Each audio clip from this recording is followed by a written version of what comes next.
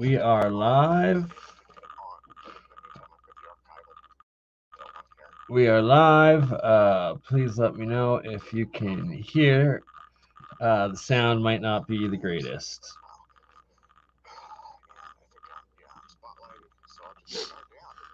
Starting in 3, 2, 1.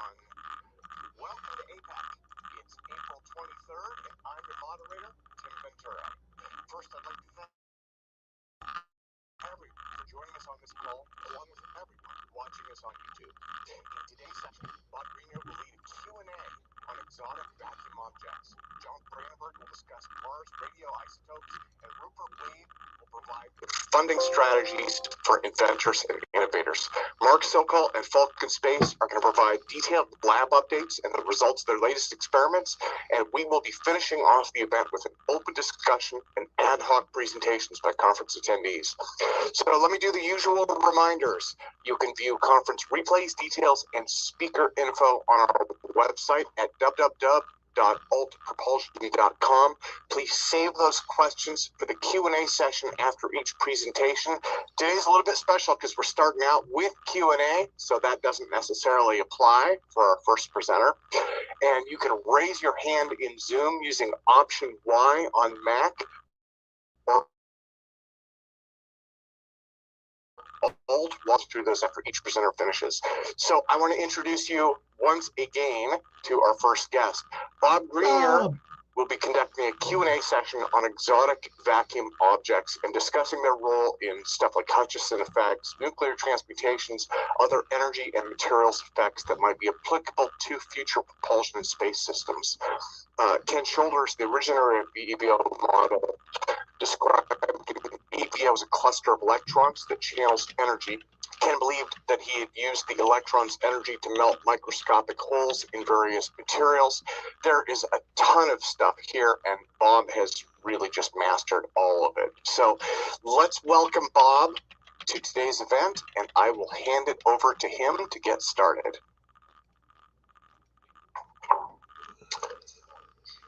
Hi guys, thank you very much for joining me today. I was doing a late presentation last night, so if I look like I've got narcolepsy, then that's the reason why. So really, fire away with your questions. My answers will be focused on what I know. I will bat away questions that I have no expertise in, if that's okay with people. But I'll take a stab at some more general questions. So without further ado, I've got a lot of materials ready to pull up should questions necessitate some corroboration. But with that said, fire away. Awesome. Again, we're doing things a little bit different. So Bob, I have you spotlighted. Let me take the spotlight. I'm going to remove the spotlight there for the time being. And I think I removed mine as well. So yeah, again, we're going right into Q&A, which is throwing me for a loop here. Option Y on Mac or Alt Y on Windows. And I will start. Let me start with the first one. Doug Lindstrom is having audio problems. He was wondering if you could comment on the trails left by EVOs on photographic paper, and if the Instamatic photo packages would work for that application. Okay, so you're going to put me full screen? I don't know. Actually, I discussed a bit about this last night, and I have purchased a Instagraphic camera for this purpose, and I did a sort of a discussion about it. We are going to actually use those films in a number of experiments, so I may be able to give you an answer before the end of the year as to whether they panned out. But certainly, if you're aware, Kodak found out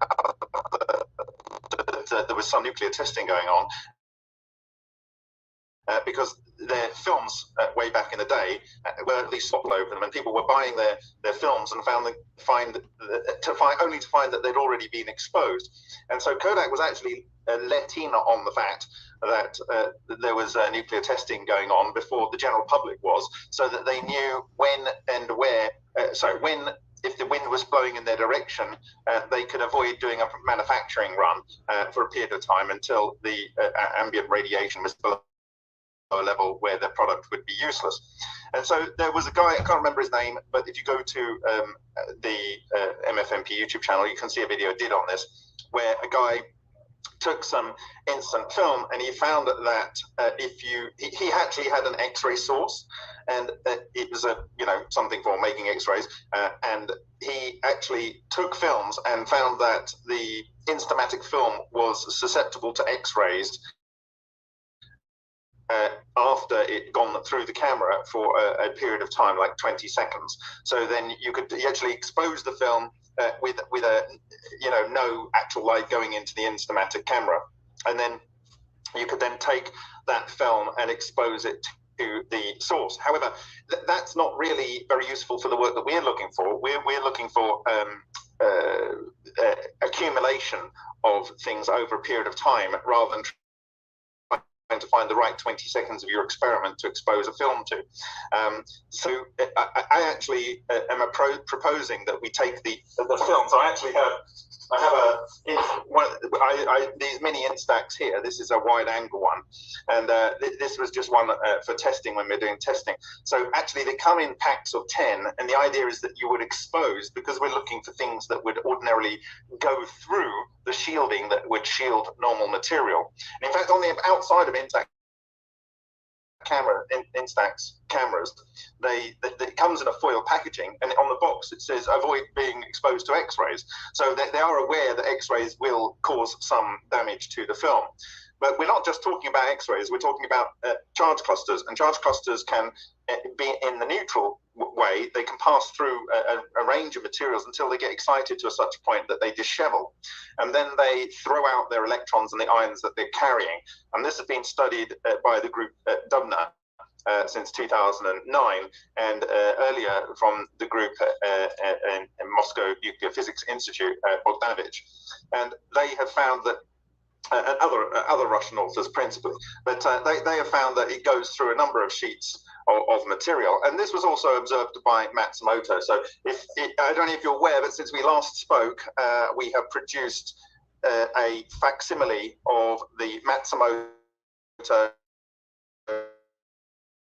steps to ICU and download this full PDF. I think it's about 310 megabytes, 289 pages. It's a faithful one-to-one reproduction.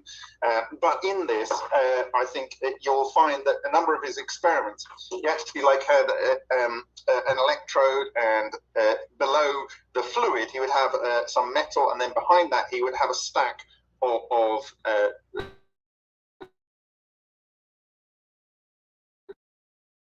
found that it would go through a number of them, and then it would get to the point of being excited, and it would bounce around between two of the emulsions, and you would get tracks on both. Other authors have found that you get coincident tracks as it goes through a number of layers. For instance, I think it's Perovstikov was looking at harnessing these electron clusters by having the south pole of 0.4 Tesla magnets under a bowl of water in a sealed chamber, and exposing it to is actually clusters coming from the cosmos, and they aggregate and they bind to the oxygen dissolved in the water, and then you can fire a small domestics for $5 milliwatt class laser at it, and this excites and decouples these clusters. And then he used standard 400 AS8 film, and he would see the same kind of the Dubna Science City group has observed. So my view on these is you take off the foil wrapping, and then you take the stack of 10 and you sit it next to your reactor, and I would choose to have a strong neodymium magnet behind, in some stacks with a south pole and some stacks with a north pole, because you get clusters of both.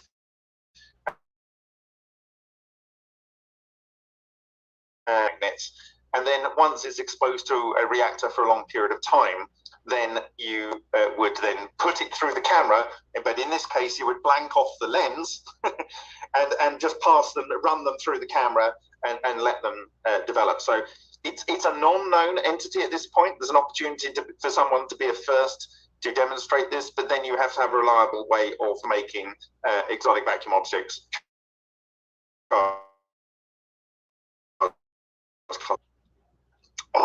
Awesome. Well, thank you so much. I mean, that's, yeah. And again, his audio is down, so maybe he'll ping me again on that. And I had a couple others in chat also, but let me go to Aiden now. Hey Bob. First question's fairly innocuous. It was in one of your YouTube videos. You had a really useful website that showed and look at like element 115, 116 and get proton and neutron count on it. Well, you can go to ptable.com, and that is an extremely useful site, and it shows many of the artificial nucleotides that were synthesized, actually mostly at Dubna, the science city north of Moscow, and typically they take a very, very heavy element and they fire alpha particles at it until they make something super heavy. And so, yeah, so if you go to ptable.com, I'll do it right now, and maybe not on the screen you're seeing me on. I'm going to move you off so I can actually see. And if you're thinking of ptable.com, yeah, if you're thinking of element 115, is it what element are you after? Yeah, it's the mythical element 115, but so that is, funnily enough, Moscovium. Right. Because it was developed by this team at in Dubna. In fact, many of these elements above Hassium were developed there. In fact, I think 105 is called Dubnium from Dubna Science City. So you know, the Russians are very, very good at this kind of thing. So. Then the other question was the vacuum capacitor or EVO enabled vacuum capacitor. Yeah, so there's a group that came from a Russian person, and I've actually contacted them, and I actually have some of the ones that are listed in their patent over here on the shelf in this little package here, and they're made in the old Soviet Union. Maybe I'll get one out for you. But this is the one that they claim was the test sample for their awarded patent, or the patent that's pending. I don't know whether it's actually awarded, to be honest. Let me gnaw my way into this for a few seconds. But essentially, the idea is that you create the conditions for charge cluster formation, and you just add the energy. And when you've seen some of the videos that we've shared over the years with what they do, so this is a vacuum triad. This is I think it's a what is it? It's a V078. It's a 6A/B, or that's what it looks like in Russian. I don't know if you can see that, but this is the thing. But it has a thermionic emitter, I think, and it has what you would need for this kind of concept. And then what you would do is you would put like your counter electrode on the outside, and you're effectively, it doesn't ever get discharged. You're building up the charge in there, and then you would discharge through one of the leads. And that's essentially kind of what they're doing. They're looking at types of ceramics, and I suggested to them boron nitride because of the way that EVOs like to eat anything covalent, ionic. You need to have covalent materials to store them. But even those will fail at some point. So I don't know. They said that they were advancing their work last year, and that there would be opportunities to maybe interact with them after that. But no real advancement has been there. And one of my colleagues working on the Vega set of experiments, he contacted them again and got a bit of a deadpan response. So, you know, they are building their technology based around exotic vacuum objects and the reality of them. And I wish them every success, because the potential for storage of electrons in an incredibly small volume is just breathtaking. The only question I have is how do they keep them stable such that they don't do random destructive events? So, you know, they might get away with it 1,000 hours, and then they might not. So, you know, a Hallback array. around that? A Hallback array, so you have magnetic magnetic confinement within. Well, to do any type of confinement for EVOs, you have to keep them in a non-neutral state. And so you have to feed them electrons. So you need to have them so that they express a magnetic and electric, or they are able to be controlled by electric and magnetic fields. And Shoulders used a penning trap, which is a combination of both. But to be able to trap them, you have to keep them fed with electrons. Alternatively, you can bind them to nuclei. So, but they live in according to Shoulders, they can live in metals indefinitely. And in our research, a researcher Lion was able to revitalize some that were apparently in his copper oxide of his Lion reactor 9 months later. And when I showed this to some Russians in Sochi in 2018, they said, that's nothing. We've managed to get them to come back to life after 18 months. And all they did was they put it out into sunlight to re-excite them. And so there's a range of ways you can re-excite them. Obviously, you've got IR photons in sunlight. In the case of the Lion researcher, he heated it up to 800 degrees, which is by his thermocouple, which is actually 1040 degrees in reality. And that was for a period of time, and that was able to re-excite them. And so he could see these tracks again on X-rays post that event. Now, other researchers have found, so for instance, Bogdanovich found that when he used plasma flow discharges and captured the things flying out, it's Leonid Oretskev, when he exploded titanium foil, and he produced ball lightning, and he produced strange radiation tracks, and he produced the magnetic monopoles that changed the fine magnetic moment of iron 57. He found that faded away after 2 days. Now, the question is it still bound to the 57 nucleus, or is it in a state of not being able to express that change to the magnetic fine moment of the nucleus? Is it still there and it just needs to be re-excited? I don't know. But certainly when I was looking at ultrasonically produced ones in the work of Suhas Ralkar, his fuel was very active and then not over a couple of months.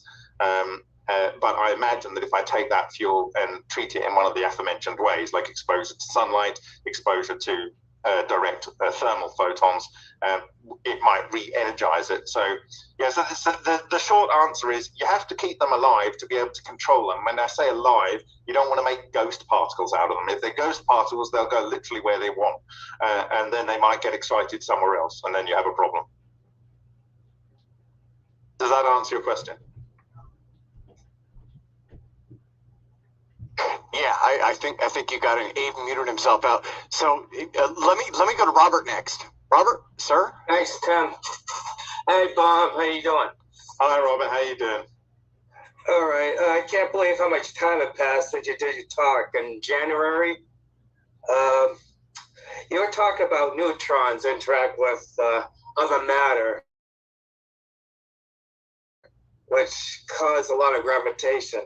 And then shortly after, you would talk about Matsumoto. No, not neutrons. Cold neutrinos. These are they're not relativistic nuclear-derived neutrinos. They are the same. Firstly, you've got a vast amount of material left over from the supposed Big Bang, but I don't believe that's necessary for this to occur. But anyway, there's a lot of this material out there at about 2 Kelvin. It's already in a coherent state, and it apparently is at a density where it's one coherent condensate across the entire universe. And this rains down on the Earth, and this might be the infinitesimal corpuscles that was referred to by Tesla that were not solar derived. And these things have more mass potentially than all of the luminous matter in the entire universe, and it fits to the and in fact, there was a 2010 article by the CERN theory group that suggested that these relic neutrinos could, their properties and how they interact with matter, could account for all of the observables of what we know as gravity. Now, you can technologically produce these according to the author that I work with, and I translated his book, Alexander Parkhomov. He had started to research this following doing that he learned in that. He then took forward into observing this type of radiation. He worked on atmospheric research, and he was a nuclear scientist doing radiation monitoring as well. And he was able to lens some type of matter, which at the time he called N radiation, onto beta isotopes. And he chose particularly strontium-90, yttrium-90, and also cobalt-60. Cobalt-60 because it has a much shorter half-life than even tritium, but also solid target, so the density of atoms that you are interacting with is automatically much, much higher than those people that are using tritium as a neutrino, cosmic neutrino target. And so, yeah, so basically the neutrinos can be technologically generated, it would appear, by any matter, any dense matter or dense plasma that's over 1,000 degrees centigrade. And the higher you go, so for instance, I discussed in early 2020 with him about the possibility of using tungsten to generate these in the form of tungsten filament, partly because Langmuir had observed gas production in the 1910s, and that was probably related to this. But a 100-watt filament light bulb will be around about 2,600 degrees centigrade at full brightness, and so that is well above the threshold of 1,000 degrees centigrade. And at that point, you get something like, I think it's around about 50% of the dense matter producing relic neutrino equivalent cold neutrinos. Now, these things are actually produced by the sun, but their velocity isn't high enough to escape the gravitational wave. Well, the push down on the sun itself, so they just stay on the sun, according to Parkhomov, and participate in the nuclear reactions that go on there. So we get almost we get almost negligible flux from the sun. It comes from the cosmos. So you can use the cosmos ones, but then if you're technologically producing, then you're going to get a lot more. And so he's run some experiments last year using tungsten filament. In fact, he used halogen light bulbs, and then he had it in literally a halogen light bulb, and he had this in a mass flow calorimeter, which is just flowing water through he just silicon sealed the electrical parts of the halogen light bulb and then immersed the whole bulb in water. I realized that fluorine, because of its nuclear magnetic moment, and also because it's a single isotope, is a perfect fuel for charge clusters. And we would potentially demonstrated that by using PTFE with HHO, Mars gas variety, in Japan in 2019. But he actually used lithium fluoride, and that's a twofer. And he had that in a light, and got a significant, it would appear, thermal gain over a control substance, and accounting for the weight, sort of calorific properties of the materials and their variance. So lithium fluoride seems to be a fantastic target. So when you say cold neutrinos, are you comparing the temperature to, say, a plasma or the sun?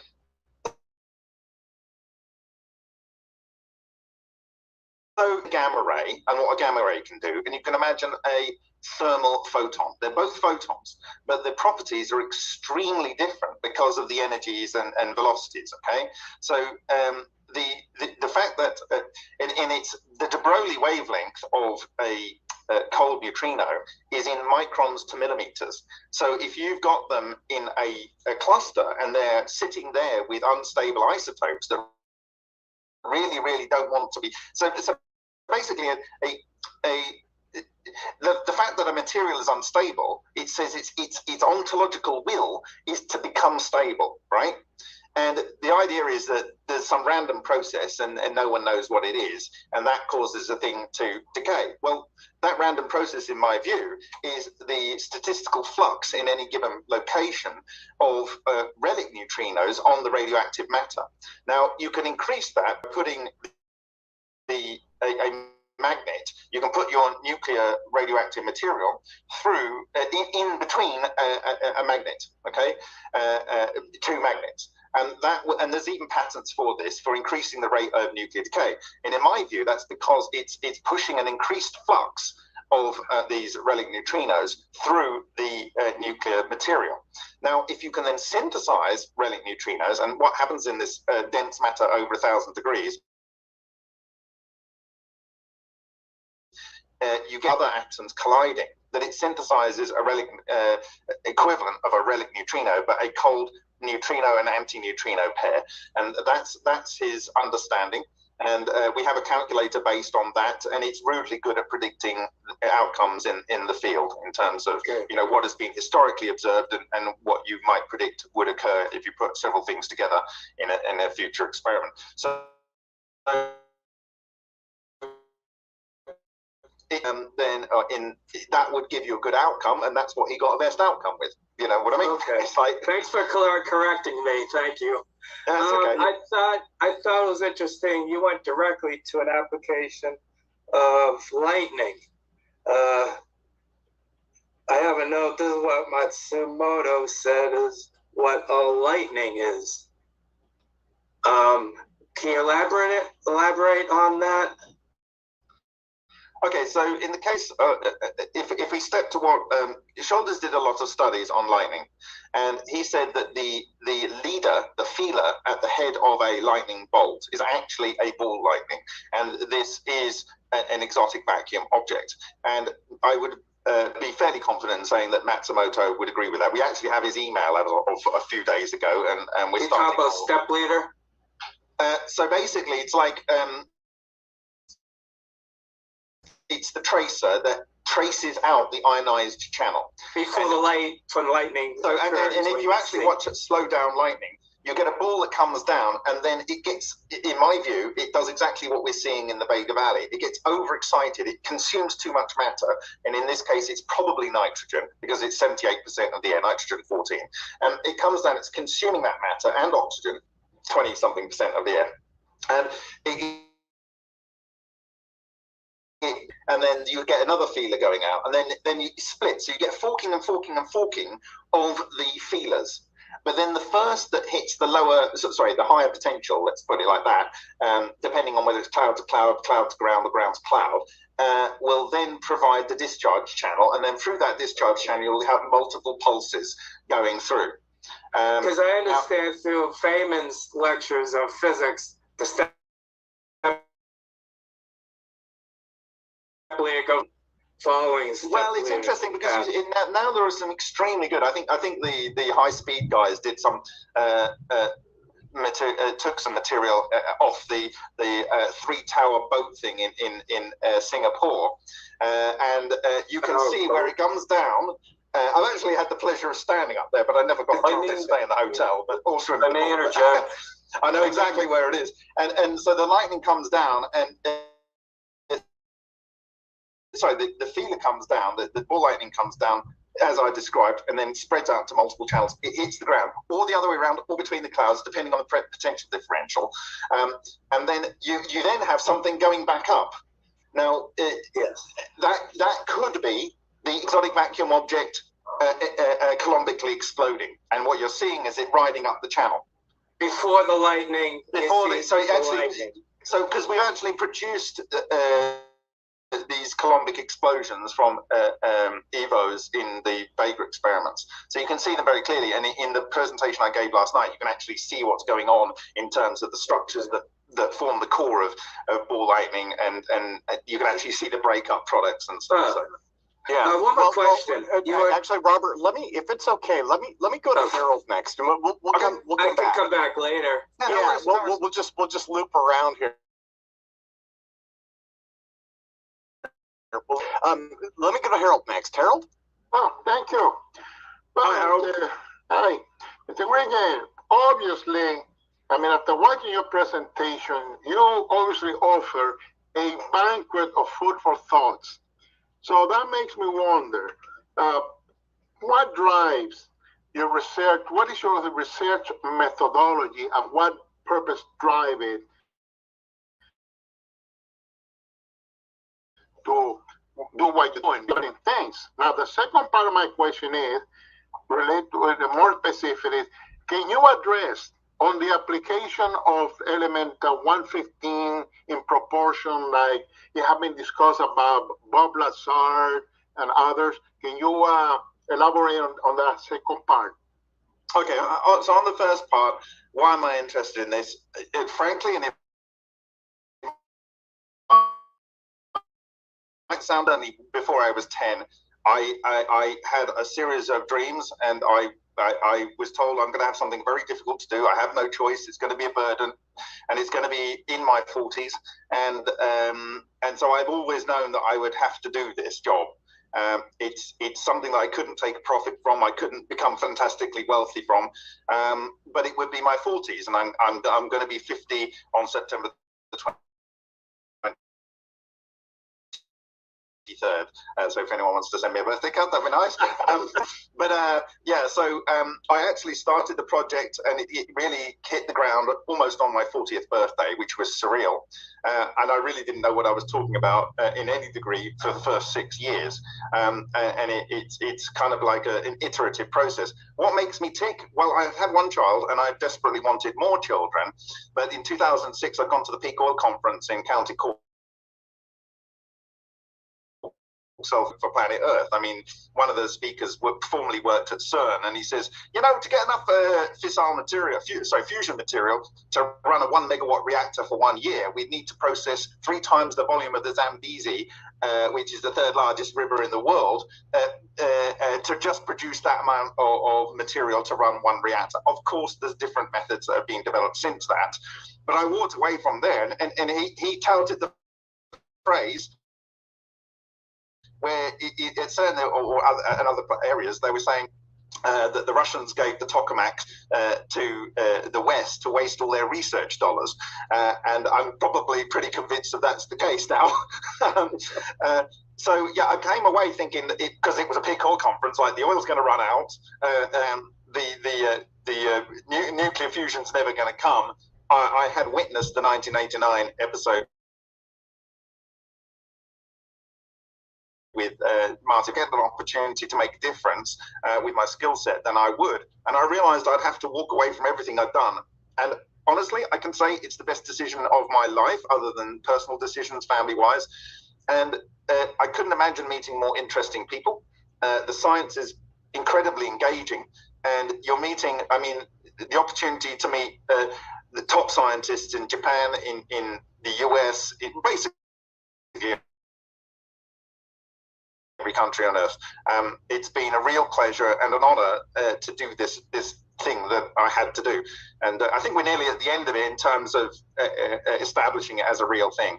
And so I just can only say that thank you to people like John Hutchison, to Ken Shoulders, to Takaaki Matsumoto, and to the characters like those who went out on a limb when there was no one else to reference. In fact, the first papers I received from Takaaki Matsumoto were from a guy in Denmark, and he was noting on those papers. He was a collector of papers in the cold fusion field, and he was noting on the fact that Takaaki Matsumoto, and you'll see it in his book, he was only referencing himself for the first 4 or 5 years, and that's because no one else was doing the work. Everyone else was trying to make neutrons and gamma rays and helium, but they weren't looking at what was happening in their reactors. He was a person whose entire education was to look at nuclear emulsions. And so he did what he knew how to do, which is look at a nuclear emulsion. He goes, well, that's not an X-ray. That's not a triple track. What's going on there? This is crazy. This went all through all this apparatus, and it's left this weird blob. What is it? And he started publishing these things, and he was able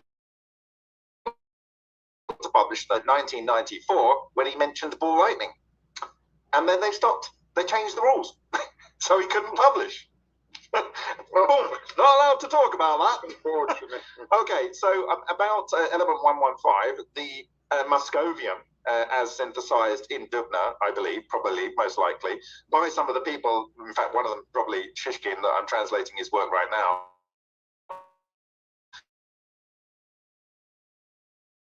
certainly be unstable. I think it is very unstable. Now, there is a question where if you add a certain number of neutrons, you might get to a point of stability. So is element 115 a mythical thing? Is it a combination of elements? Is it that you take moscovium and you load it to death with exotic vacuum objects and that becomes stable, i.e. the moscovium is able to stabilize exotic vacuum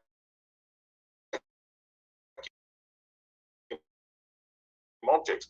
Exotic energy technologies will be using exotic vacuum objects, charge clusters, ionic clusters, ball lightning type coherent matter. So maybe it's a combination of the two. Because the descriptions, for instance, of Boyd-Bushman of these material that's recovered from spacecraft, where they're able to run, a whole lab by connecting it through the equipment to ground, does talk of something that is storing either a fantastic amount of charge or it's able to cohere energy from the vacuum. When I say that, I mean cold neutrinos or relic neutrinos and convert them into electrons or whatever. So I don't know. That's all I can say on that, really. I mean, I deal mostly with what I can physically see and repeatedly produce that has a long tradition of observation by third parties who I respect. I don't know what those are. He has this experience that he lived through. And I'm sure what I found in this journey is that there's always an element of truth. And I've thrown the word element in there, and it's not meant to be a pun, but there's always an element of truth in statements. But if he's working for a covert operation, I can pretty much tell you for certain that what he was told was not necessary. But in your conclusion, will it produce a propulsion force? Will be useful for propulsion, even if you add the exotic vacuum object to make it stable? Is there a possibility, let's say, a way in which you can make element 115 to produce a unidirectional propulsion force? Because that is... if that was his claim, then that was his claim. But I think it probably was an energy source for the equipment that otherwise produced the vectors. That looks like, I would agree with that. There seems to be more energy because he claimed, okay, he may be producing energy. He didn't say that is producing a propulsion force. I mean, he kind of vaguely speculate on that, and that is the question. Is the element 115 the element that would produce the part? But I would agree with you on that part, that it may be like a battery, a supply of energy, if it can get energy from the vacuum, something like that. But there is still a mystical open question. Hey, thank you, and keep up the good work. You're doing great. It's a pleasure, Harold. Harold, thank you as well. Let me go to chat real quick. Kate had a question. Longtime lurker Kate, who has been at these conferences for months and months. She asked, what would Bob need in order to build an actual SEV utilizing the potential of EVOs? Well, firstly, a willing team. And when I say a willing team, I don't mean people that just want to get paid. My father always said a volunteer is worth 10 forced men. You need to have a team that have the aptitude. I do know someone that actually spent 7 months going through my previous videos to learn my journey, the errors that I made, and so on. And now I can have a sensible conversation with them without having to repeat myself over and over and over. So I wouldn't wish what I've had to go through on anyone, but I can say that I can help people they need. Firstly, a tolerant environment. So, for instance, we are trying to get some tritium to demonstrate the tritium remediation for fixing the 1.3 million tons of Fukushima tritium-laced wastewater. And I identified a process where we can take HHO generated from, and it would be TTO in part, from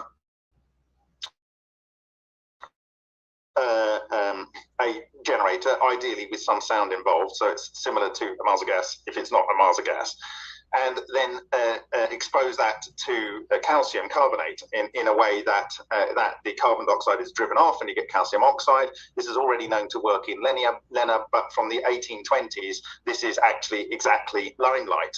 And there's a phase transition around about 2100 degrees C, and this allows for you to get the tritium. And also, because calcium is mostly calcium 40 and it can go all the way up to 48, it can be a huge neutron acceptor. And so this has a lot of grounding, and they didn't buy it. And so we then went to we found a solution. They said that we want some more qualitative and quantitative data, and we said, well, we can pay to come and test at your facility in Fukushima. We will your scientists to use analyze what we're doing. They're not interested. So we had to find another ways. We found a device. It's about 20,000 euros. And it's actually used for testing radioactive elements in, say, water, right? And it actually comes with 10 mil tritiated water as a calibration source.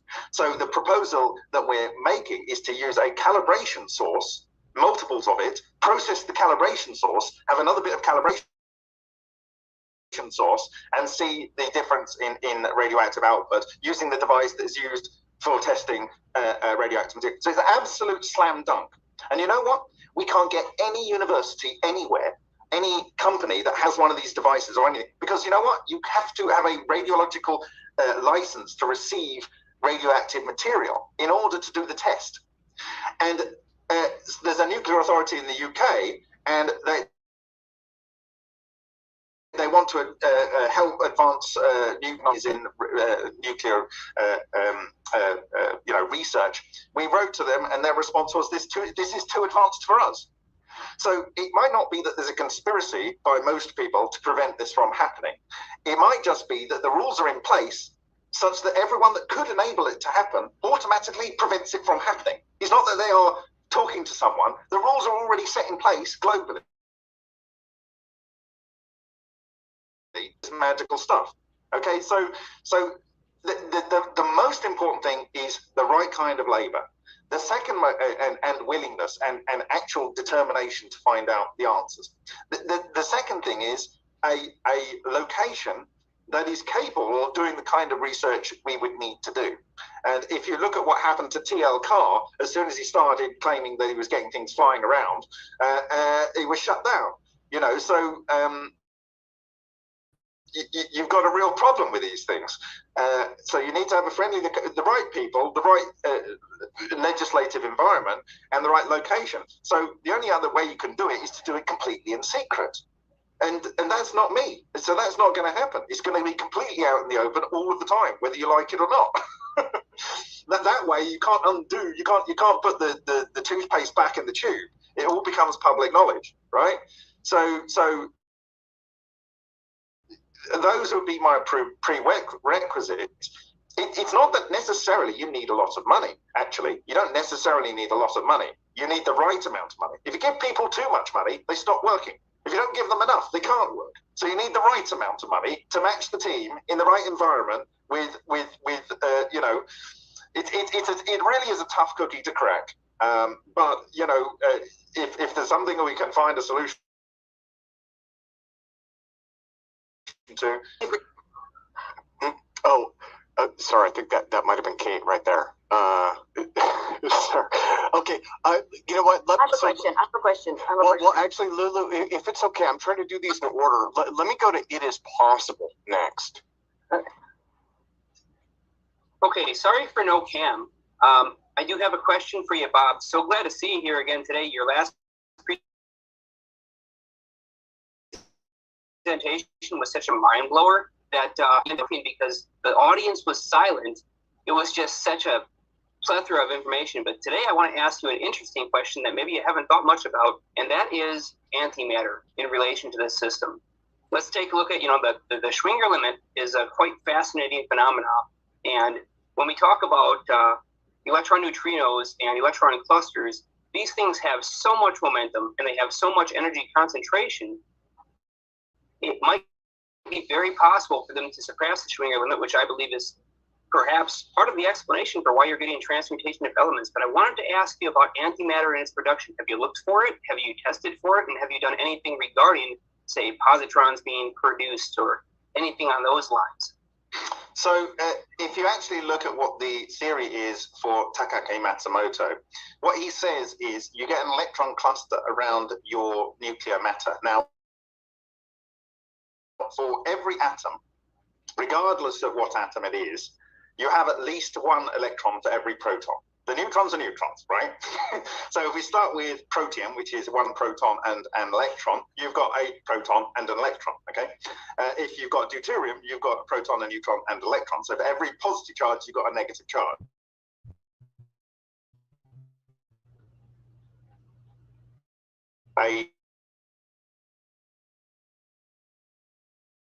Two electrons becoming Cooper pairs, which then become a boson and can form a Bose condensate.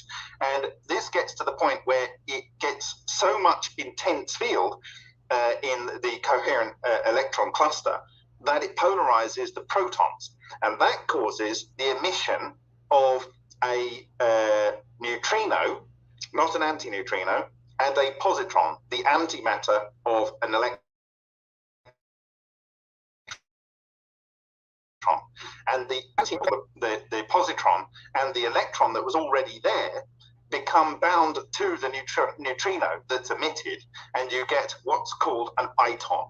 And that is a new type of particle, which is a positron, an electron, and an iton in a stable cluster. And that forms a coherent matter, and it tends to arrange itself in a web-like mesh. And then what you have is just neutrons. And you have a positron and an electron that cancel out each other's charge without cancelling out each other, and you have a fully neutral particle with however much matter is in there, and that is the itonic cluster. And if you drive this harder and harder, it gets to the point where you have self-compression and matter collapse, and that is the electronuclear collapse process. And from that, you get effectively prima materia, and atoms get reborn through what he says is probably a wormhole about 10 to the minus 33, and it comes out and gets born into new matter. So yes, I've considered antimatter. The most useful antimatter that I've considered is the positron. And when you think about it, a positron and an electron are both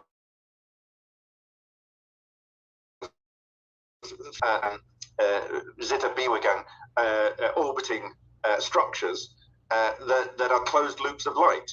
And we know this because if you get a positron and an electron in, and you collide them into each other, you get two photons coming out 180 degrees from each other at 511 keV, and that is the mass of the electron. So you get a photon with the energy of the mass of the electron, okay? Two of them, from the annihilation of one's matter and antimatter.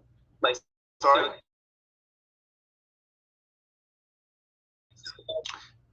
What I'm saying is when you get a positron and an electron and they annihilate each other, you get two photons flying out 180 degrees from each other, because if you can imagine them as two tori, however they come together, when they get together, they unravel each other. One is the Gozer and the other one is whatever it is from Ghostbusters. And you get that. Yes. The effect would be from a canceling field like that is you get a space-time compression locally at the event of where these two oppositely charged particles came back into recombination. I hate to use the word annihilation because I think it's a misnomer, but I really like the word recombination because it's like they never really technically go away. They're there. The energy is converted into vibration of whatever the ether is. And that was a way better answer than I could have ever asked for. That was amazing, Bob. Thank you so much. Friggin' fantastic, and I'm so glad to see you here again. And I plenty more questions to go, so I'll step off. Thank you very much. Awesome. Watching your many times over in a replay. And Jeremiah, thank you, sir. Thank you. So let me go without any further ado here. I'm going to go to Michael Boyd, who has been patiently waiting. I'm trying to get through these as fast as I can. Can you hear me okay, Bob? I can, yes. I appreciate it. I have 3, possibly 4 questions. My first is regarding relic neutrinos. Would a black hole's jet be a source of relic neutrinos? Probably, because, well, firstly, I kind of disagree with the existence of a black hole. I kind of think it is just a large EVO. And what EVOs kick out is, if they're at the level of what would be considered a black hole, is this proto-matter through this filament. And the filament is at this 10 to the minus 33 scale, according to Matsumoto. I think he does this electronuclear collapse diagram. Let me grab it. It's on it's early in the book. And like I say, you can download this and review it at your pleasure. So it's show you here. Give me a second. And so basically, he has what looks like an accretion disk going into a point here, and then you get an ejection, and then on the outside you get hydrogen, carbon, oxygen, and on the inside you get from the spout, which would be your white hole, you get your generation of iron and titanium and things like that, heavier elements. So it's basically proton flux. No, it's gluons to quarks. It's actually just raw energy, and then it just the vibrations. Like if you smash a wall that has several resonances, because there's or anything that has several resonances going on. I kind of described this at a conference meeting, I think in 2015, 2016 in Italy, and it's like you have Jesus, you have Muhammad. And you have Buddha crystallize out of this raw energy matter, right? And they're very charismatic, and they provide a template like a crystal does in your salt crystal experiments when you were 5 years old. And so the energy then starts crystallizing on these different things. And some are more likely to occur earlier, and some are, they're not very good leaders, and so they fall apart. So you can kind of think of it a bit like that.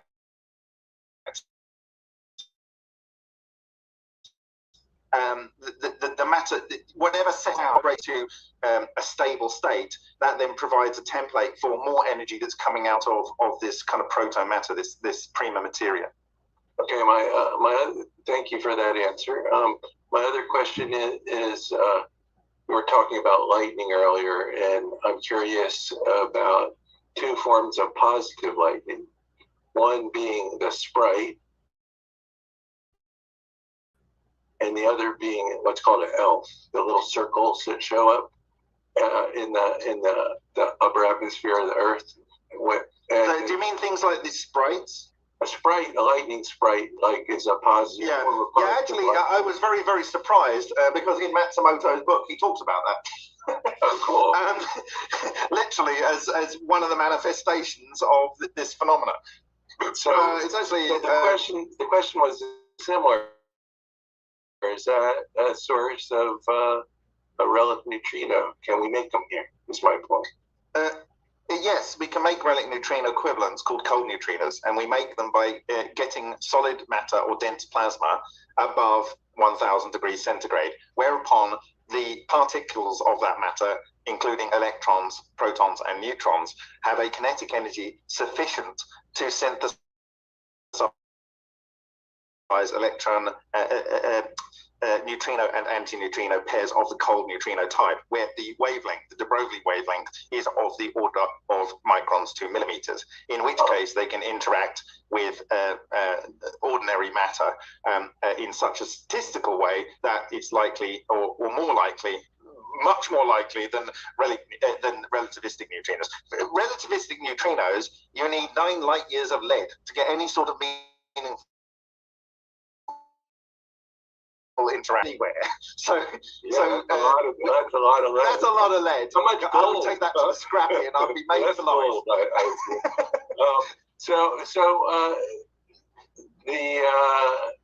The idea of cold, that kind of leads to my last question, which is I'm like studying different unidentified aerial phenomena. Probably heard about the like Tic Tac UFO that they saw in the Nimitz encounter back in 2004. Okay, can I step on that one first before? Well, I just a general question though. I'm just using that as an example because what we're looking at there is infrared imaging made with infrared sensors on the aircraft, and so basically. It's something we can observe.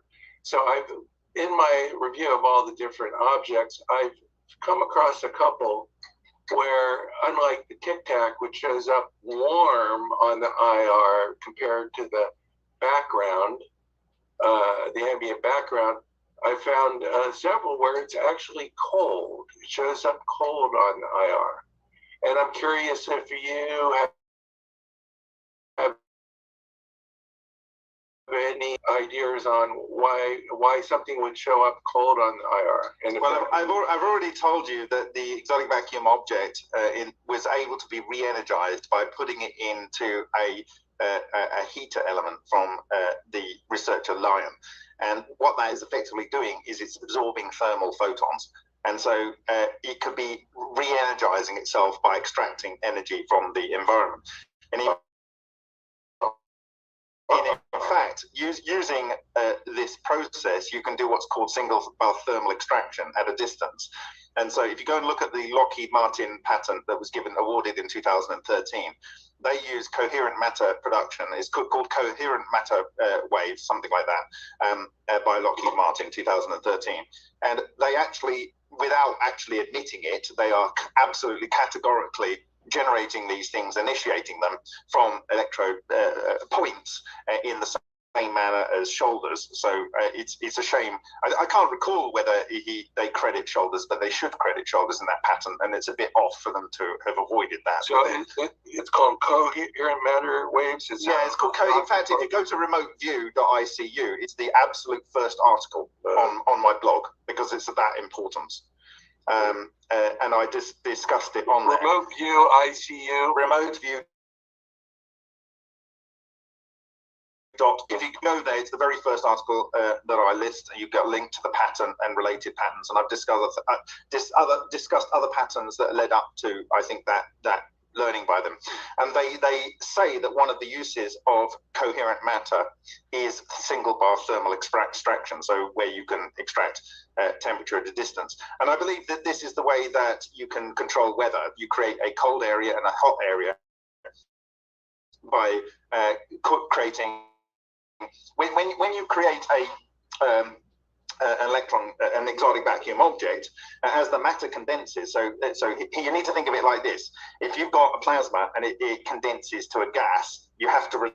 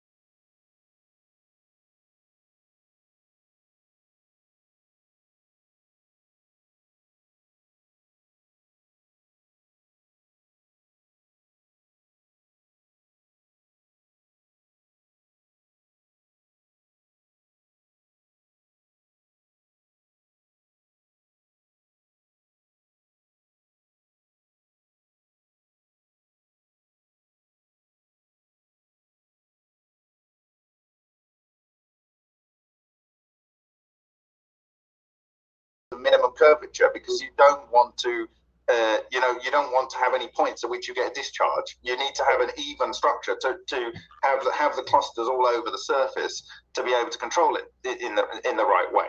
Well, just as for you have three options. You have a pill, which is the tic tac. You have the sphere, which is all the spheres, and you have a torus. Those are the three objects that you can make that have this curvature in a single surface. Yeah, there's a torus, and there's torus showing up in the tic tac too. So. Or maybe there is, I don't know, but that's what you would have to do if you. So yes, that's very interesting, and I enjoy your answers very much, and thank you for your time. Awesome. Okay, well, Michael, thank you. Let me move along here to Charles. Charles, go for it, sir. Hello. Kind of be a big fan of yours and John Hutchison's, so I was kind of trying to categorize the different effects of the Hutchison or the EVOs, and I've kind of made a list here. So please tell me if there's any more, or then some of these maybe aren't accurate. So there's anti-gravity lift, there's disruption of material, there's transmutation, invisibility, there's fusion of dissimilar materials, there's time dilation, there's weather control, and neutralizes radioactive material, distorts half-life of materials. There's even communication with spirits, and there was a view of an entity from a different dimension, and somehow uses 0-point energy. Was that correct? Okay, do you want to just list one, and I'll deal with that, and we go on to the next one? Okay, so starting from like anti-gravity lift, the Hutchison effect, with like the cannonball lifting, you think EVOs are caused? So essentially you get coherent matter. Coherent matter forms these north and south pseudomagnetic monopole structures. They can skin surfaces. This is stated by Ken Shoulders in his interview, which I transcribed from 2010. And once they skin surfaces, if they are negating the action of the of whatever allows for gravity, then they will prevent the action of gravity on the thing that's contained within that skin. And so I believe that he used an iron cannonball. That's one of his most famous examples, and that's one of the heaviest things that's been caught on camera. And that is the perfect object to skin, because it's effectively the structure, the shape of a ball lightning. And ball lightning, as I said in my previous talk, has been known to carry matter. And in that, for instance, there was a ball lightning that came into the view of someone, and it disheveled, and out of it came a couple of gallons or so of water, which means the inside of the ball lightning is below 100 degrees centigrade, and it was negating the action of gravity on those couple of gallons, which weighs, let's say, 9 kilos or 8 kilos, depending on where your gallons come from. And then there was another example where sand came out at one. And if that's the case, the sand hadn't sintered. So we know it's below 360 degrees centigrade or something. And it's also a lot heavier than water. And so here we have two examples of historical accounts of ball lightning. And absolutely, 100% certainly, the ball lightning is coherent matter, and coherent matter is what's going on in the Hutchison effect. So there's no reason to not expect the Hutchison effect to allow for a negation of the action of gravity. Okay, another one was invisibility of materials. Some metal samples would turn transparent. Okay, yeah, so there's a couple of things about that. There's a classic triangular one, which has a curved section on top. That one, and because I did a huge amount of video editing, and always with the best video editing equipment that was ever available at any point since video editing became a thing that you could do, I know that there's some transcribing gone from the original footage through a number of steps. And what you've got in that particular video, and I've discussed this at length with John, is frame blending artifacts that lead it to look like it's transparent. I don't believe that it was ever transparent. There is then another one, I think it might be a molybdenum bar, which is in a later period, and it comes up and it curves and it moves around, and it's very clear that the central section of that has gone transparent. I believe that probably is a genuine transparency. Now, if you have coherent matter, then light will just it will interact with it in a very, very different way. So whether it's wrapping around it like a black hole, or it's just passing through it and changing translucency, either would do. I believe that, though, if you have intense electron clusters within matter, the light can pass directly through the material. And so, or it's kind of, it changes its refractive index and loses its opaqueness, let's put it like that, in the case of a metal.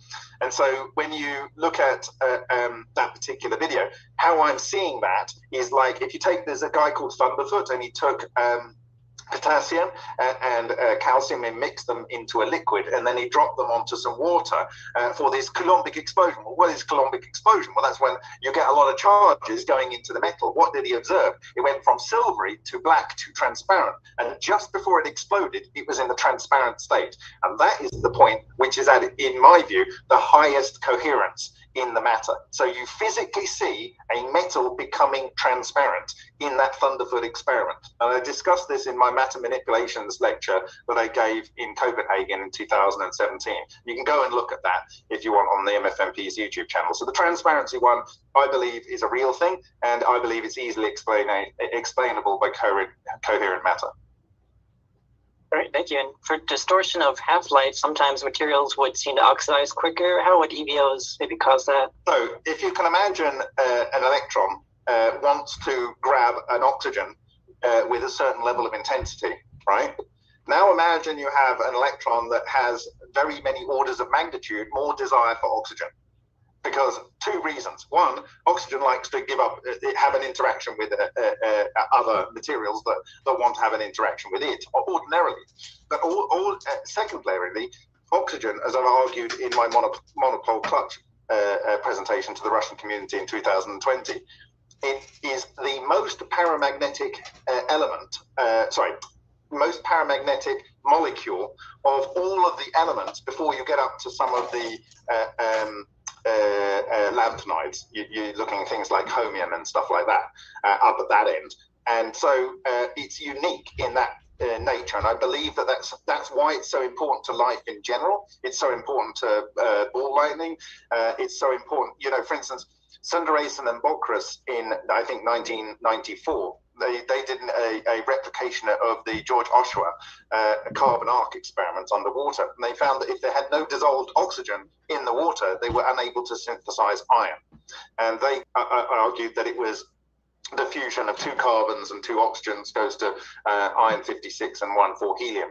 But whatever, without the oxygen, you don't get that. And so I believe that the oxygen is absolutely critical because of its paramagnetic nature. Great, thank you. And I think you mentioned a lot of this research not only require like one department in university, but would require multiple departments to study EVOs. And I agree. I'm a PhD in electrical engineering, and if you ever need help, I have access to a scanning electron microscope, for instance, so we can maybe do some for tests. Well, that's absolutely fantastic, and we can never get enough time on an SEM. I've spent at least one day in each of the last 2 weeks on SEM, and I really seriously encourage you to look at what I've shared last night, for instance, because I believe we've categorically proven and can repeatably at will produce the magnetic core of ball lightning, and we can show the entire life cycle. And this is the same thing that did all the damage in the disruption in Hutchison samples. And tomorrow I will be giving a short presentation looking at some optical microscopy I took in Scotland in July last year with the collector that acquired the knife that fell into the aluminium. And you will see on the boundary layer the same structures that I shared from our Vega experiments in Holland. And you can also see that it's likely that the synthesized material is carbon, and that's the predominant output from these systems. And so that is on, and it's of the right amount of distance around the metal. And of course, you've got a paramagnetic element. The actual clusters will form on the aluminium because it's paramagnetic. Iron becomes magnetic when it's, sorry, steel becomes magnetic because enough of the atoms of iron collect clusters, and then they find each other, and then you end up with the areas becoming magnetic because it's not in a steel state. It changes like martensite or whatever. It changes its crystal structure to become magnetic, and so eventually the steel will be affected as well. So I'm going to be sharing that, and also going to be sharing some SEM of steel that where it has these golden ratio triangles, and that's the cone that goes into the pseudomagnetic monopole, and as it's capturing the material, and that's eaten out of the bit which splits on iron. So iron magnetic materials behave much more differently to things like paramagnetic materials like aluminium, and for the same overall properties of the thing that's causing it. And so what you will find is transmutations occurring in this area where the material has disappeared. And so I'm going to be publishing that for the first time tomorrow.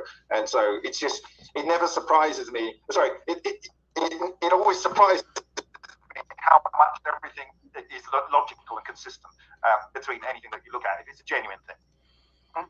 Great, thank you. Yep, we're reviewing your video and try to reproduce some of your work in my lab. Thank you. Okay, awesome. And Charles, thank you as well. Let me jump right along to Gerald. Sir, and Gerald, could I get you? Yeah, turn on your camera. Hello, everybody. Hey, Bob. It's Hi, Gerald. It's WP Light for Troopers here.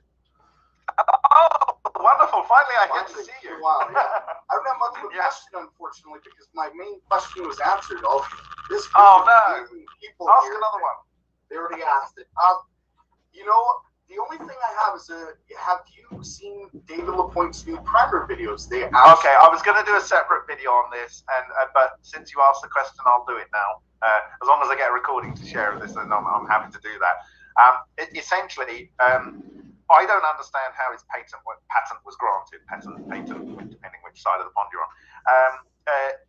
Basically, it is an nth degree extension of the Boyd-Bushman directional magnetic beam pattern for Lockheed Martin. So that's my first thing.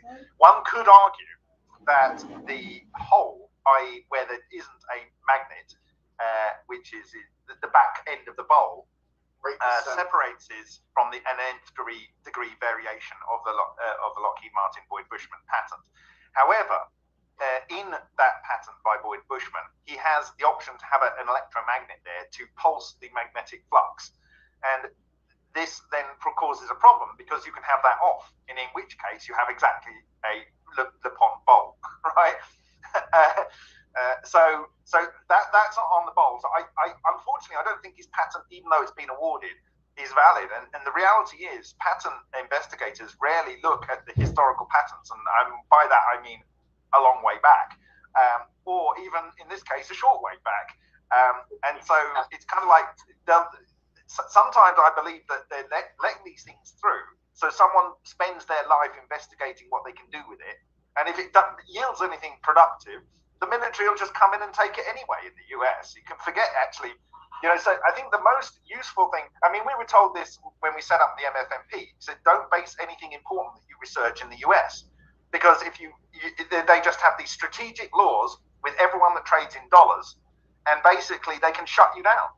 So we had to be an international organization, and for most of the key discoveries to effectively be developed outside of the US. It's a really sad situation. And the number of people I have coming to me have said, oh, I did this and I discovered this, and then they locked it all away, and that's my life's work. And it's like, okay, sorry, mate. But this is the reality. So you only have a choice to be public about it and open. That's it. If you're working in the States, or you're working already for the military. There we go. So now when I'm looking at his current work, he's making all these claims about boron and hydrogen fusion, which is a known aneutronic fusion. However, there's no evidence. He's just showing some plasma, and everyone can be forgiven for showing pretty plasma and making bold claims about pretty plasma.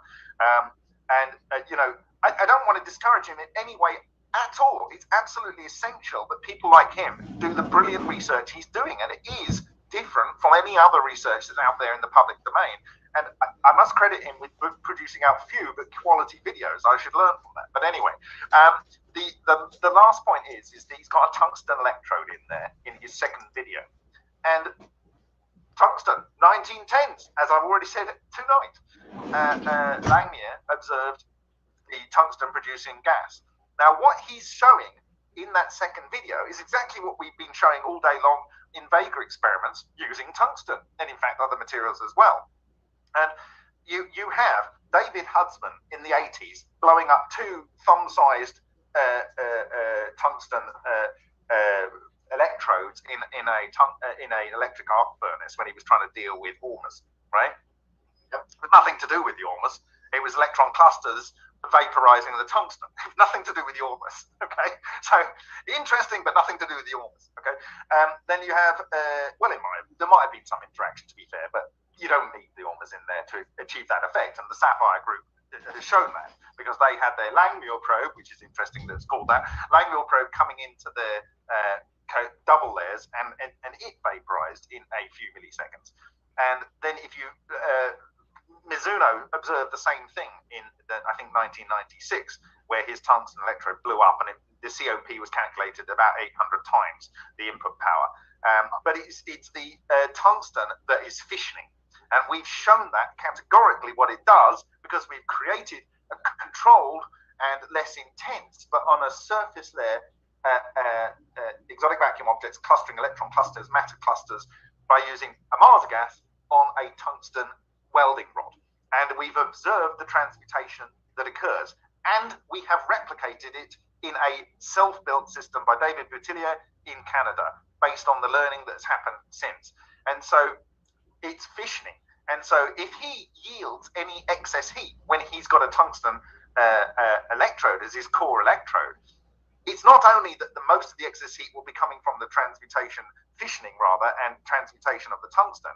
And if you look at the energy yields, it's in the hundreds of over 100 mega electron volts for tungsten fissioning, and far, far less for your boron proton interaction. Okay, so there's much more that could be coming from that. Secondly, he's talking about this giving a house the possibility of having energy for an extremely long period of time. And that's useless when the principal electrode will be failing, and either failing periodically or instantaneously all at once, and you don't know when that might happen. It might all disappear like that. The whole tungsten electrode, boom, gone. So he's starting on the journey of finding out what was found out by many authors, starting with Langmuir in the 1910s. And all I can do is, what I intended to do was produce a video to reach out to him and say, look, this ain't going to work, mate. You're going to, but keep doing what you're doing, because it's freaking fantastic.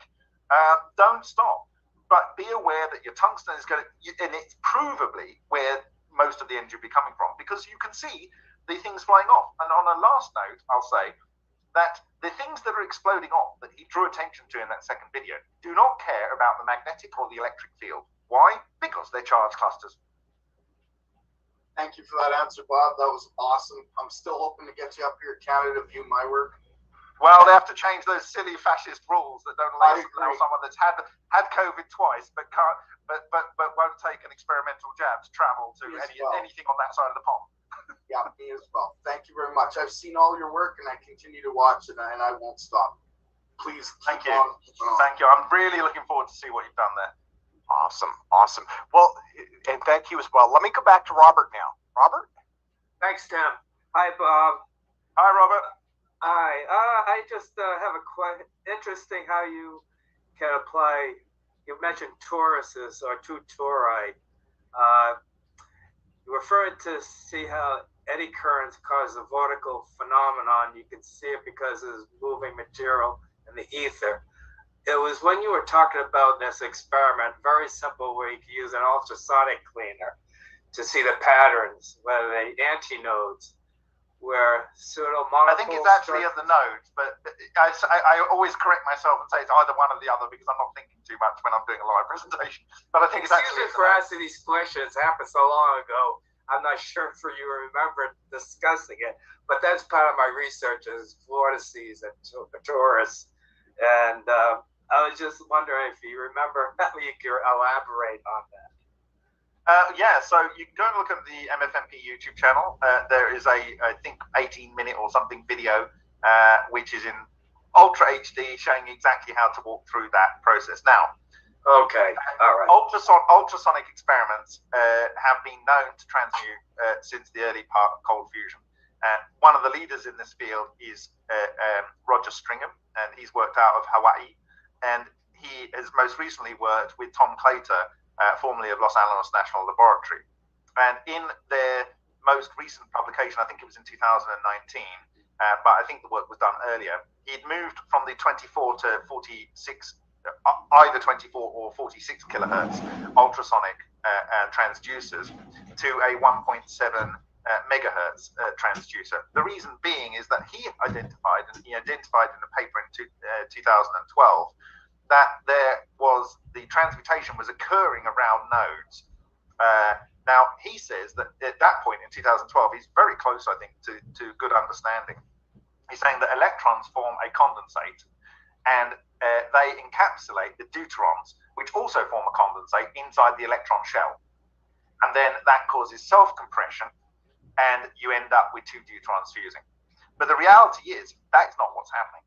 A vast number of nucleons are being transmuted simultaneously and progressively by a condensate that is stable until it eventually blows up if it's driven too hard. But the reality is that he was observing this on the nodes. But because they'd moved from, the design of their experiments were a transducer in a small resonant cavity with a small amount of deuterium because it's expensive and you want to be able to monitor it, blah, blah, blah. They were never looking for something that was as trivial as vortical structures. And the sort of, how can we put this? It's like a cyclone and an anticyclone. That's exactly what's going on. And you have an impression and an outpression, and things coming down and things going up. And you get to a point where you essentially have compression and decompression, probably of the structure of the thing that holds matter together.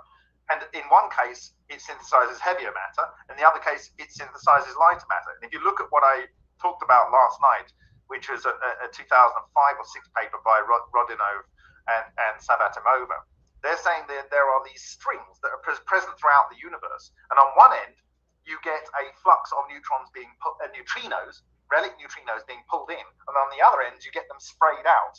And this produces a system where you have heavier elements and lighter elements at either end of the chain. Sounds like a lot of duality to me, which happens a lot in nature. All of nature is this. You can fight it, you can say it isn't this way, but that's how it is. I'm sorry. No, it's interesting that nature is full of dualities. Absolutely. You know, it's like balances each other out. The universe is binary. Opinion may vary. Yeah. You were mentioning about spinning materials that creates gravitational or anti-gravity. So what I'm saying is, if you have something that's able to effectively prevent the normal interaction of relic neutrinos, if you consider that they are the means by which gravity is affected, if you're able to either prevent them from interacting, or basically it doesn't see the matter in a normal way, like the light can travel through, the relic neutrinos effectively travel through, so there is no push. So it doesn't matter where you are, there's just no influence of the normal mode of how gravity occurs. Is this along the lines that gravity could be radiation instead of? No. It's more. I'm subscribed quite reasonably, in my view, based on what I've seen, to the push model of gravity, and I believe the thing doing the pushing is the relic neutrino flux, which exceeds the mass of all the luminous matter in the universe. I see. And it's a superfluid condensate through the entire universe. This is energy available at any point in the universe. It is the wheelwork of nature. And the paper that I will be translating of the Russian Shishkin, with his permission, is arguing that the thing that keeps electrons spinning around atoms is this flux. Okay. Is this on the website? It will be on remote. AI? It will be a series of about 7 or 8 articles. I'm working with a Ukrainian to do the translation. So I'll just do a search on your name then. In that vortices next to it. Well, you can see lots of things on remoteview.icu. Yeah. Okay. Well, I recommend everyone see the presentation from last night, because we've got SEMs which are absolutely crystal clear, showing these tori, which are predicted from looking at John Hutchison's work in 2020 and published on February the 17th. And I've shown you guys in a previous presentation that I did. But I was blown away on Tuesday this week when I literally saw them all over this material. It's like different clustering sizes. It's like, how is this even real? It's become too easy and too predictable. It's a bit boring now. Okay. Well, and Robert, thank you. Let me go now. Actually, let me see if Thomas Anderson, because Thomas has been posting stuff. Thomas is muted out and he has his video off, but I want to see if I can get him in here, and then we'll go to Gabriel after that. There we go. Mr. Anderson. Because he's been blowing up chat, so I want to see if we can get him on to just ask the questions.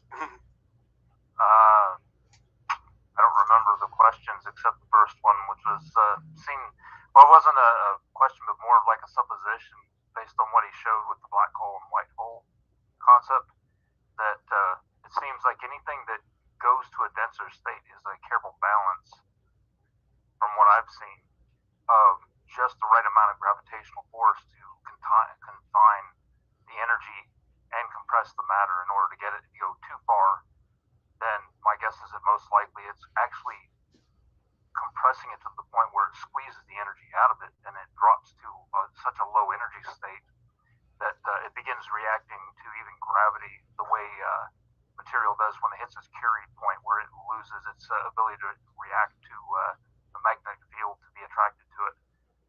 So basically dark matter, meaning black holes are most likely, if that's the case, they're recycling matter.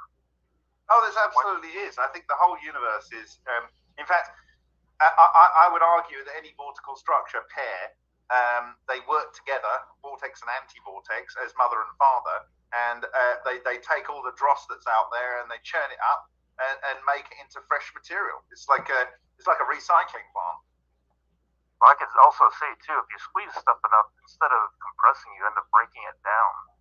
So that's exactly what Matsumoto is saying. It's exactly. Yeah, I was gonna say, kind of like running through one of those grinders that they use to turn, what they call mechanically separated chicken, where it looks more like strawberry ice cream, where everything comes out as the right material to create a massive amount of hydrogen in a concentrated area. In case you missed it, get a star. I'll read you the second paragraph from the preface here. Recently, the author discovered a nuclear collapse which was induced by electromagnetic force in the laboratory during studying the mechanisms of so-called cold fusion phenomena. Several kinds of nuclear reaction were directly induced by the electromagnetic force called electronuclear reactions, ENRs. They were found so far to occur in a special state of hydrogen clusters, which I explained how they form, called itonic clusters or microball lightning. The nuclear collapse was one of the most remarkable reactions among ENRs, called electronuclear collapse, ENC. Furthermore, very amazingly, completely broken materials by ENC were found to be regenerated again to thin film tubes and films of conventional elements such as carbon, oxygen, and iron. The latter process was called electronuclear regeneration.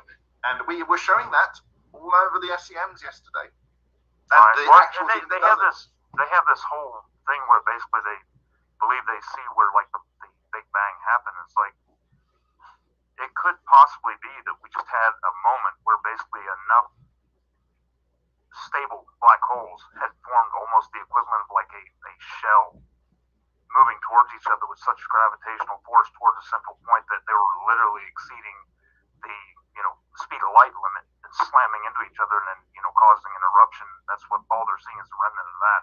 Not meaning that that's the beginning or the end of the universe, but just they're close enough to that one. In our local environment, a 10 to the minus 33, one of these wormholes happened to spit out enough proto matter to create a universe in our part of space, and it's just like a bubble, and there's another bubble somewhere else which is quite separate universe. Well, but of is course, it's the whole universe. The stuff that they're talking about tracking too is the energetic material, meaning like whenever that attraction and slamming happens, there's plenty of material that it's exploding into that we consider dark matter. Well, dark matter is relic neutrinos are dark matter. Itons could be considered dark matter. In fact, EVOs could be considered dark matter if they've lost all interaction with all other types of matter. Right. That's the thing, is it's literally something that has dropped to a state where it's become transparent to everything. So getting it to react again and turn into something would probably take a tremendous amount of concentrated energy, like that event that you were just mentioning. So it ended up fluffing up even more material than what was initially ejected. So Shishkin says that if you create torsion fields in the environment, they're very damaging to the human body. And the only way to get rid of them is to have a disruptive discharge, i.e. the sort of thing that Tesla would do. And that's how you restabilize your local ether structure. So I think it's useful to have irregular discharges in your environment. And I think part of nature, what nature is doing when it's doing discharges, it's re-disorganizing the local environment. Right. Like the, what are they, I can't remember what they're called, the field effect that's created when a lightning strike happens above the cloud. Like, you get the lightning strike below, and then we were talking about yeah. Right. Basically, it found that it basically stabilized all that radioactive material they thought was going to be lingering around for God knows how long once they had done atmospheric bursts. So, well, I mean, one way to track where people are trying to make nuclear weapons is to look at Krypton 85, because it's 0.3% of the fissile material when you are producing nuclear weapons, when you are producing plutonium. It's not normally found within our environment anywhere near that and level, because of its half-life, it's not normally found in the environment. But Krypton 85 then produces a lot of charge clusters in the air, and the way you detect is that there is an unusual amount of lightning storms. That's how you detect. Wow, okay. Kind of like that, I'm trying to remember what was it thorium? I think that they were doping lightning rods with to get to basically work as a better... that would make complete logic, because thorium, of which I have a whole bunch of it. Well, they put it in welding rods to make the welding rods. This Kerala sand here. This is why when I put this... This is thorium sand from Kerala in India, right? And I've been putting this on the SEM last week, the week before, maybe last week. And I actually took this sample in 2017. I had no idea that, I had no way of checking whether it was radioactive, but the local fishermen told me, oh, the sand on that beach is really radioactive, so I thought I'll have some of that. Wow. I do know that this is 35 cc, and it weighs 35 grams approximately, all bar the plastic. This weighs 99 grams, right? Wow. There's a lot of air in here. And so I predicted it was heavy, but since I got this wonderful Russian-made radio code scintillator, handheld scintillator, and it absolutely goes mental when you put it on here. I've turned off the alarm. It's just too scary to hang around. But it really is radioactive. But I used to go and swim for 8 years on this beach and surf on it, so I'm not overly fussed. If it was going to kill me, it's already done it. Crazy. So does that discern what it's picking up? Kind of like so actually, no. Well, I like a really cheap method to avoid spending a couple $100,000. Okay, so this is another device you can't buy. This is made in Russia. It's a radio scan 701. This is a radio code. So this is a scintillator. This tells you the gamma energy. So what you're looking at on there is the thorium energy peaks from that sand. Okay. This will do the alpha. Now, if I turn this on, there's basically no alpha in here. But when I take the top off that plastic container, there's 600 counts per second, right? There's nothing, and then there's 600. So this kicks out a bucket load of alpha. It kicks out a bucket load of gamma and a bucket load of X-rays, right? It's a wonderful material to test HHO with when you can't get access to tritium because of all the rules. You with me? HHO. Yeah. So we're going to do Brown's remediation of nuclear waste, but no one will give us nuclear waste. So I'll start with something that I can get from the environment, which I got in case I needed to do it in the future. Something that might help with the concept of electrolysis to break water down. And the guy who gave me the idea for this has passed away the second, unfortunately. So he never got to realize even trying this. His idea is to run the electricity down a deep well, crack it down there, and then use the rising gas to, collect the energy of it rising, kind of like the reverse of gravity, something falling, to run a generator. Like the containers that are collecting the two gases while it's separating it and rising up to go to its final destination to be stored away and be used. The mechanism is attached to a belt that's basically attached to a generator, so you're generating electricity as that rises. Never mind, reclaiming the energy in the HHO. Of course, my original idea was to use them separately. start with something like a carbon source. You've got a lot of ideas there, but when you're comparing what you get from one of the photons coming out here, let's say it's 62 kilo electron volts. That's one of the lower energy photons coming out of here, and you only need 4 point whatever electron volts it is to split hydrogen, right? Right. And that's the highest amount of bond energy that you can get. Then you know, you can split a lot of hydrogen bonds with one decay. And there's bucket loads of decays coming out here. And I tell you, well, that'd be a good way to safely discharge that radiation too.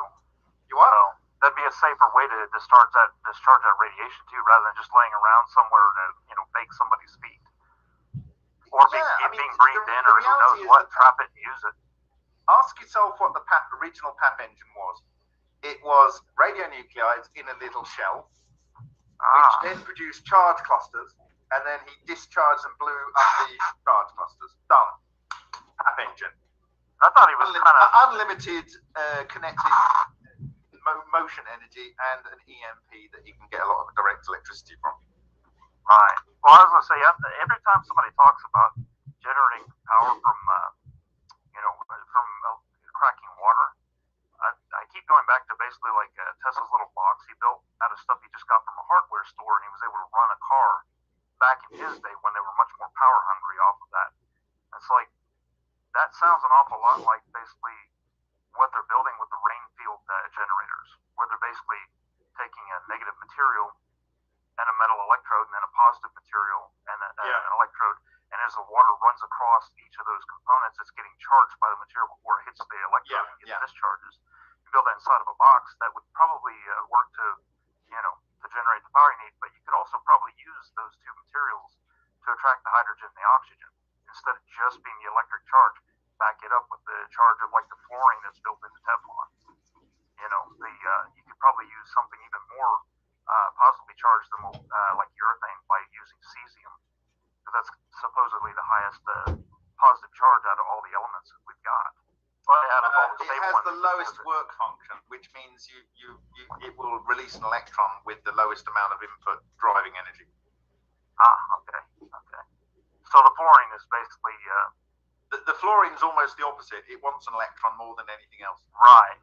Okay, so you put that on the positive side to basically assist the positive draw of power, creating a deficiency of electrons. So, fluorine's really nasty stuff.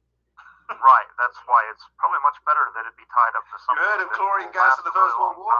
Oh, don't give me fluorine gas. Right, well, and they're getting more and more of it every time they go digging in the ground and pulling more oil up, because those salts dissolve in the oil. A lot of people don't get that. It's a solvent. Yeah, but they got to figure out what to do with it. The thing is about the fluorine, it's so reactive, it'll always be something else very quickly. Just hope it's not part of your body. Or it doesn't form something like hydrofluoric, that's really nasty stuff. Acid rain, yeah. So we're having problems with that in Oklahoma because the fire blew out at the top of the refinery. It's like, oops. Well, the flame lit. So let me let me go to Gabriel now, who has patiently had his hand up, and then I'll go to Bernie after that. But Gabriel, go for it, sir. Hopefully I covered it. So thank you. Thank you, Anderson. Hello. Yes. Hello, Bob. It's a pleasure. It's a pleasure for me talking with you. I am asking this question reading the Google Translator because I speak Portuguese. I'm Brazilian. My question is, what is the relationship between EVOs and longitudinal electroscalar waves, Fourier scalar waves, and torsion waves? If I don't come back thanking you for the answer, it's because I don't understand English, but I will see the answer translation on YouTube. Sure. And thanks in advance for the reply. I'm not entirely sure I caught everything that you said. I'm very sorry. And he pasted a bunch into chat as well. That was why. Yeah, he did. Let me kind of scroll back up there. I see lots of law. Yeah. Well, you mentioned the Jesus, Buddha, and Muhammad. I pasted a joke in there. So, let me see. So he was asking, what is the relationship between EVOs, longitudinal electroscalar waves, pure scalar waves, and torsion waves? I think that was his first question. So, in the case of how Shoulders viewed this.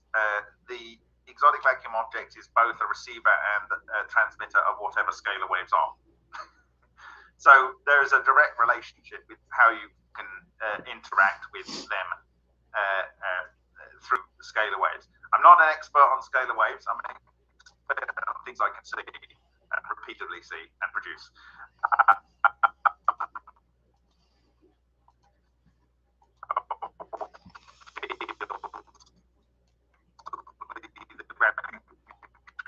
Oh my God.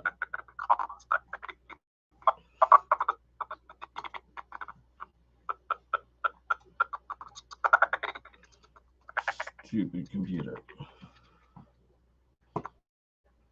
Oh.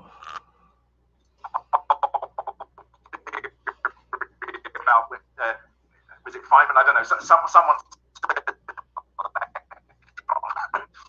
and it's everywhere. Well, you could argue that because the condensate Sorry about is that, a condensate, everyone. from here to the other end of the universe, if you influence the condensate here, you influence the other end of the universe, and it's an instantaneous thing. A torsion wave would be in this superfluid, superconducting condensate, or certainly superfluid, not necessarily superconducting. And so once that torsion is set up, it spins.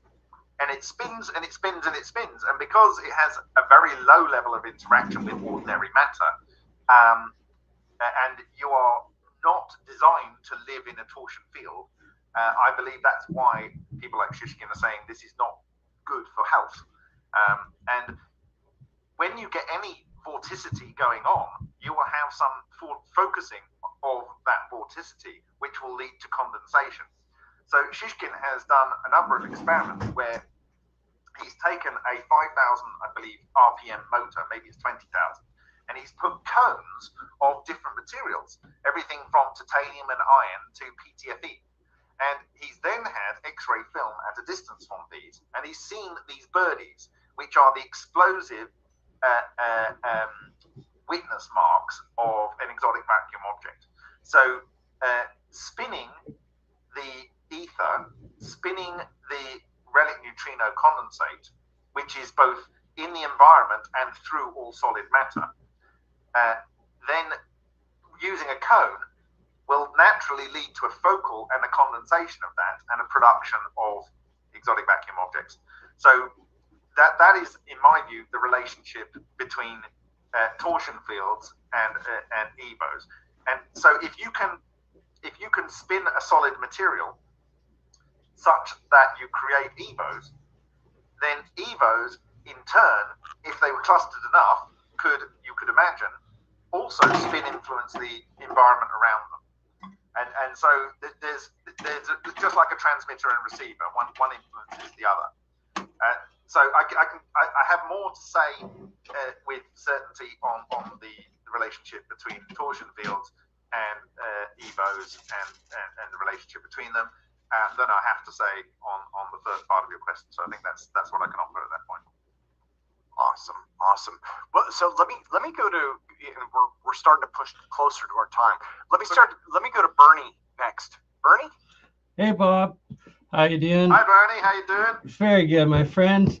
I'm gonna have to first. I have to admit, I'm gonna have to catch up on your most recent work. That sounds pretty awesome. Discoveries there with the toroids. Honestly, I think it's probably the conclusion. Really. All I'm going to be doing is finessing the next time I'm on the SEM. But I think we now can repeatedly produce the core of ball lightning, which is, in my view, the core behind coherent matter is the core behind all exotic technology. So, and to see it repeatedly, having predicted what it should be, and that prediction be in line with all the Russian, the Japanese, the American, and whoever's looked into this with any serious length of life, it's been a deep honor. And thank you for your support over the period. Much love, brother. I can't wait. I'm excited. I regret that I haven't kept up on it lately. I've been out the last couple of weeks fighting strep throat, but I'm over it now. Oh, sorry. And good. That really excites me. And what sort of conditions, do you think it would be possible to reproduce that core through in the electrolysis process in water, or only in an air plasma? So nicely detailed in Takaaki Matsumoto's book to produce itonic clusters.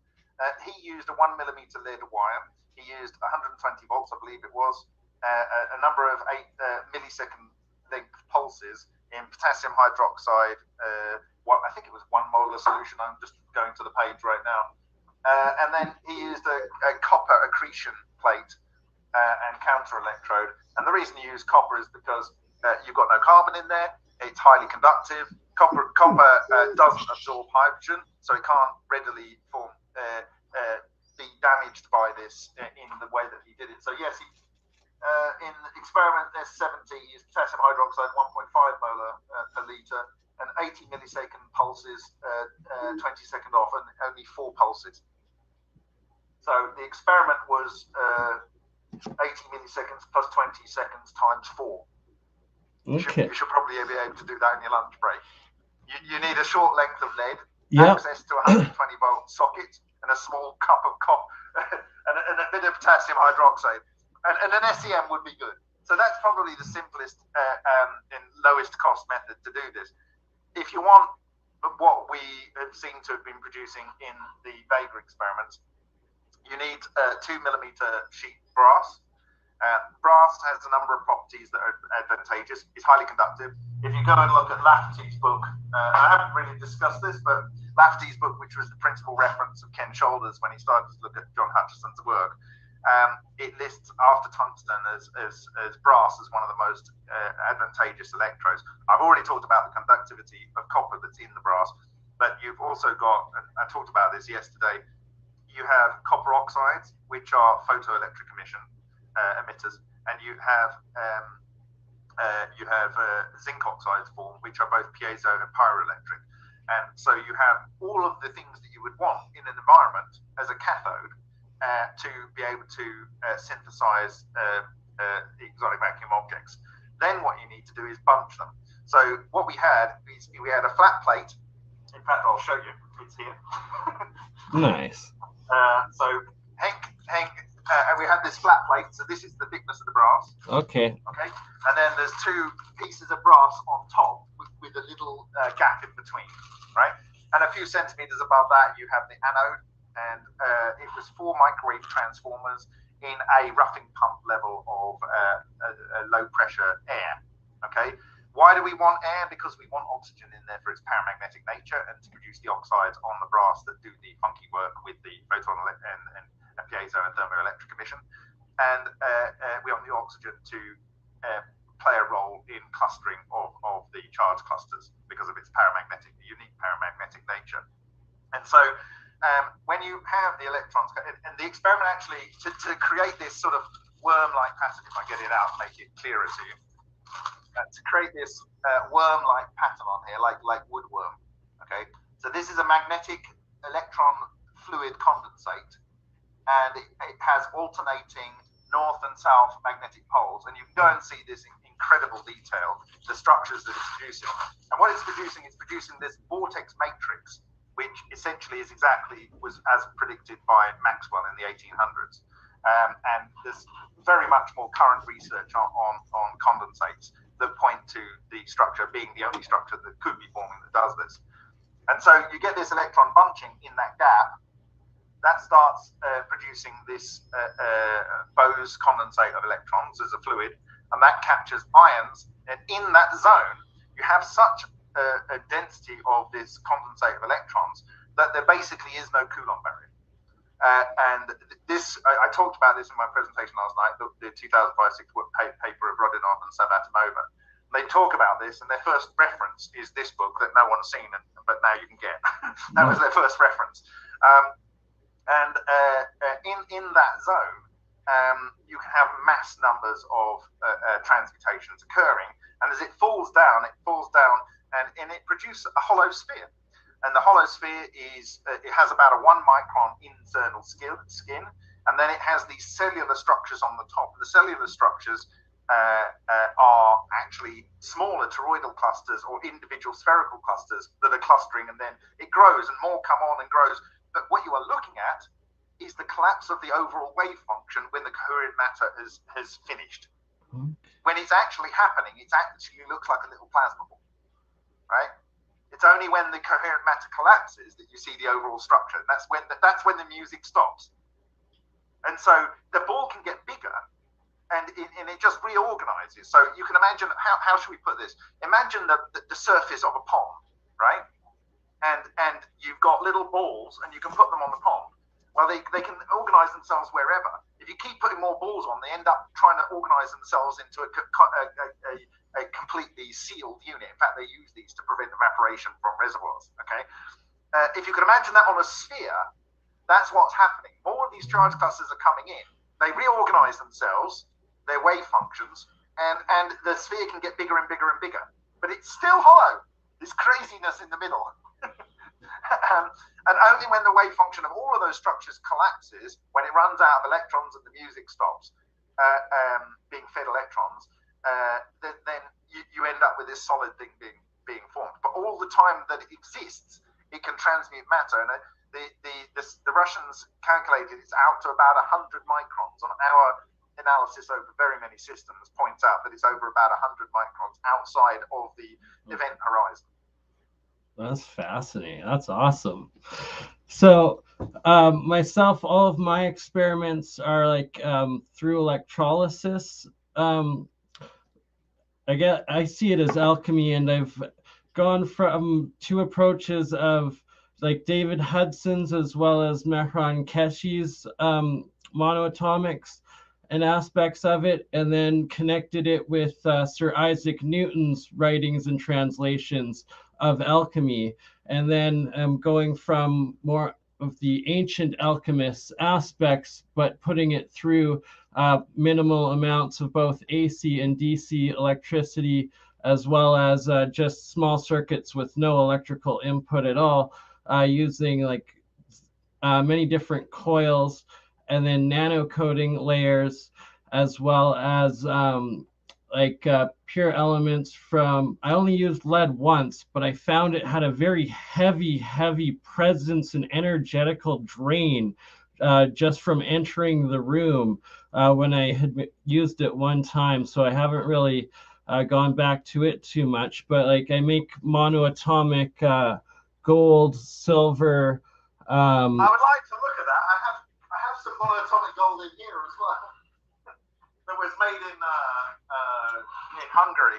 I have analyzed that, and it is super fluffy. Like the nanostructures we couldn't look at. We couldn't find a scale that we could see something that wasn't more fluffy. So yeah, we actually analyzed the leading brand of monoatomics, and it was rubbish.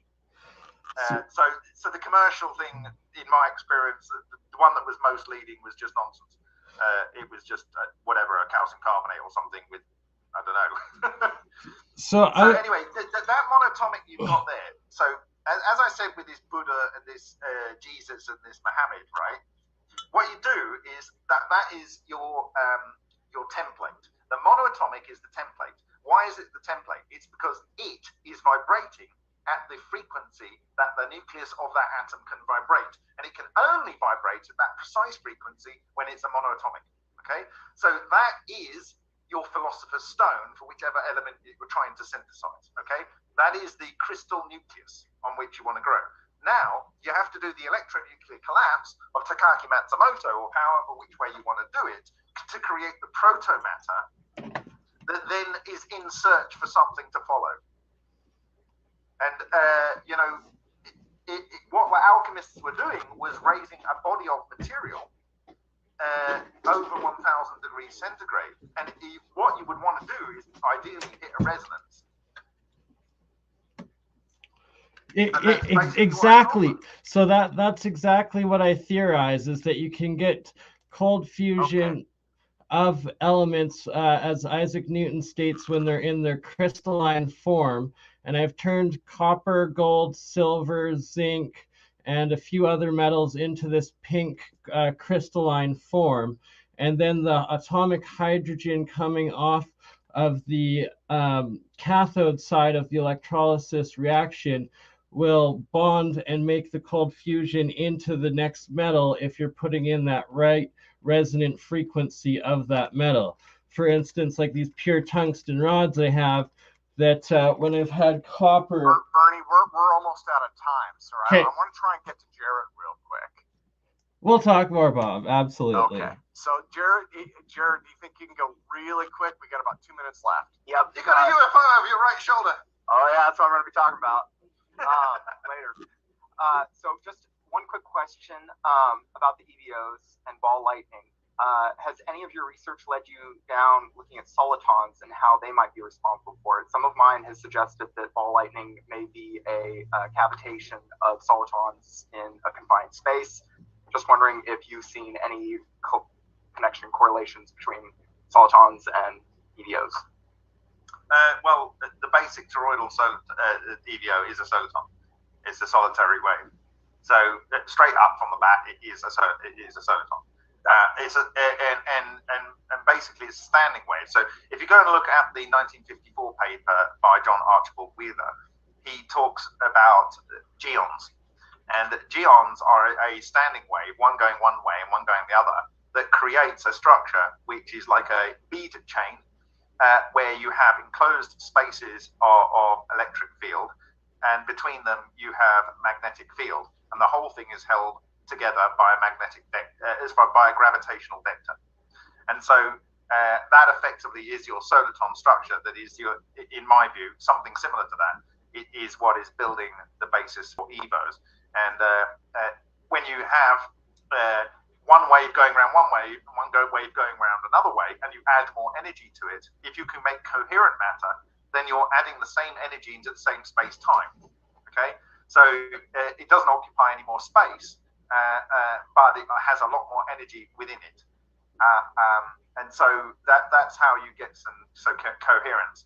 And the only thing is that when these get to a certain point, they eat up, in my view, the relic neutrino flux from the environment. And I've already talked about this when Shishkin had a cavitator. The reason for this cavitator in 2001, I believe it was, which rotated at about 5,000 RPM. He was trying to produce something, I think, to contract for mixing oil and water, producing an emulsion of oil and water. But he felt very, very bad around having been exposed to it. Really, he felt quite ill having been exposed to it. So being a nuclear scientist, he decided to throw on a whole bunch of X-rays films.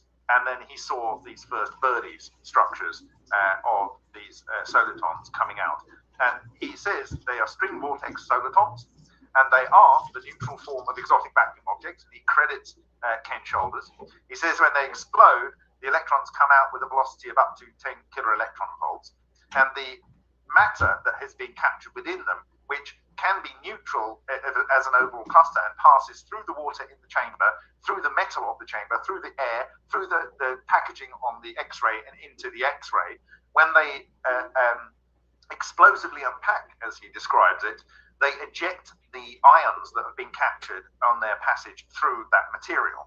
And they eject them with such velocity that the number of grays produced is sufficient to destroy red blood cells and cause DNA damage to white blood cells. And this is well characterized. The research started in earnest in 2009 in Dubna, and they've researched on mice as well, and also plant and other types of living organisms.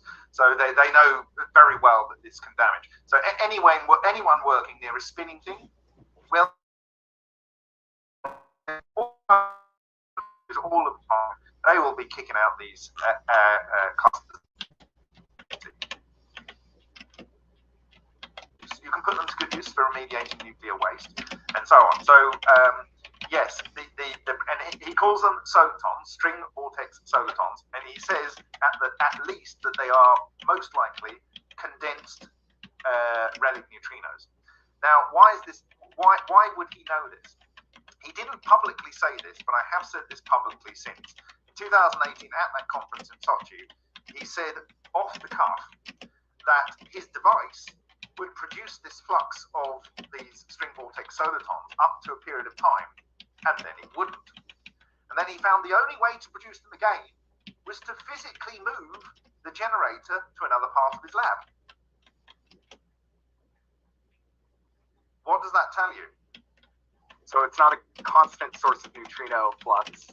Used up all the local flux and had to go somewhere else. So this is why you can't put people in solitary confinement, because it's your connection to reality. That's why it's unbelievably cruel to put people into solitary confinement, because this relic neutrino flux cannot travel through glass. It gets reflected partially by like sunlight. So if you're in a confined space, you will, all living organisms use these things. So you will literally lose reality. People go mad because they don't have connection through reality, through the relic neutrino flux. It's unbelievably diabolical to do this. I don't know who worked out that this is what it does to consciousness, but it's really cruel. So that's my personal beef with the abuse that goes on with isolation in that sense. But so the cohering structures are capturing the relic neutrino flux. Now, why do we know that this is in the environment? There was a researcher from China and a team called Xu Enju, and he worked between 1989 and 1999, and he found that during three-body alignments, that's solar eclipses and lunar eclipses, there were 4 properties that he could observe that changed in the environment. 1, there was a sideways movement in a tensioned piece of metal. That means something that was diffusing from outside of the penumbra in was able to exert a force on a metal plate. This is the pressure force of gravity. This is the relic neutrino flux. He didn't know it was that at the time, okay? Second thing, the spectral emissions from elements changed either inside or outside of the three-body alignment field. So light traveled at a different, or the light that was coming back was different. And Bob, we're over time, sir. Okay. Okay. No worries. Oh yeah, I mean, if you want to wrap that statement up, there's 2 more factors. Nuclear radioactive material. He had atomic clocks. He went into the American records. They use rubidium-87 and cesium-137. They changed their decay rate in a three-body alignment. Okay, so that's a neutrino interaction. Therefore, it must be some form of neutrino doing that. And the last thing was metals, in his case a lead-tin alloy, crystallized in a linear diffraction pattern when it didn't outside of the three-body alignment. All of these are due to the diffusion of relic neutrino fluxes, in my opinion, and that is why Shishkin observed that he condensed all of the relic neutrinos within the event horizon of his generator, and he had to physically move it. Wonderful, wonderful. Okay, well, let me do this, Bob. You've blown my mind like 20 different times here. I'm putting this on speakerview. Everyone, let's give a giant applause to Bob Greenyer. Bob, that absolutely tremendous. You have such an amazing wealth of knowledge. I mean, I've really never seen anything like it. I cannot thank you enough for doing the Q&A with us. I'm so glad we were able to get you back in.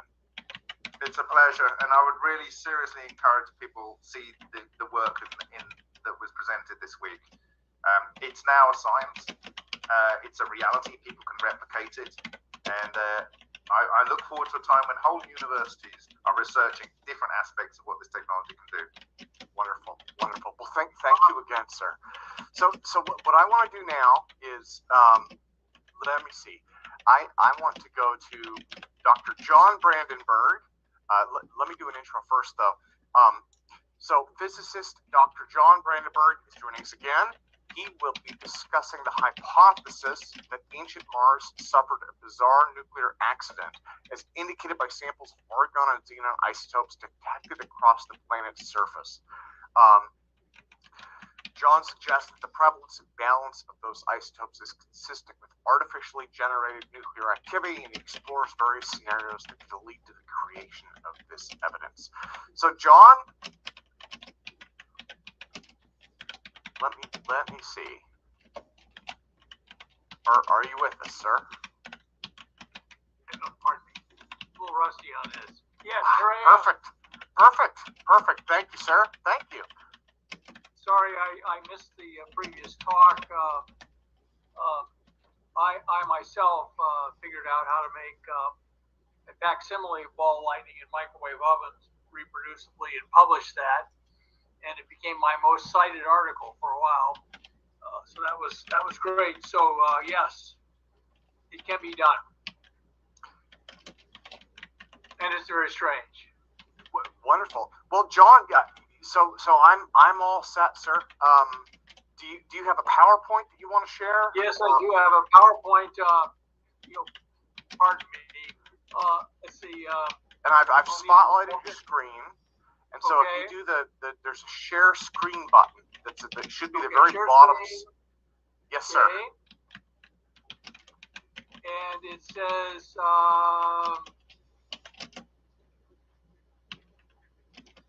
Okay, it says share screen. Yeah, and then it will make you pick the window to share. Oh, okay. It says window to share. You see this? Pardon me.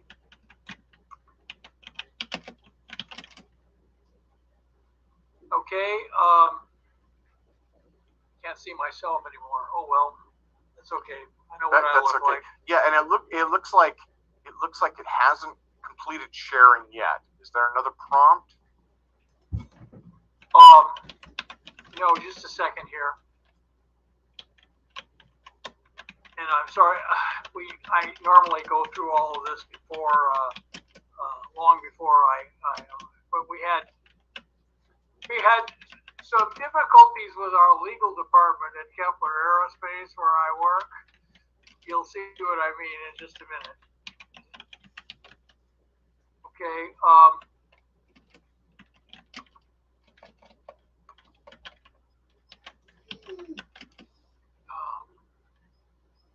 Okay, I think we're making progress here. And once again, I apologize. I normally get.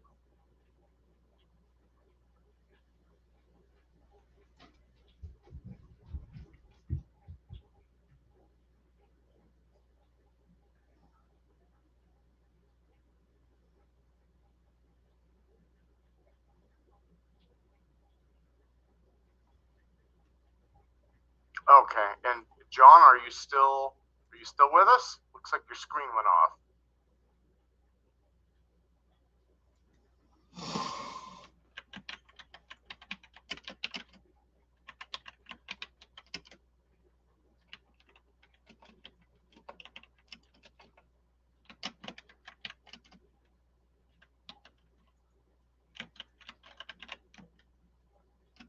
Okay, well, I should apologize to everyone for some of the technical issues that we're running into.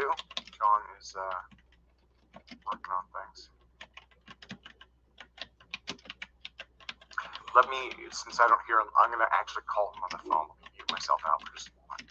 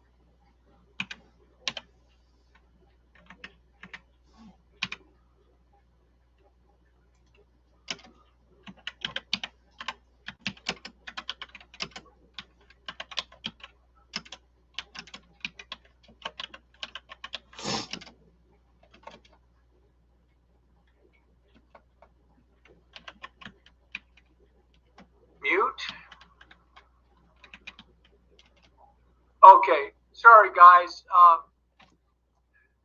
Like I said, we had a little last minute argument Okay. about. Well, so John, why don't you hit the share screen button and get started with the PowerPoint? Okay. Yeah. Let's go. Okay. Window. Share. There we go. Oh, well, look at that. Okay. Okay. Perfect. And then, away?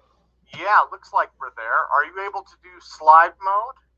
Yeah. Just I guess play from the beginning. I'm doing slide mode now. Okay. I'll just have to. Yeah. Okay. No, you're doing great. Anyway, you're doing great. Okay. Once again, guys, sorry for the technical difficulties. Here we come to the great non-disclaimer disclaimer. Okay. Well, yeah, and do the Kepler has to have something to do.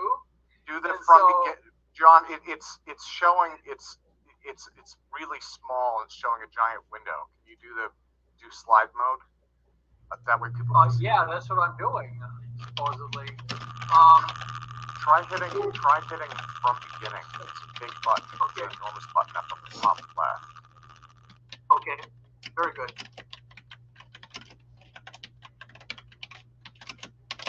Do you have two monitors? I'm trying to get out of the slide mode that I'm in and get back to.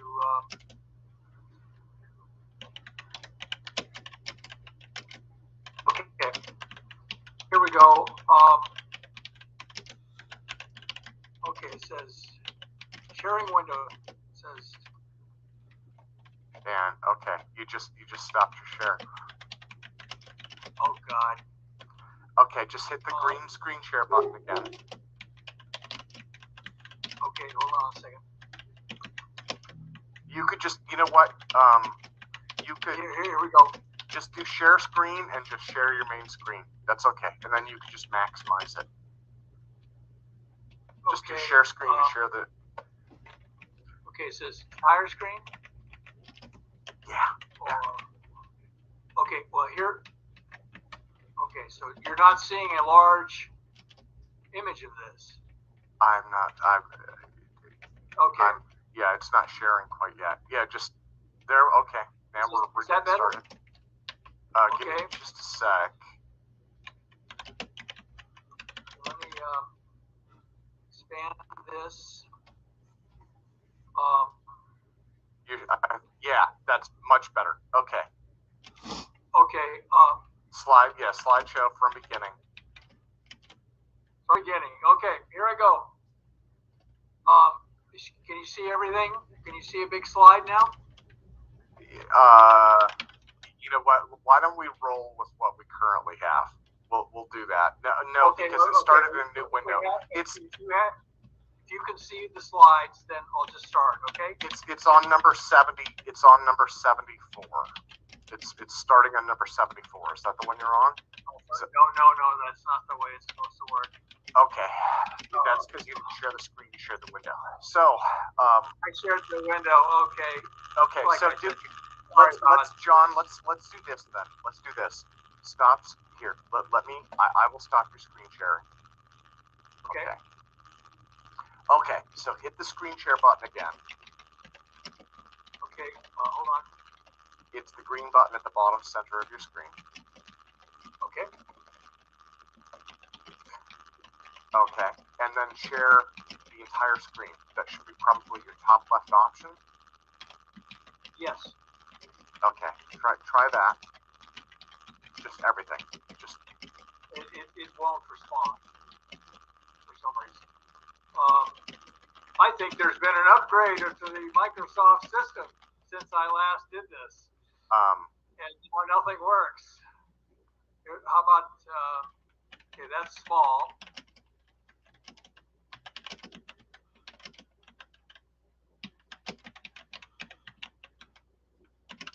Okay, so that's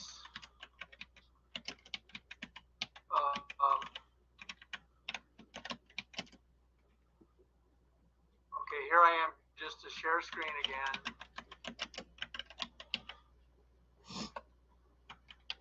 I'll hit entire screen.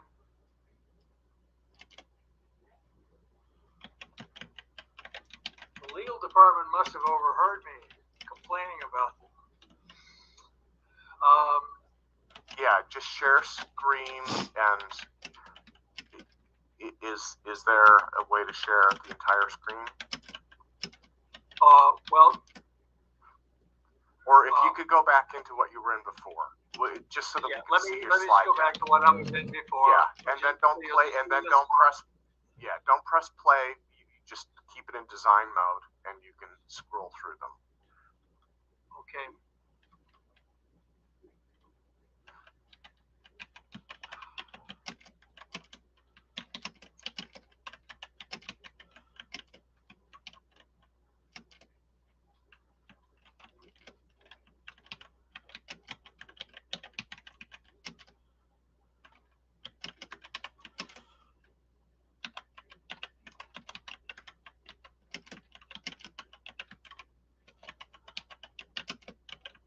Are you seeing this? I'm. It's just showing you, sir. Just showing me. Green screen How about share this? button. And then it will ask you to select a window to share. You can share a window. You can share the entire screen. Yeah, that for some reason. Yeah, are you able to? We did all this a couple weeks ago, and everything worked fine. Something has changed. I don't know what. Okay, share screen. I'll go.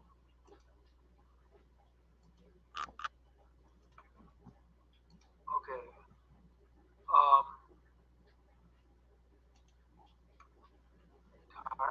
Screen.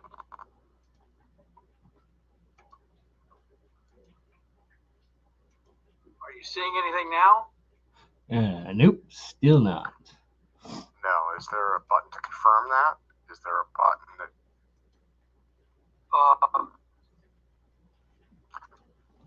Yeah, the buttons are being blocked for some reason. I went through this last week, and everything was fine.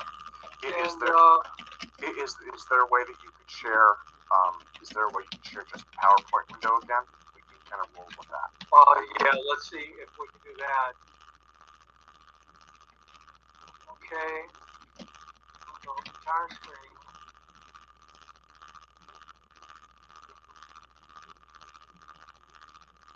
Okay, this is view, speaker view, gallery view, full screen. Okay.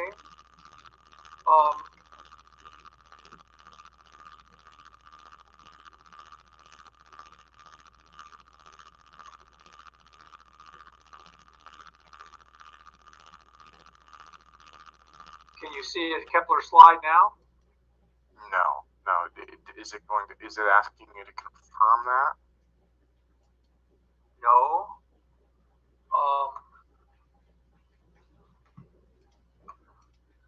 Okay. Are you able? So maybe you could try sharing the screen, sharing the PowerPoint. Yeah. Okay. We could just go back to what we were doing the last time. Okay.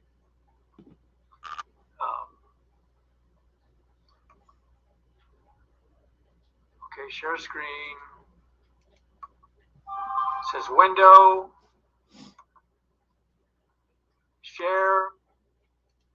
Okay. Are you seeing this? Perfect. Yes. And now you're on slide 1. So what I would suggest is. Great. Yeah. Just not doing maximize. else. Yeah. And then just. Okay. Okay, friends. And John, try hitting. I apologize for that. Okay. Try hitting the. No. That will start a new window. Okay. Try going to the next slide. Just try clicking on the next slide to see if it follows you. Oh yeah. There we go. Here. Okay, sir. I will. I'm gonna mute myself out. And go for it. And my apologies for all the technical challenges. Great. Let's go for this thing. Yeah, I'll try to move through quickly. Very good. Is everybody seeing this okay? Yeah. We can see you now, and it's working. It's working. Thank goodness. And thank you for your patience, John. Well, thank you for your patience. I'm just surprised. The last time was very easy, and this time it's just it's been much more complicated for some reason. Okay, anyway, so disclaimer by saying that this is my opinion. Yes, it's my hypothesis. Everybody knows what a hypothesis is, apparently, except the legal department. So, anyway, the title of my talk is Evidence for Past Nuclear Explosions on Mars. I consider this be an important piece of information about the universe or the human race at this point in time. Okay, this is of course our planet. You go into the solar system, you'll spot this planet immediately because it's covered with water. And the presence of liquid water basically says life environments, at least for Earth-like life. Okay, now the first Earth-like planet in the rest of the cosmos was Mars, and still is Mars. I mean, it's more Earth-like than any other planet in the solar system, and apparently was much more like Earth in the past. Okay, so I'll be talking about Tesla and Mars very quickly. Mariner 9 and its Zeitgeist, meaning the spirit of the times, Viking and Cydonia, reconstructing the past climate of Mars, Mars polar lander results, new Mars synthesis, taking together all the Mars data from the meteorites and landers and orbiters and putting it into a new picture of Mars in the past, new images of Cydonia and Utopia, and then what destroyed Mars, what made Mars what it is today from a planet which apparently was very Earth-like in the past. Okay, in 1901, about the same time that Lowell was doing his work on the Mars canals, Tesla got all the governments around the Earth to go radio silent so he could listen to signals from Mars, and he believed he picked up some. Now, I wasn't there. I don't know what his data looked like, but he insisted that he had received signals from Mars indicating technical civilization there. Now, this is part of the search for extraterrestrial intelligence. Here we are in our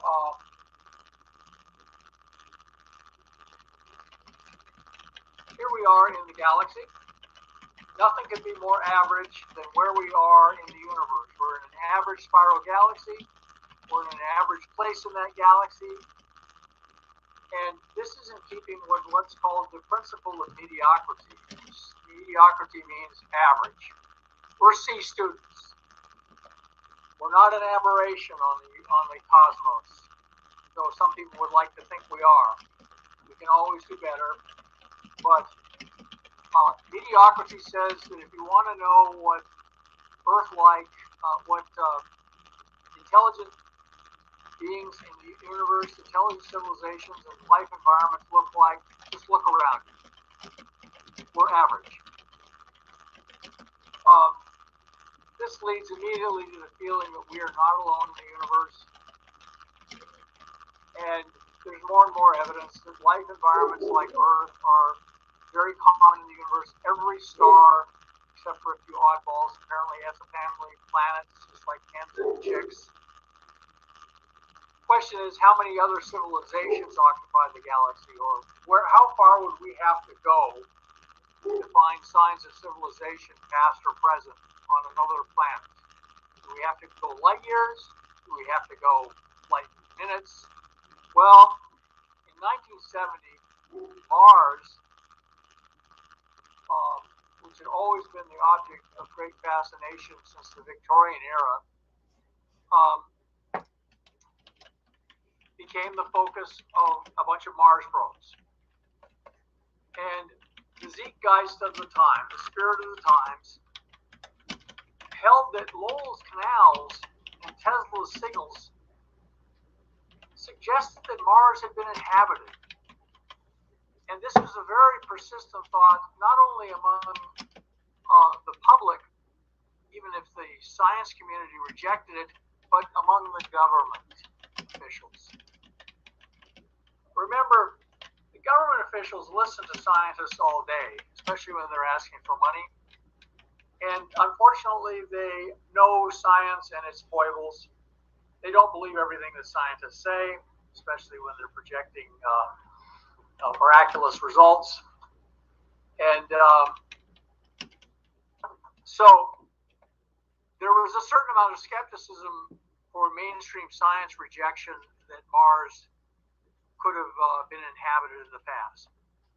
So despite new probe data in the 60s, the Orwellian view of Mars persisted. For one thing, when they first got to Mars with probes, they found a bunch of craters like the moon. But then they also realized that, gee, Mars has a lot less craters than it should have if it was moon-like. Then in 1970, Mariner 9 went into orbit around Mars and found past Mars water channels, indicating an Earth-like climate in the past. Liquid water defines what an Earth-like climate is. And thoughts of a dead civilization on Mars were renewed. They were especially renewed because of some of the things they found there. Von Braun suggested perhaps archaeologists should be the earliest humans sent to Mars. Von Braun was certainly in the loop at NASA. Now, what they also witnessed at Mars on Mariner 9 was a global dust storm, covered the planet from pole to pole. This led to the mission almost failing because the mission had to kind of mothball itself in orbit around Mars. But it survived just fine.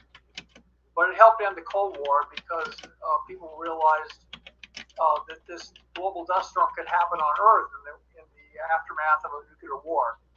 So Mariner 9 survived the Great Dust Storm, and it mapped the Mars total surface to about 2-kilometer resolution.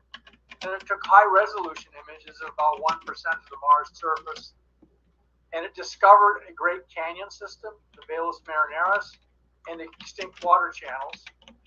And some of the water channels indicated from their form that they had flowed a long time. And they were on lightly cratered terrain on Mars, indicating young terrains. So this indicated that Mars had had liquid water for most of its history. We knew the older parts of Mars were covered with water channels. So were the young parts. So Mars was much more Earth-like in the past for billions of years. They also saw at Elysium what looked like pyramids. And they came back, they were so fascinated by these that they came back and took another picture of them, which was very difficult for the Mariner 9 to do, but they did it. So they took a picture at sunset and a picture at morning locally on Mars. They were about 1 kilometer high and 3 kilometers at the base. Unfortunately, Mariner 9 couldn't investigate any further on that. Then in 1976, encouraged by the water channels on old water channels on Mars, they sent the Viking to look for life in the Mars soil. They found strange chemistry in the soil, which they attributed to not to life but to oxidation. So anyway, but these are the Viking landers, which were very successful. But the orbiters part of the mission took this picture in July 1976. At Cydonia Mensa, they got a picture of what they called the head. And it was near the prime landing site.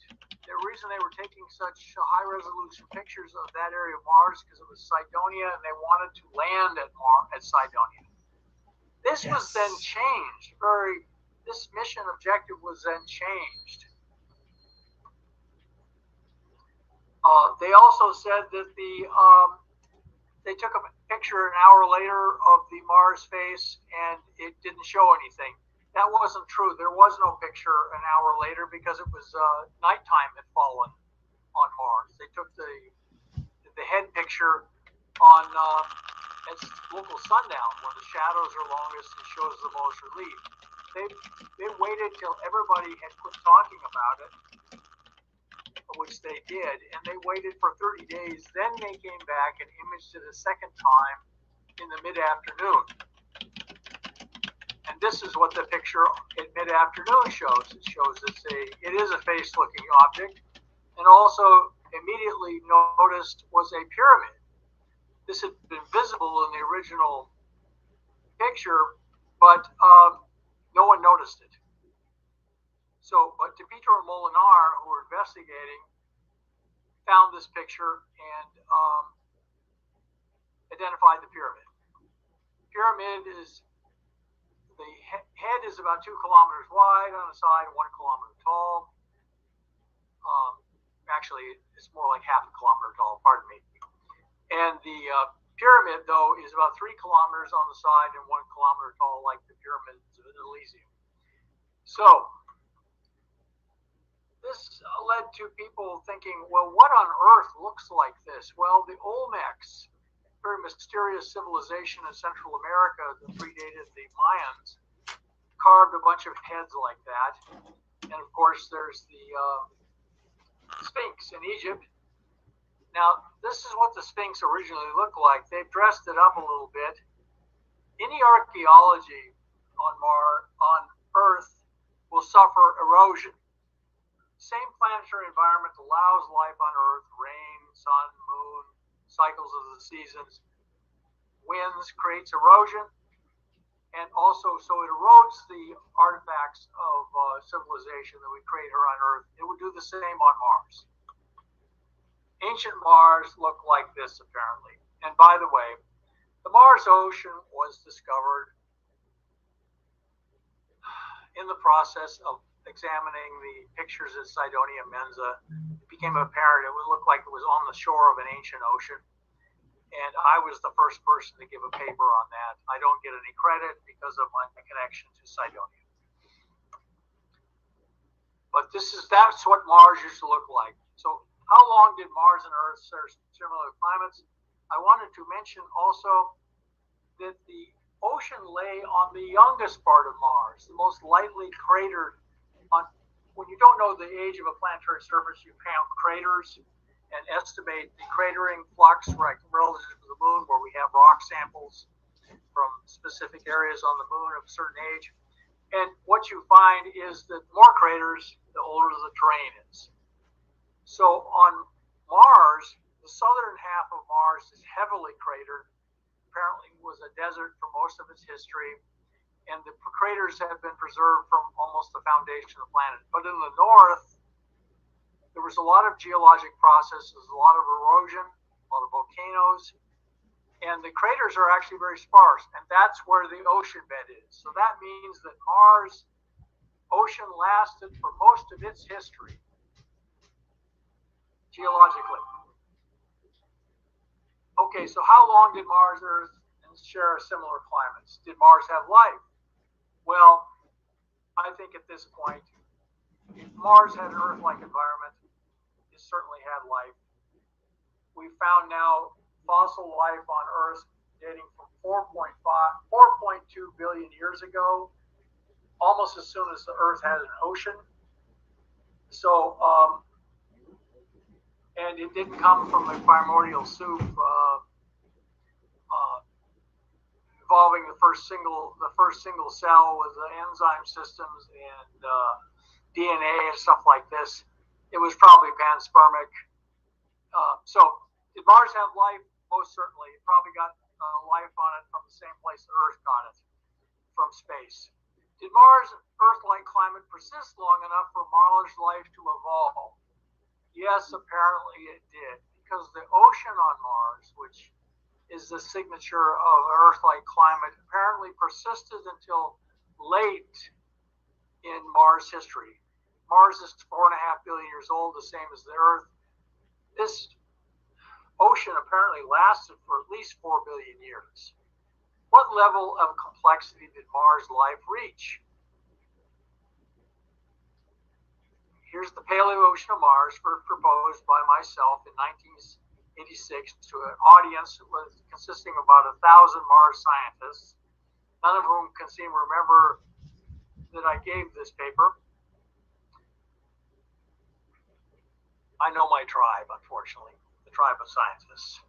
Mars polar lander lands on the old ocean bed. Water and ice is found right under the surface. The soil can support life. It's got plenty of water. Soil is consistent with an old ocean bed. It's even salty. Old Mars ocean hypothesis is confirmed.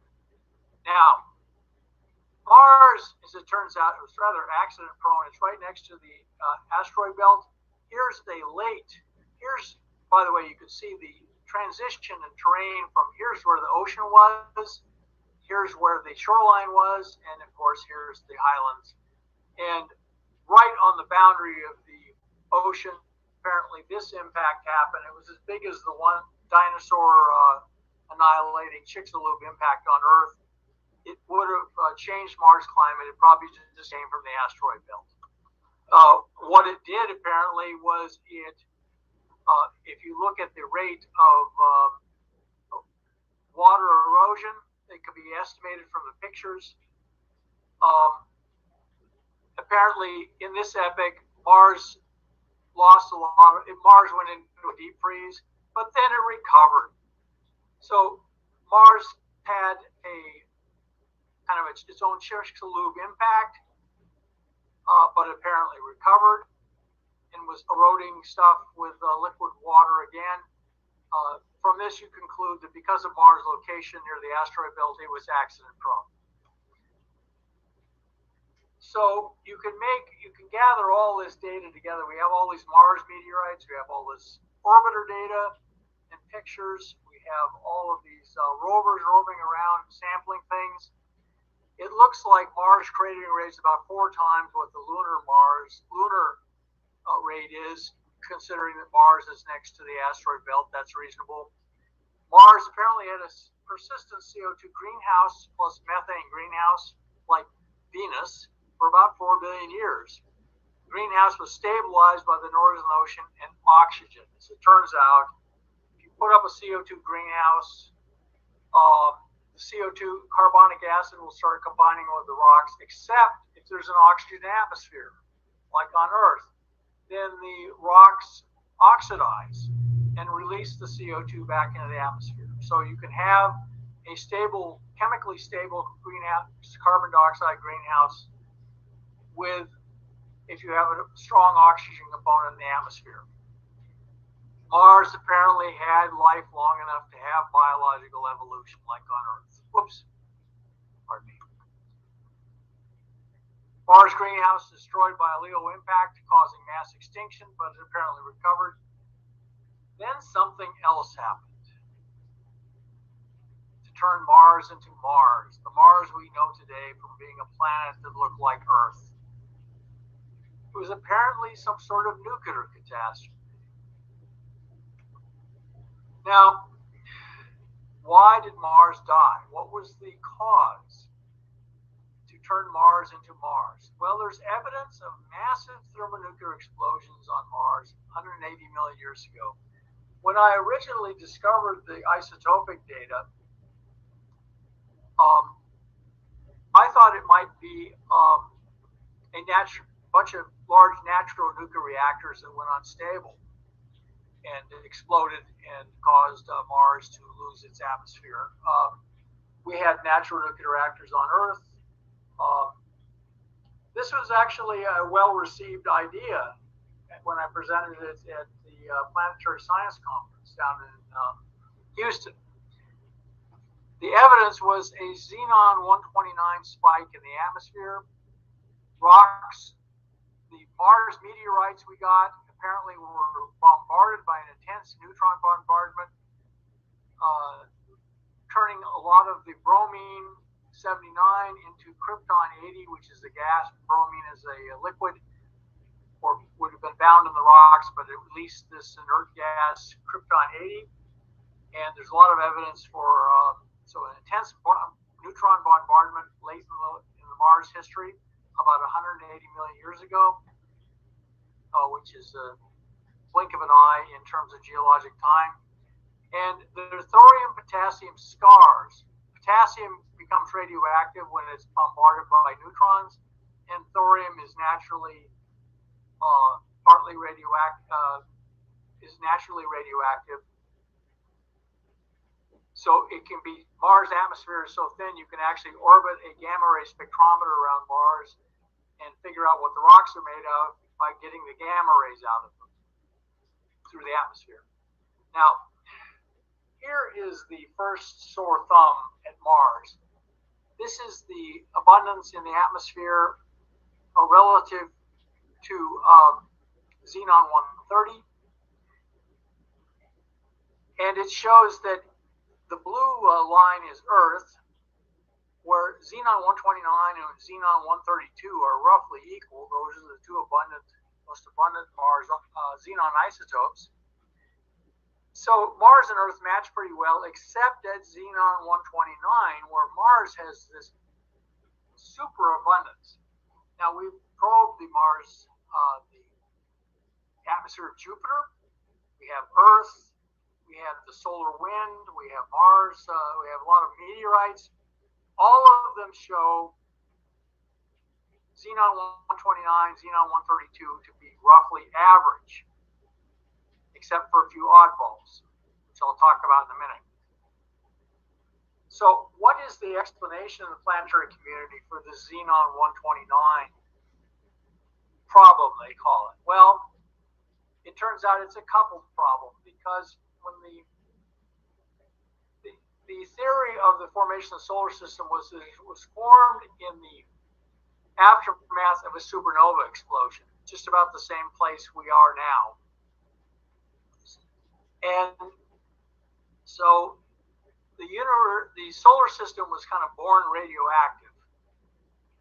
And it had a lot of unstable elements. One of them was iodine 129, which has about a 15 million year half-life. And then, so it decays into xenon 129. We see that on Earth as a result of nuclear tests.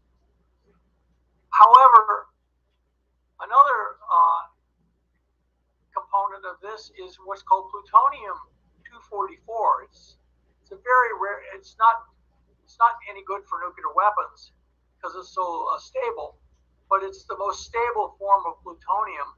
It has a half-life of 80 million years, and when it decays, it produces a lot of xenon 132. On Earth, Jupiter, and the Sun, apparently those two, the iodine 129 and the plutonium-244, create a balance between xenon 129 and xenon 132. That's average and normal. The mainstream view was that Mars lost its atmosphere early, and the iodine 129 trapped in the rocks then turned into xenon 129 and filled up the atmosphere and produced this excess. But the problem is that they don't find any trace of the plutonium-244 decay products, which is principally xenon 132. That's gone. So they have, and its half-life is so similar to xenon in geologic timescales, 15 million versus 80 million, and it would have followed after. So there could have been a momentarily increase in xenon 129 in the atmosphere, but it would have been,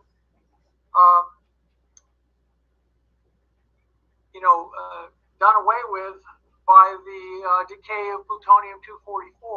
So this is a big problem.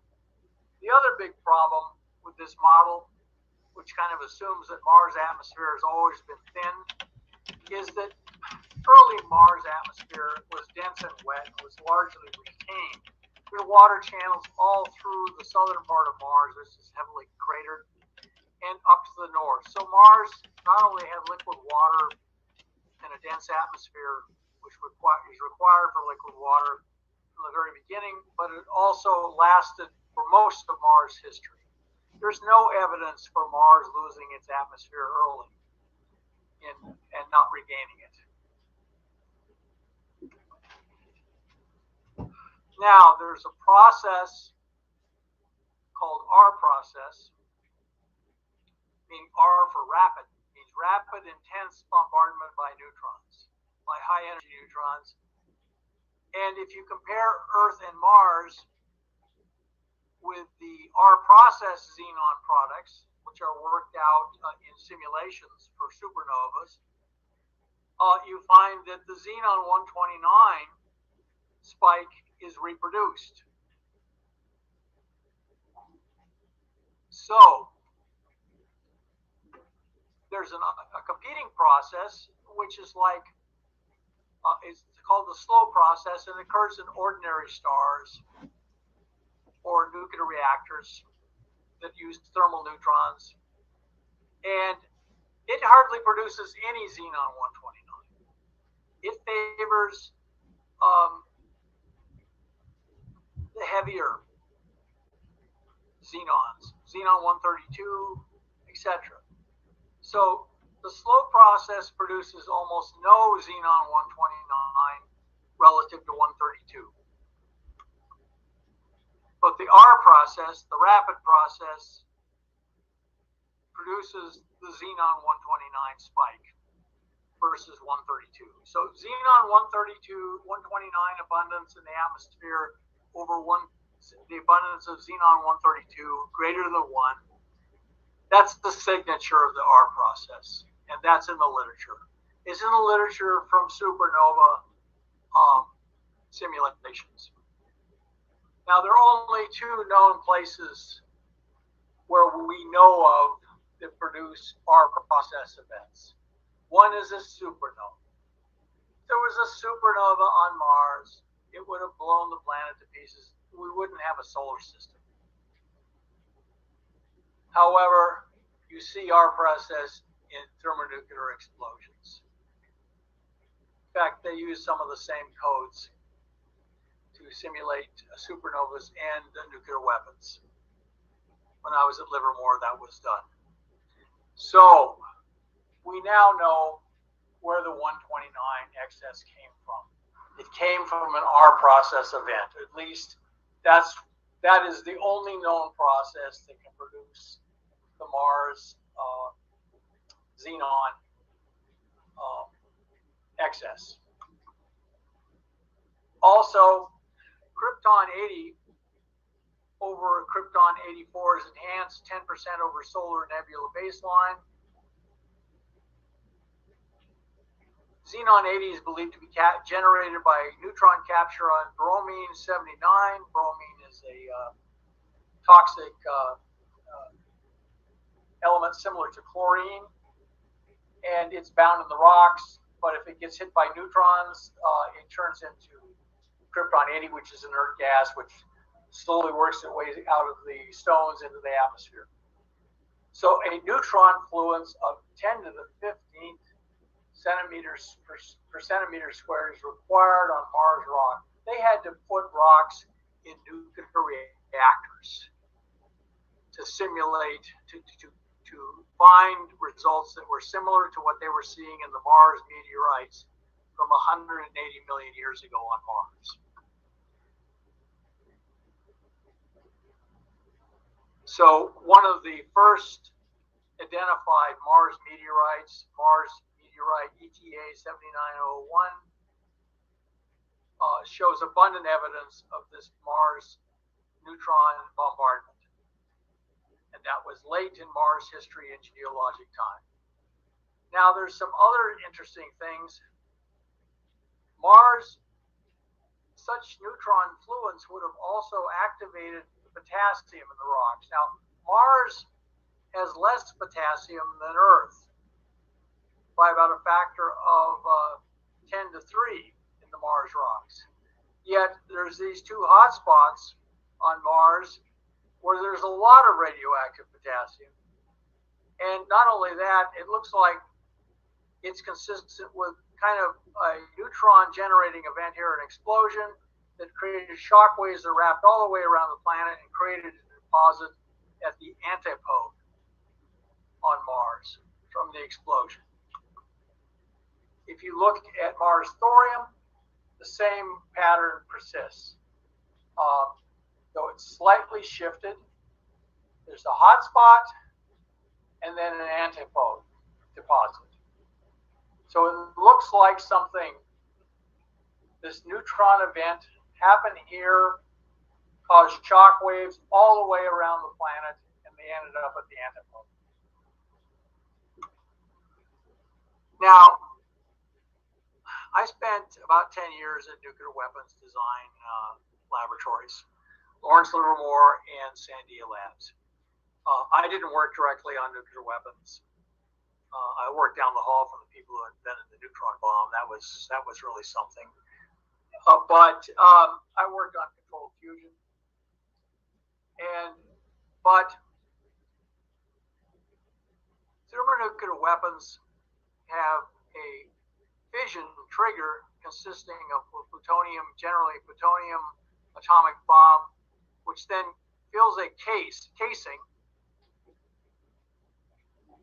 with radiation, which then implodes a hydrogen-rich secondary, which then creates the hydrogen reaction. So it starts out being fission and then fusion. Then the casing in what's called the tamper are made out of uranium or thorium. In the case of the W-71 Canakin space warhead, 5 megatons, the casing was made out of thorium. They declassified that in 2008. And this, even though that uranium is 230, or the thorium is not susceptible to making an atomic bomb out of, it's the wrong type of isotope. The high energy neutrons from the fusion split those nuclei, and they boost the power of the hydrogen bomb by about a factor of 2.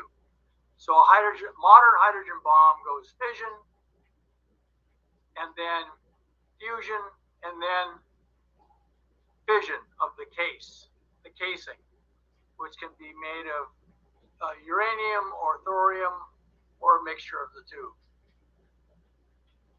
Now, if you look at the amount of potassium in the Mars rocks that we've received, the Mars meteorites, they all have very little potassium in them. They're down here, and they all have very little thorium, except on Mars, on the surface, there's a lot of thorium and a lot of radioactive potassium. So that indicates, how can the surface of the planet be more radioactive than the rocks from subsurface, which are the Mars meteorites? They're believed to have been subsurface rocks blown to Earth by impacts from the asteroid belt.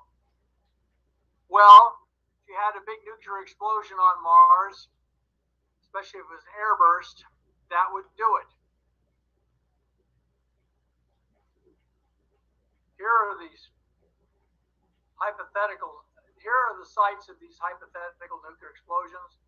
One was in Mare Acidalium, upwind of Cydonia Mensa, would have carried the shock waves, and also the fallout most prominently to Cydonia Mensa. There was a smaller nuclear explosion, the other hotspot, at a place near, it was upwind of a place called Galaxis Chaos. I'll be showing you pictures from there. And there are no craters in these hotspots. They're almost completely uncratered. This indicates that they couldn't have been an underground natural nuclear reactor that went unstable. It has to have been an airburst in midair, several kilometers up, so that it didn't create any craters on the surface. Now, if you look at Galaxis Chaos, or what is also called Utopia, because you see, for one thing, the pictures from Viking, there's a watermark on the lens. Here's some what look like ruins, and we're going to focus in, though, on these two objects here.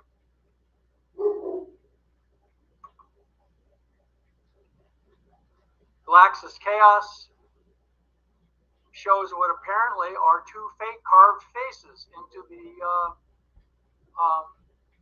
Mars landscape. And the second one, the lower one, is kind of low relief, so it disappears at certain sun angles. But the overall structure of the face is revealed in lower resolution pictures. And it looks very similar to the Cydonia face. It's about 2/3 the size of it is large. And it's now been found in multiple pictures.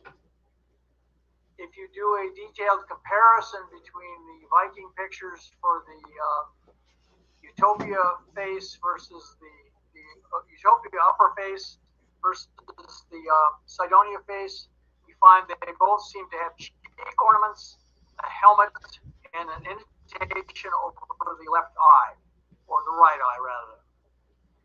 Anyway, now in 1998, with great fanfare, the U.S. government took a new picture of the face on Mars. This is what they released, unenhanced, uncorrected for. You'll notice the crater is elliptical, not round, indicating they're not taking this picture from above the face, they're taking it from the side.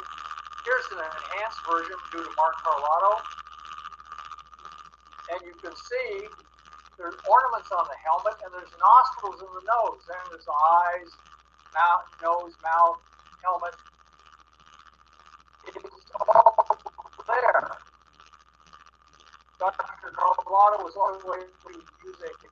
We can see there's ornaments on the helmet, and there's a nostril on the eye. And shading out with them to then stretch the new image over that three-dimensional model and rotate it so we can see what it would look like from above. It looks like the Lion Man from Wizard of Oz. And you can see there are clearly two nostrils in the nose and more details on the helmet.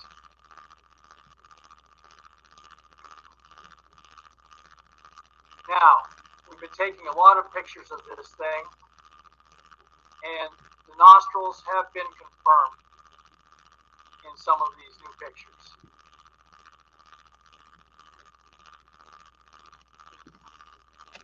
Here's Mars Odyssey, 2001. That's under control of University of Phoenix, and therefore didn't go through JPL, and they could release whatever pictures they wanted, the way they wanted them.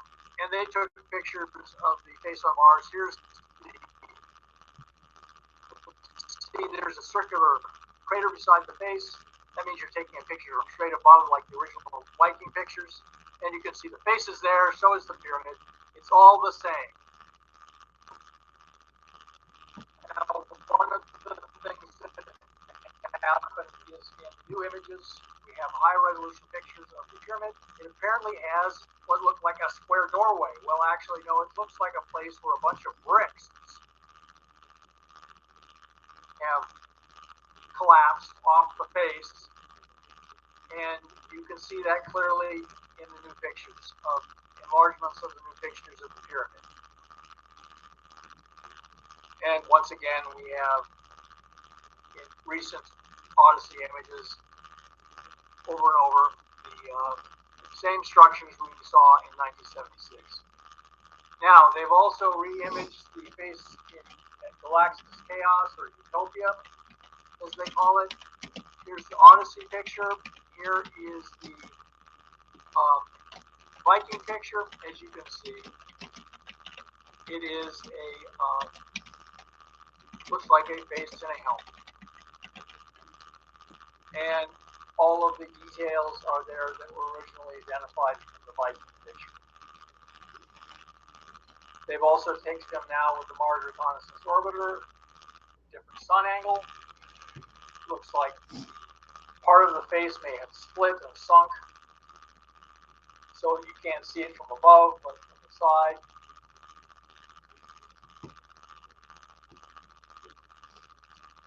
But if you zoom in, because the high MRO images are so precise, you can see that around the nose there are symmetric nose ornaments. So we published a hypothesis in 1991 based on the Viking data. Mars had Earth-like climate, life, and evolution. Mars developed humanoid, indigenous level of civilization, approximately Bronze Age level of technology. We don't know its level of technology. All we know is we see some massive ruins. It'll take a detailed investigation with boots on the ground to figure out what its real level of civilization was. The sites of civilization were located near the shoreline of an ancient Northern Ocean. The civilization was wiped out by planetary catastrophe and consequent Mars system climate collapse. Now, based on the new images since Viking, it's been confirmed. Sidonian hypothesis, despite erosion of the object, is confirmed by the new images. You see symmetric details, nostrils in the nose of the Sidonia face, which is the larger face, possible cracked brickwork found on the pyramid. So, friends, we're staring at a dead civilization on Mars. It is my opinion. So, now, why did Mars die? Mars was like Earth for a long period. It survived apparently several traumatic events relative to impacts from the nearby asteroid belt, but still managed to have life and civilization occurring there, leading to a primitive humanoid civilization. At least it looks primitive. We don't know what its real technological level was. And by the way, this civilization apparently perished 180 million years ago, long time. That was before even the dinosaurs were on Earth. So I don't think there's any connection between the Mars civilization and Earth civilization, except maybe through the collective unconscious, Jungian's collective unconscious or something. For unknown reasons, Mars apparently was attacked by thermonuclear weapons from space. These were massive nuclear weapons as big as the Empire State Building. They were dropped from space. They went off as airbursts because that causes maximum shockwave damage to small structures on Earth. The only reason you use a nuclear weapon with a ground burst is if you're trying to destroy underground structures, but they were apparently aiming for the above ground structures. It would be susceptible to a magnified shock wave from an airburst. The attack destroyed Mars' biosphere. Not only did it kill the civilization, it killed all of Mars and left so much radiation that Mars would never recover as a biosphere. There's probably a tattered remnant of bacterial life on Mars. There are many signs of that, which I won't go into here. But, friends, therefore you are not alone in the universe. And not only that, you didn't have to go very far to find a humanoid civilization. You go out to the next planet, next Earth-like planet, and apparently there are remnants of one. And there's also remnants of a horrific tragedy. What does this all mean? Well, it means you aren't in Kansas anymore. In fact, you've come to realize that Kansas was stuck right in the middle of Oz, a small island of the familiar in a sea of strangeness. You're not in Kansas anymore. You're actually in a dive bar in Mos Eisley Spaceport. But as Obi-Wan Kenobi said, but watch your step. This place can get a bit rough. The real location of Kansas is shown here on this simulated map of our galaxy. The rest of the universe is like Earth. If you want to know what intelligent life in the universe acts like, turn on the news, particularly now. Government has known this since 1976, apparently, and has faced up to it. You will too.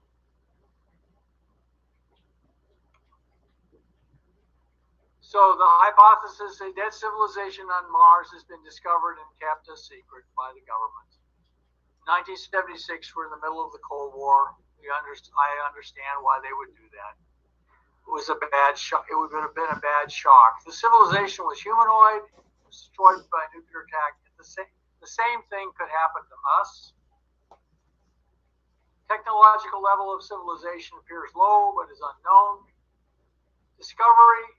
This discovery is of great strategic importance. The nation that is the first to explore those ruins will be established itself as the supreme space power. Access to the ruins is the hidden driver of the American Mars effort and the effort of other nations now. Data released to build public interest in Mars without confirming anything. Now, this is what I believe the future will look like.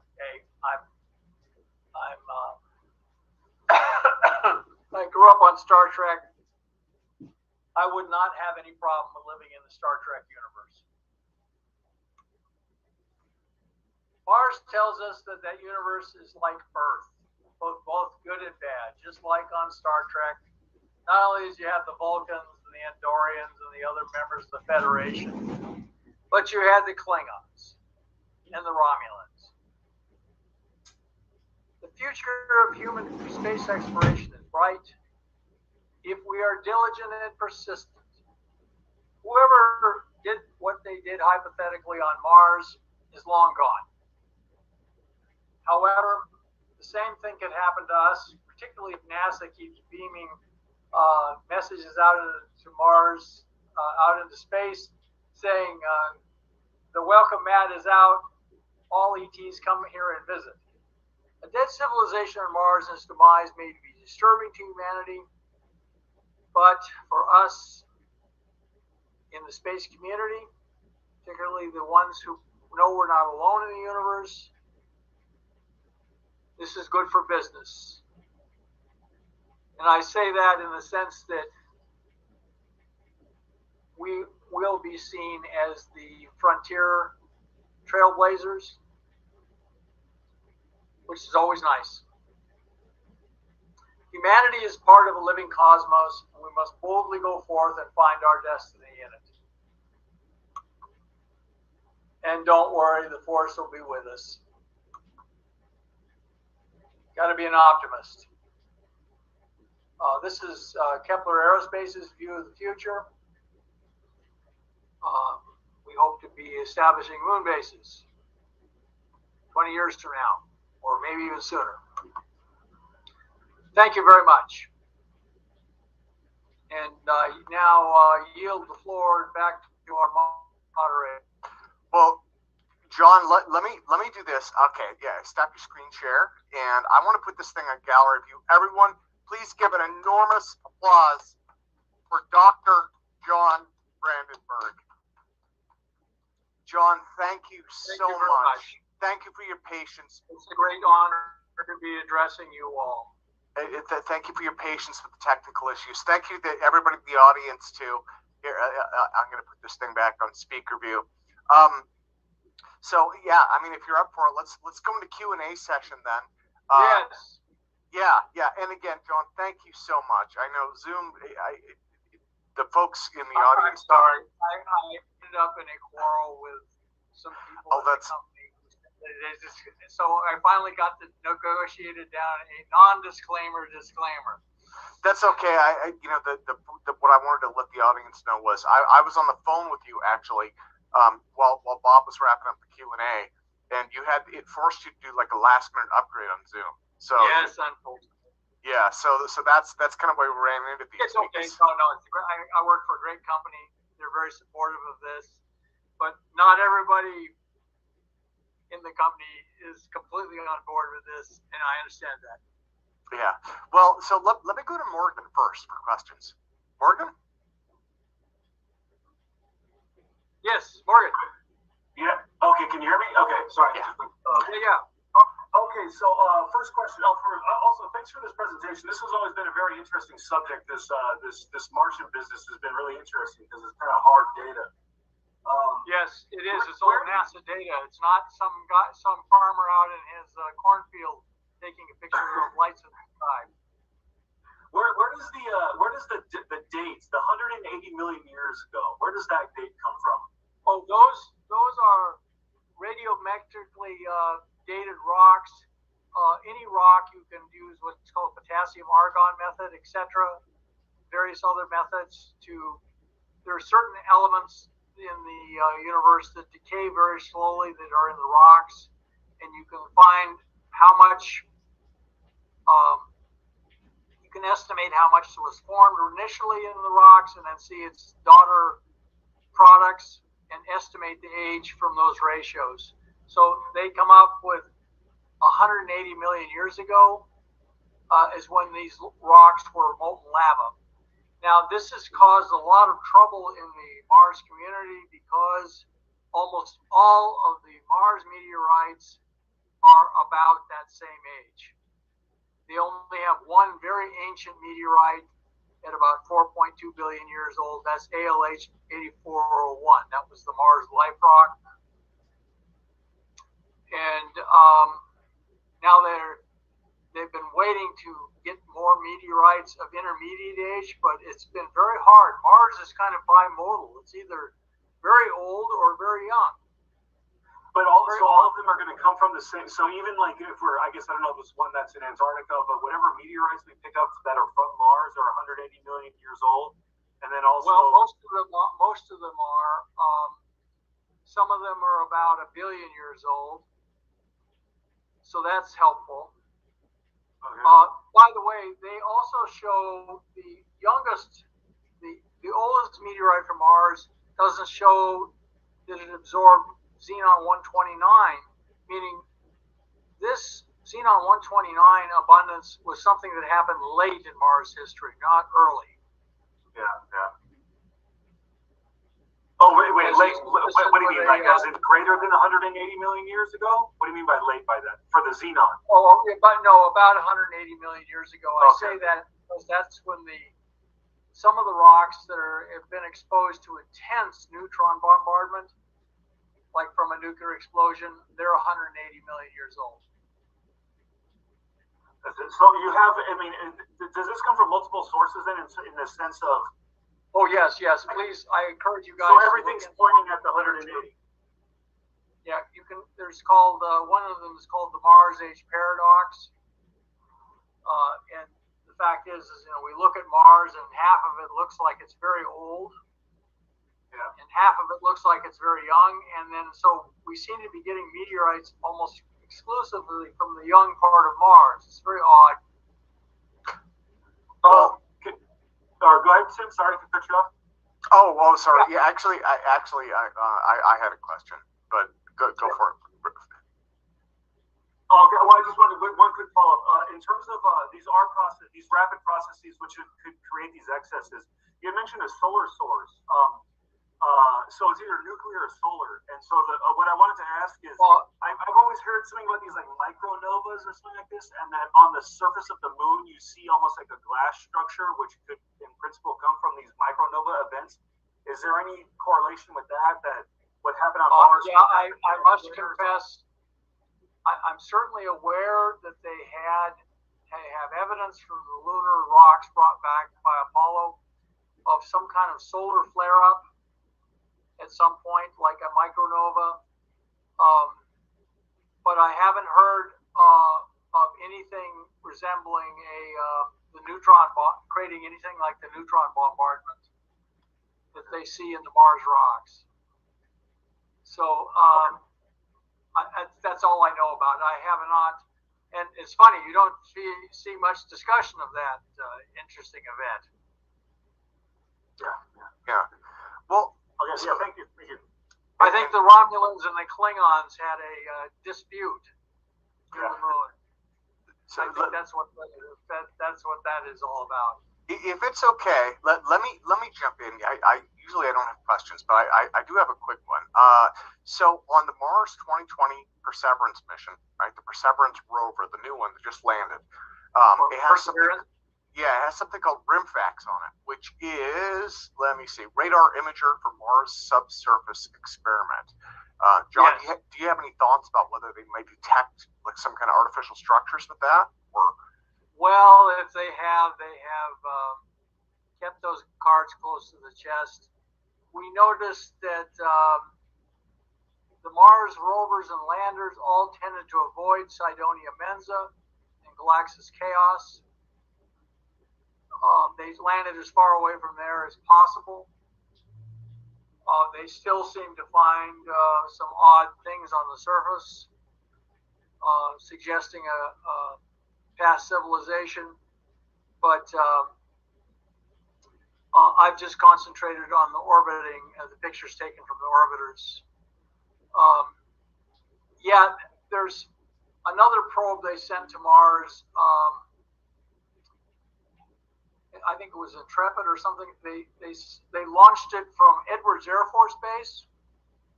Now, to somebody who's worked in the space business with the Defense Department for a long time, what that means is it had a classified payload. So they sent a classified payload to Mars. We don't know what was in it, but I think they were testing the soil for various telltale isotopes to see if my hypothesis was correct. And as near as I can tell, we're still going to Mars. So I think they've absorbed that data. And we're going to Mars. Yeah. Why are we going to Mars exactly, says the public to the government? For science. No, it's about survival. Well, John, yes. let me thank you. Let me go to Bob Greenyer next. Sir? Okay, yes, Bob. Another plasma guy. Oh, and Bob, you're muted. There we go. Yes, Bob. Oh. How can we help you? I think Bob. No, he's still there. Yeah, but we can't hear it. Asked to unmute. He's talking with his hands. I'm using sign language. There. Allow participants to unmute themselves. Thank you. My apologies. I don't know how that got checked. Okay. John, thanks for an excellent presentation, and it's very nice to see some updated images of those spaces on Mars. I wasn't aware of those. Yeah. They keep telling you, oh, they showed nothing. Move along here, folks. There's nothing here to see. And if you look at the actual pictures, it confirms everything. Yeah. So I'm sure everyone who's thought about this long enough will conclude that there's a probability of one of there being life on other planets in some place in the rest of the universe. The question is, how far would you have to go to find it? And apparently we didn't even have to I think the more important question is how much time would it take to get there? Well, and the panspermia hypothesis, right? I mean, and all that. Without going off on a tangent, that's a tangent. DNA is able to transmit. Can it transmit torsion waves through relic neutrinos? If it can, then if it can receive, then you don't need to go anywhere to have DNA transmitted. And so you can look at the work of Luc Life will find a way. Well, and if you look at the work of Luc Montagnier, he was able to record the electromagnetic emissions from the AIDS virus, send that to a lab elsewhere, and use a PCR reactor to reconstruct the virus using the electromagnetic information. So you don't need to send the DNA, you just send the wave function. Okay, so that wasn't my question, but it's an interesting sign. So I had the pleasure of hosting, I think he's a Bulgarian, Stoyan Sarg, in 2014. He wrote this Basic Structures of Matter, Supergravitational Unified Theory. He also wrote a field propulsion book and is one of the few people to have replicated John Hutchison, at least inadvertently. anyway, I think it was about 2016. He sent out an impassioned warning because he's an atmospheric scientist. That was his expertise, and he taught for many years as a professor at University of Toronto. And he calculated that if you had two nuclear explosions simultaneously anywhere on Earth, that would produce a self-sustaining vortex pair, and that would strip the atmosphere within a number of hours, which would boil off the oceans, and you'd basically be able to kill a planet with two simultaneous explosions near instantaneously. What you're telling me is a global nuclear war would be a bad idea. Just two nuclear weapons going off at the same time of sufficient size would set up this self-sustaining vortex. He'd done the maths, and it's very interesting because he then in this talk with a colleague, he said, "I believe this is what happened to Mars and how it died." Oh, interesting. And so this is the first time that I've heard anyone else talking about nuclear events on Mars, and it's also very important because you identified two locations. Now, I don't know whether he read your work and did the maths and realized that this is exactly what would happen, but it may have just been two warring parties, and they launched a bomb at each other, and they didn't realize they were going to strip the planet of the atmosphere.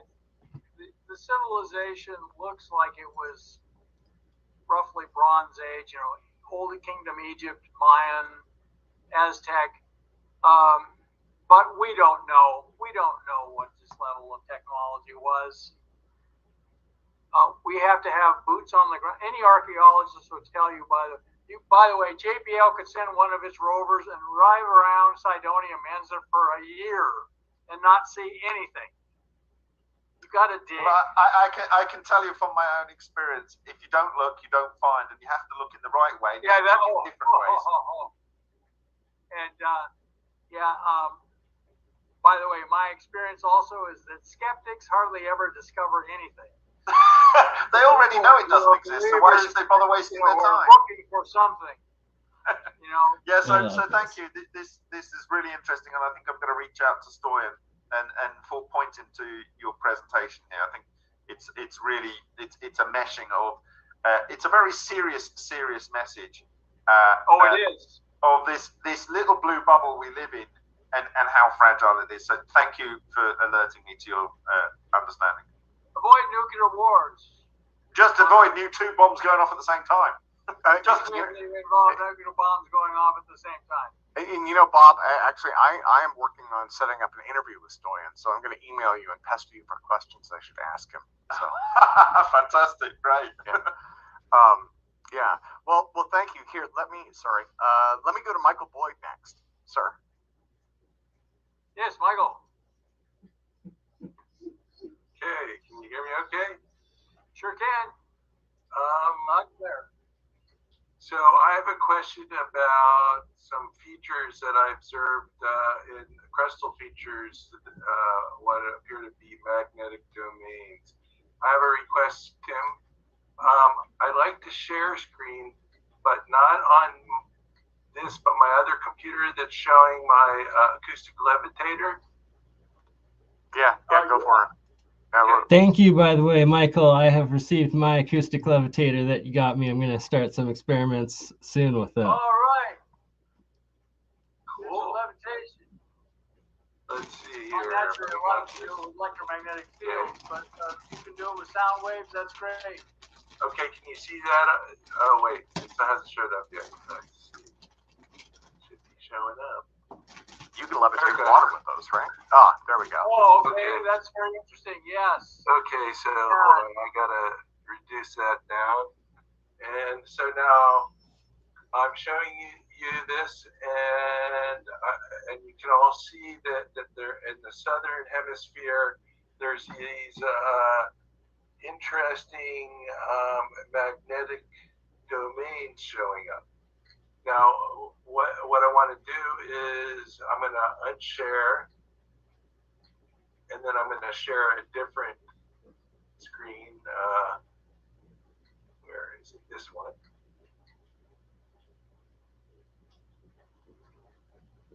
Now, do you see that?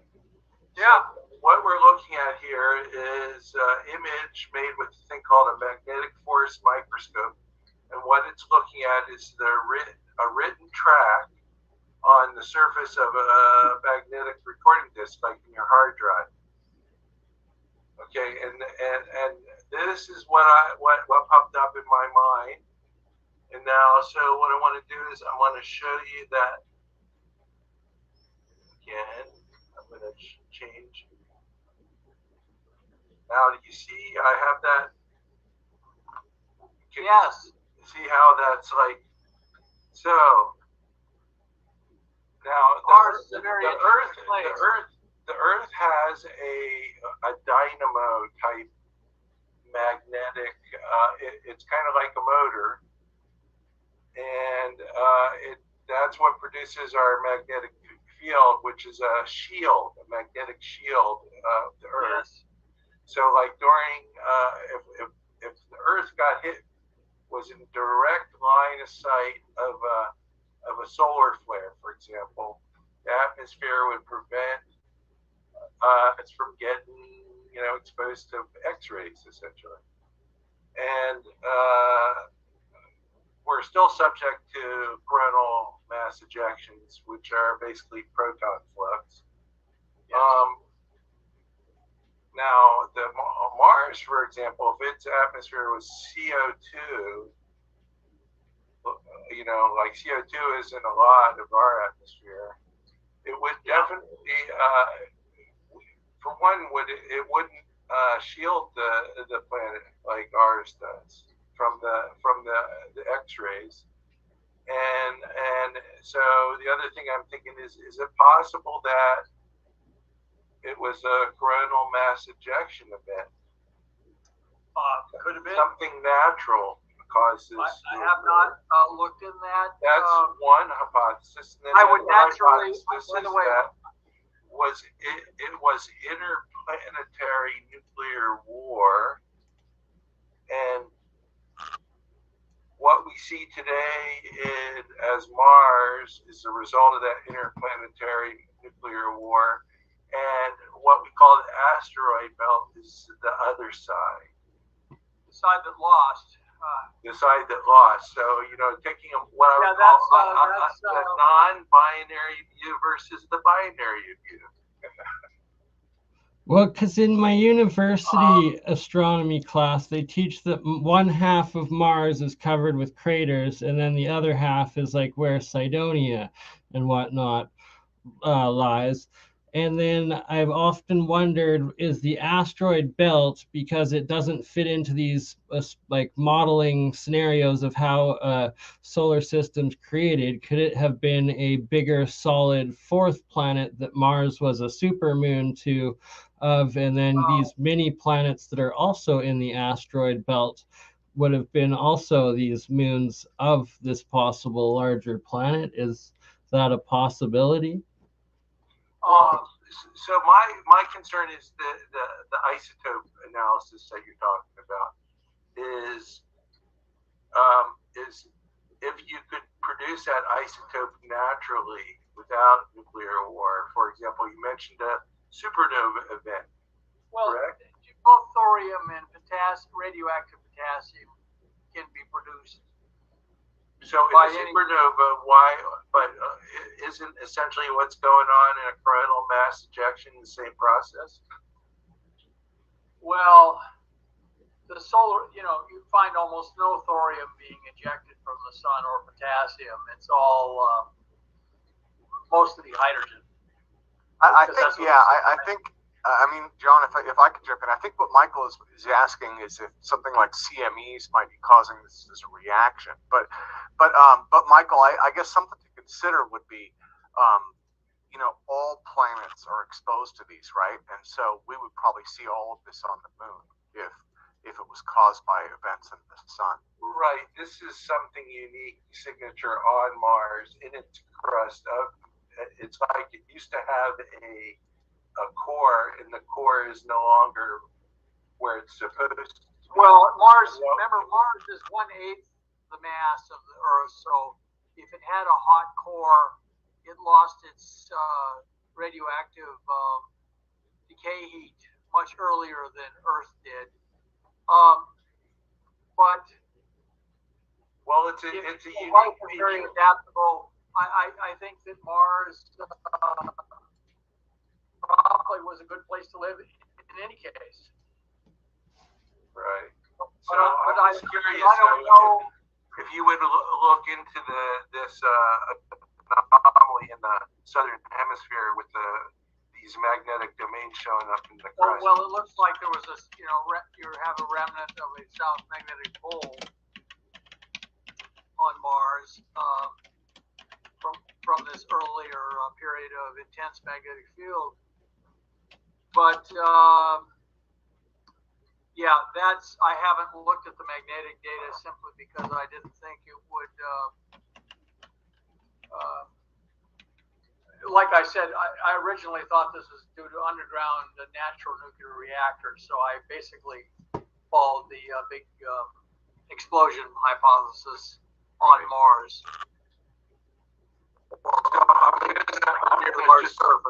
Just for the FYI, thanks for your answer. Sure. I appreciate it. I'm gonna put in the chat a link to the link to that image. Oh, so okay, you can sure. Have the source of it. Okay.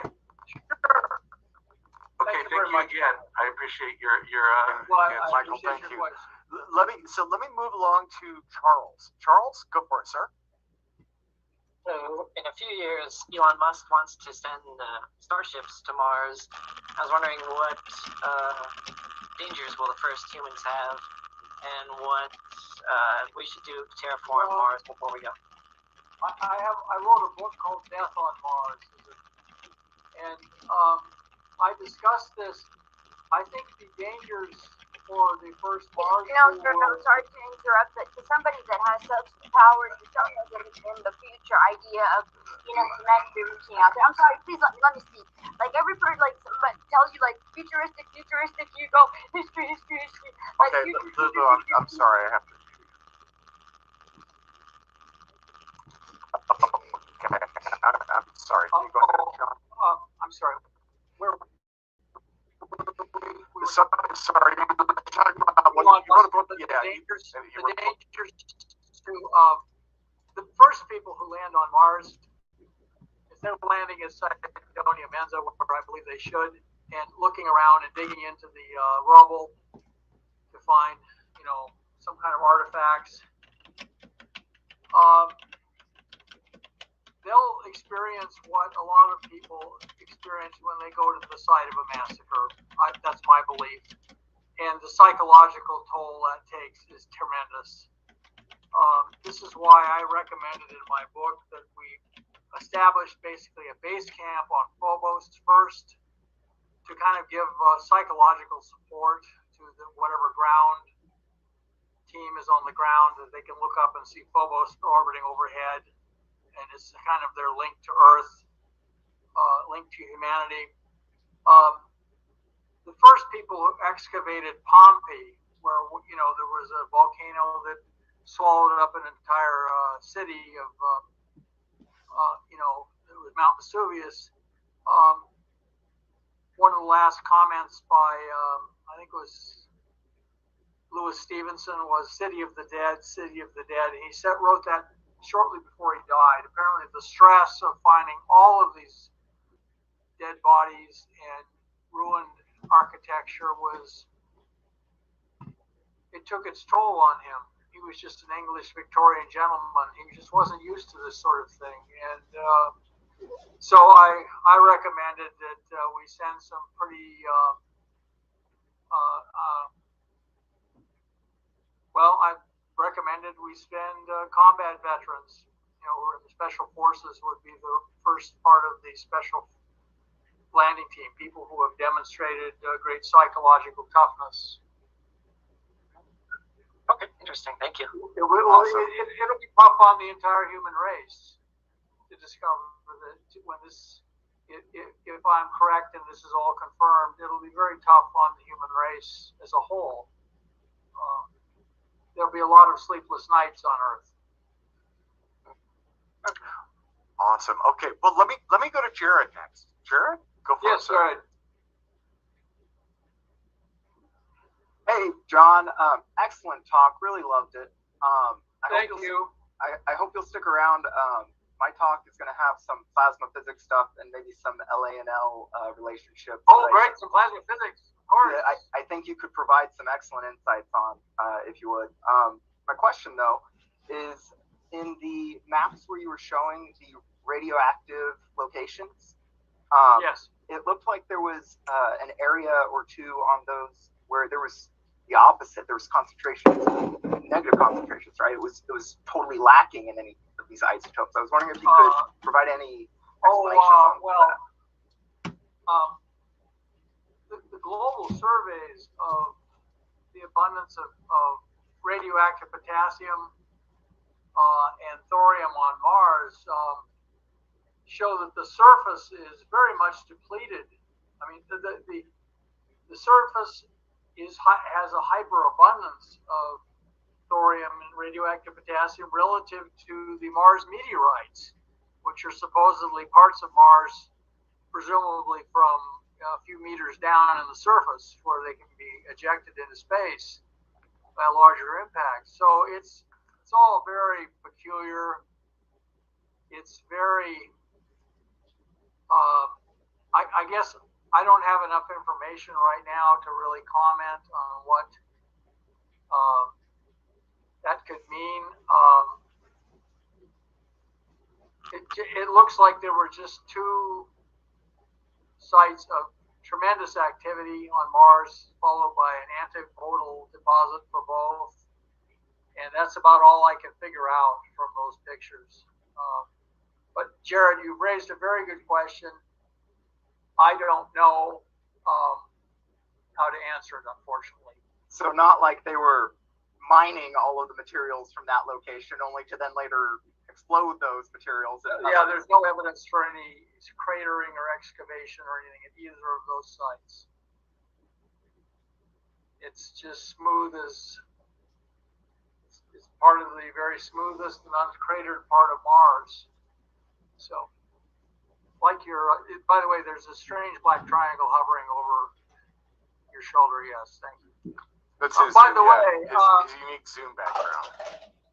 As anyone who's followed in depth the UFO question, parts of it read like a science fiction horror movie. Now, with animal mutilations and abductions and occasional military clashes, this is what we found on Mars is quite consistent with that, what we're experiencing in the UFO field, I believe.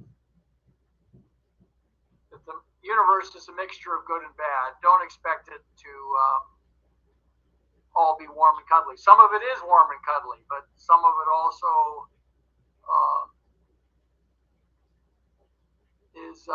can be quite unpleasant. Yeah. That's what I think. Well, thank you, Jared. Let me go to Bruce Cornett next. Yes, Bruce. Oh, Bruce, your mic is we're really not hearing faint. you very well, Bruce. Turn up your volume. Can you turn your volume? Yeah.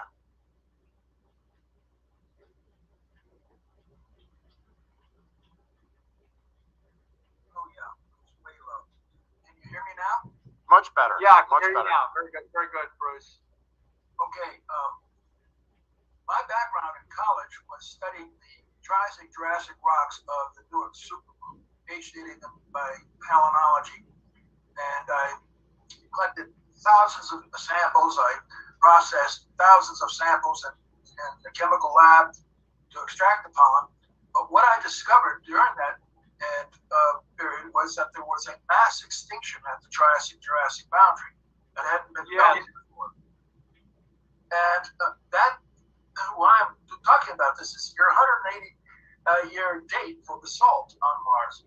Well, the basalts of the camp, the Central Atlantic magmatic province, that with the opening up of the Atlantic Ocean that occurred at that time, the age dates for there run from approximately 205 to 180 million years ago. Was this the Great Permian extinction? No, it's the Great and Triassic extinction.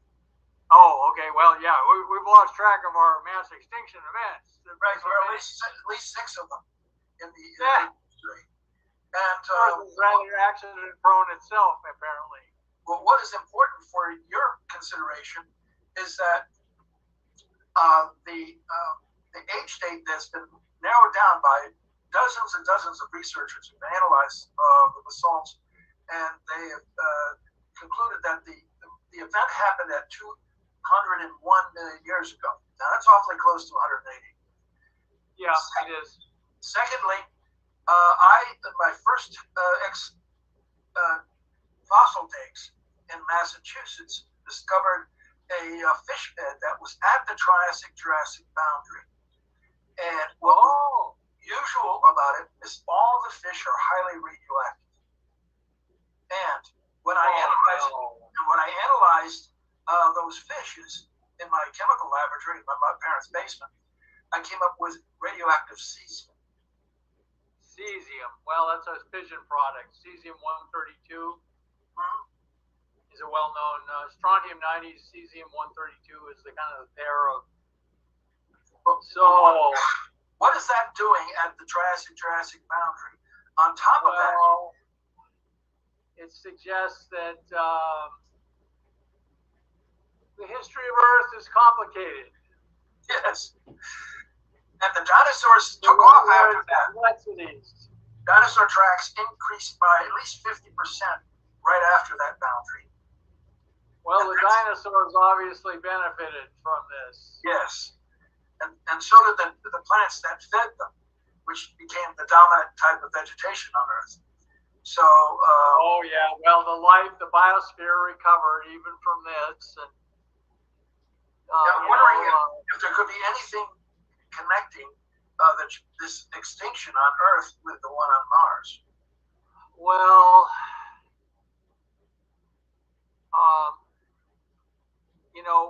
unfortunately, we're dealing with a lot of unknowns here. We have evidence for the civilization on Mars. It looks as though it was primitive, but we don't know its technological level. We certainly, if somebody came from outer space, from another star system, and decided to make an example out of Mars, kind of a pyramid of heads like the Mongols would do, it looks as though they decided to go hit Earth too then, even though there was no civilization there. Could the blast on Mars have been so energetic that it hit Earth on one side? Because the opposite side. Well, it's certainly possible, but it sounds to me as though they had a few bombs left over and they decided to just nuke Earth just to be on the safe side. A recent development by paleontologists in China showed that China, at this Triassic-Jurassic boundary, showed no significant extinctions at all on the opposite side of the Earth. But on the Atlantic side, you had all of these animals and plants being wiped out. That's very strange. Yeah, well, like I said, Kansas is stuck in the middle of Oz, actually. It's just, it's the island of the familiar in a sea of strangeness. Yes, the Oz effect. The Oz effect. So thank you very much for pointing that out. I was certainly not aware of that. Has anyone else noticed that? Put it in the literature? By the way, all of this is in the literature. I can tell you that a lot of scientists, if they find something really weird, they just don't publish it. Well, I published a paper on this radioactive fish layer at the Triassic-Jurassic boundary on ResearchGate. I'll send you a link to it. You can. Thank you very much. Okay. Yes, Bruce. Yes. I'm still here. you still hearing me? Yeah. I'm still hearing you. Well, anyway, I'll send those.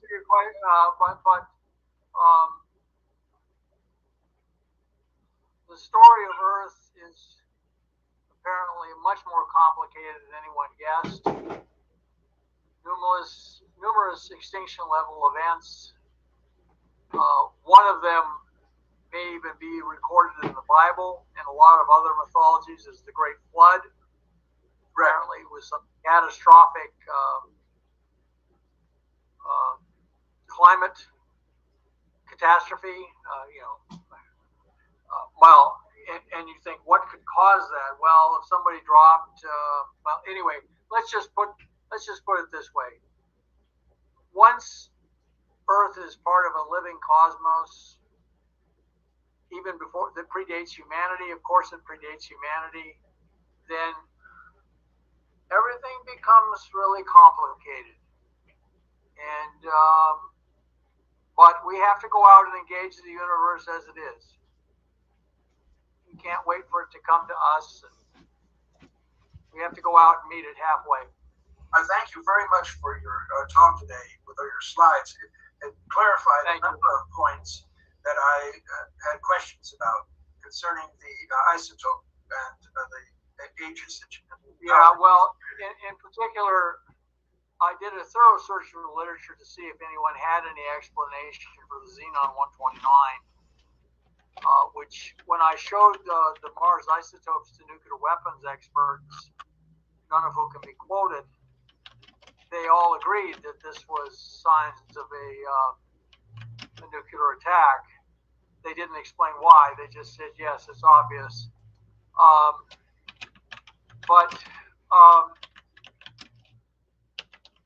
I guess since the mainstream science community has no explanation for why the xenon 129 would appear absent the xenon 132 from longer-lived decay longer-lived isotopes decaying, that convinced me that, okay, this is a real problem, a real anomaly, and we have to look for another explanation, which the nuclear explosion offered. One other point that I would like to make, if I may, I worked with Richard Hoagland back in the early 90s and saw all very good. So I'm following up on brilliant man. He made the face on Mars as familiar as George Washington on the dollar bill. He sure did. And one of the things that I discovered is that it was through an image of the DNM pyramid that Michael Hanlon published for Mars, in the real Mars. And when I looked at that picture, he was presenting it as proof that the DNM pyramid was a natural formation. And as a geologist, I looked at that and I just freaked out. That's probably why I'm going bald. Find me someplace on Earth where you have a pyramid-shaped mountain like that. Exactly. But I saw clear evidence of mass wasting, collapse, the underlying sediments being squeezed out from underneath the weight of the pyramid, and one of the ridges on it sliding down the side and creating an arc of deformation around the side of the pyramid. And I'd like to see those pictures. If you have them, you could send them to me. I have a web page out already on it, so I'll send you that. And please post everything in the comments, because I absolutely am loving all of this, guys. Amazing work, sir. Yeah, Bruce, if you could paste that in comments. The stuff. Okay, here. So I'll find. Oh my God. Yeah, and if it's okay, Bruce, I'd like to move on to Harold also, because we're starting to push out against our time. I'll just go to right. Okay. Bruce, thank you again, sir. Thank you. Okay, Harold, go for it, sir. Well, amazing presentation. Thank you. Thank you very much. To you, with all your research, which, obviously, you have spent a lot of time studying Mars. My question for you is this. Is there any analogy? What benefit would be going to Mars, like when Kennedy made a moonshot we benefited with all the great technology, everything that was developed. Now, if you had to give a speech on the great moonshot going to Mars, the same as Kennedy made the moonshot, what would it be like? What would be the justification? What would benefit would be going to Mars and establishing scholarship? What would it be like? Can you I would speak right now? I would say that based on what has been found, what the evidence on Mars of this horrific tragedy, that we are going to Mars to investigate as thoroughly as possible using people, human beings, digging through the ruins in order to increase the probability of our own survival. Our survival as a species depends on us now understanding our place in the universe and improving it. Right now we are, a young, rather primitive species, and we have to get better. We have to become like the Federation in Star Trek. That's my belief. I agree with that. That will increase the probability of our surviving. That's a good argument, and I agree with that. But let's say that we decide NASA or whatever decide to go to Mars. What kind of benefit in terms of technology and knowledge to humanity would be taking that trip? What do you think would be like? Would it be something like in Star Trek? It will lead to an explosion of all kinds of technology, from information technology to propulsion, power technologies. Everything will explode due to this, as it did when Columbus discovered the New World. It led to a revolution in Europe in thinking about the universe, and the naval, the merchant marine targeting instead of the Mediterranean, to target the Atlantic as a place to travel, and all of the things, because the Atlantic is a much stormier ocean than the Mediterranean. It led to just an explosion of thinking and technologies in Europe when Columbus made his discoveries. Oh, actually, now you've been good. I hope many are listening to you. And this is powered by the Queen of Spain, Her Majesty Isabella. Okay, so let me do this. I'm going to go to Thomas Anderson really quick. We're going to try and squeeze through here. So, Harold, thank you. Let me go to Thomas.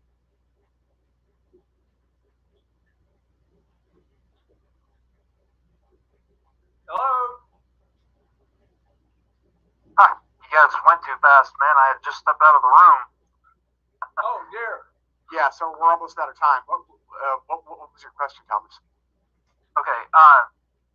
Well, the first thing I wanted to comment on was the Federation thing. That's why I've been working on replicator technology, because I don't think if we move forward toward transportation technology and weapons technology, that we can move forward, with fearlessness. Instead, we'll move forward in fear, with the most basic fear of, going without. So instead of ending up with a federation, we end up with an empire. Top-down approach. I'm half Viking, so fearlessness is a state of mind. It doesn't have necessarily anything to do with reality. It's a determination that you're going to go make your way.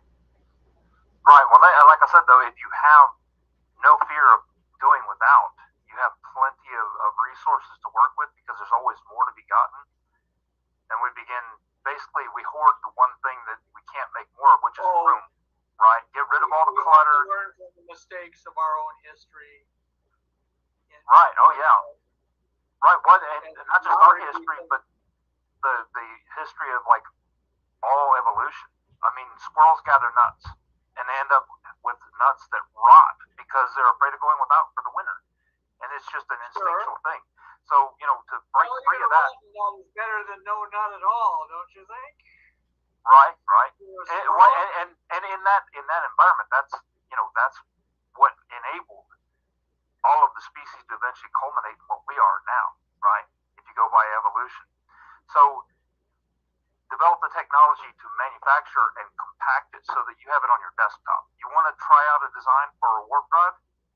You can use that device to build a bigger device and then print those parts out and try it yourself and not be limited with, oh, do I have the money? Do I have the manpower? Can I do this? Can I do that? No, you just go ahead and try it. Open source everything. Now, this is just what I'm saying for the future. You're talking about creating an environment where innovation and experimentation will be encouraged rather than and almost unlimited, because the technology I'm working on isn't just a replicator; it's a refining and energy harvesting technology. Thomas, we're almost out of time. Right. So. Well, let me get to the question. The stuff that you found there, could that stuff and those aspects of Mars not be caused just as easily by a massive amount of like mining, like strip mining and whatnot, and preparing to move because the planet is about to become uninhabitable, where they moved, say, from Mars to Earth and just stripped all that away. There's no evidence that the hot spots of thorium and potassium they were under a kilometer of water when apparently this thing happened. So the amount of time since any mining there or anything. It's smooth. Right. Okay. Well, I'm just looking at the size of the planet and the massive amount of oxidation, but yet there's almost no oxygen. It's almost all carbon dioxide that's left behind. Well, Mars is red because it's highly oxidized. You look at pictures of Earth, of the Sahara Desert, it's red too, for the same reason. Right. Okay. Yeah, that's why oxygen's the second or third most abundant element. Sagan pointed out that meant Mars used to have photosynthesis, and then quietly backed off that opinion. Well, yeah, we found oxygen on signatures on other planets, and they realized, wait a minute, carbon dioxide can be broken apart by UV rays from the stellar body too. So you can't really count on plant life being, or what we consider plant life here, to be the contributor. There might be something else. Well, what you get is carbon monoxide then. Okay. Right. Well, yeah. So anyway, yes. Yeah. So I should apologize for having to cut it short. We're at the top of the hour, and actually we have another presenter. So what I want to do is I'm going to mute everybody out here. So again, I want to put this thing back on gallery view, and everyone, please give Dr. John Brandenburg another applause. Enormous applause. Sir, thank you so much. Thank you so much. Okay, so what I want to do now is our next presenter. This is a little bit different for us, and that's why I'm so excited. But let me do an intro first here. Okay, and I'm going to put this back on speaker view. So we have tech entrepreneur Rupert Wade. He's also into high frequency gravitational waves. I've been bugging him to present on that, but today he's going to be discussing strategies that inventors can use to fund their ideas. Now, he's an experienced engineer, strategist, and entrepreneur with a passion for big ideas and the drive to see them through. He's the founder of Applaud.cc. He also holds a BA in electrical engineering, and he has some experience in nuclear power systems. So, I'm really excited to have him with us because he's done kind of the business side of things, and this is something that he's talking to me a bit about. Different strategies that inventors can use, innovators can use to find funding. So, without any further ado, Rupert, welcome, sir. Hey, how's it going, everyone? How are you? Welcome, and let me hand things over to you, and thank you again for presenting. Yeah, no problem. It is a tough act to follow. Let me say that. When we're talking about potential prehistoric life on on Mars. And then we switched gears into startup funding for entrepreneurs on a Saturday afternoon. So challenge accepted, but I will try to make this super engaging for you guys. And also, if you have any questions, just feel free to just chime in. Let me share my screen right now. Okay. Can you all see my screen? Yeah. No, it looks great. Looks great. Okay, so you see the first slide. Yeah, it's the TLDR startup funding for inventors. Yes, awesome. Yep. So the point of the TLDR, with the plug, what we do, period, on a high level, what we do is take complex information and synthesize it down into a way that's easy to understand. We do that for life skills workshops. We do that for a number of workshops that we work with other companies, enterprise clients. And so this is a 7-week presentation that we give to students that's condensed down into a 1-hour presentation, hence the TLDR. Okay, so just to give you guys a rough outline of what we cover, I'll give you an intro, talk a little bit about my background, and how, from electrical engineering to education to, alternate propulsion, how did I get here? We'll talk a little bit about traditional funding strategies. We'll define what deep tech is. Just to poll the room, is everyone familiar with deep tech by any chance? Okay, all right. So, and then we'll also talk about some challenges and strategies that deep tech entrepreneurs can work through in order to make their ideas come to fruition. All right, let's get started. Okay, so my background, oddly enough, right out of high school, I went straight from high school into investment banking. I wanted to be a doctor, but then my first internship right out of high school, I realized that there were some individuals that are making the salary of a doctor per month. So I jumped on it. The only thing I had to do was take a 6-hour test. And I worked in specifically venture financing, venture capital, where companies came in, super passionate inventors, really, really interesting teams. They come in with these super cool ideas, and I got to see from the other side and see what goes into actually funding an idea, what investors look for, right? Because having the idea is one thing, but actually making it into a product that can be marketed and sold, that's a whole different story, because you've got to go through production, right? Okay. From investment banking, I didn't choose the best time. I worked in finance from 2006 to 2009. If y'all remember, something happened around that time was like the Great Recession, right? So not the best time to be in finance. However, I learned a lot, and I got a tremendous amount of experience.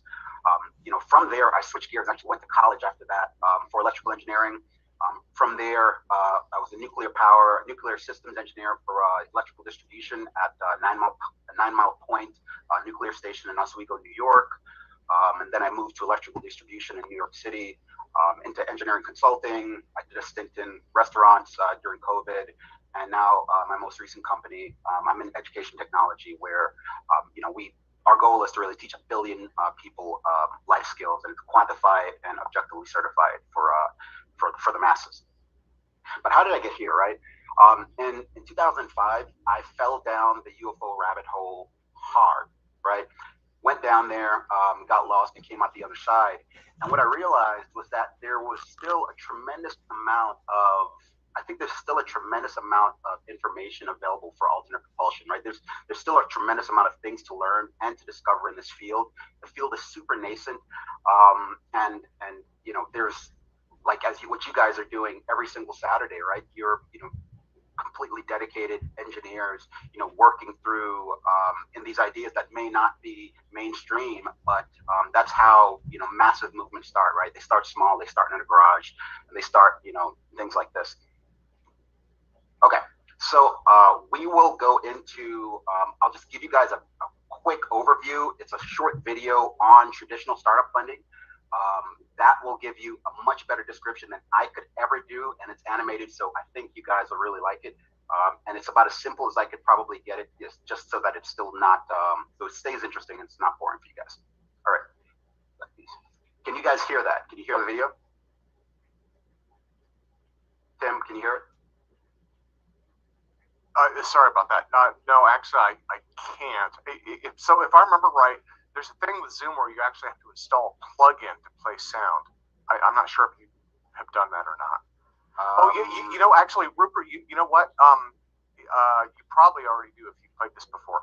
If you want to stop sharing, reshare, and there's a little checkbox for sound.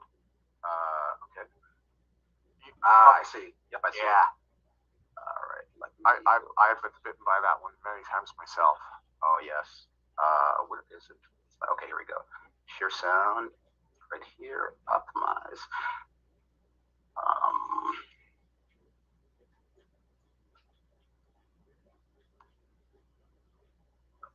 Okay.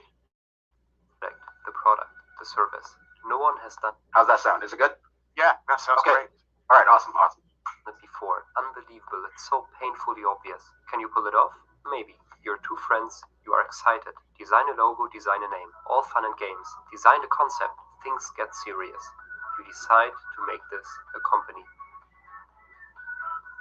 You need a structure, a legal structure. How much will that cost you? In the US, incorporating a company will set you back anything between $25 and a few $1,000s. That's in part registration fees, which largely vary depending on where you are, and legal fees, which vary depending on how fancy you need your first shareholders agreement to be. Your incorporation turns out to be on the pricey side. Also, you need to rent a server in order to develop your product. Therefore, you decide to collect some other people's money for it. This early in your venture, who on earth would give you their money? You will get it from family, friends, or by crowdsourcing it. Usually, a newly incorporated company issues 100,000 shares, which are equal pieces of ownership. You need to decide who will get how many of those. You agree on 40,000 shares, or 40% of the company, for each founder, and 20,000 shares, or 20% of the company, for a well-off family friend who buys them for $50,000. It's called an investment, and at such an early stage in your startup, it's called a seed investment. The money he pays now belongs to the company. If the company fails in the near future, which statistically speaking is the most likely scenario, you will probably never see a dime of it again. $50,000 for 20% of the company puts the value of your enterprise at $250,000, which puts the value of your 40% at $100,000. Not bad. Please sign here, here, and here. Congratulations, you incorporated your company and finished your seed round of investment. A year has passed. You're having a successful beta trial with customers. Time to hire a few more people. Rent not just a server, but a small office space. The $50,000 of seed capital only got you so far. Time to collect your first big round of cash. You will do this in a so-called Series A round. You're looking for an investment of $1.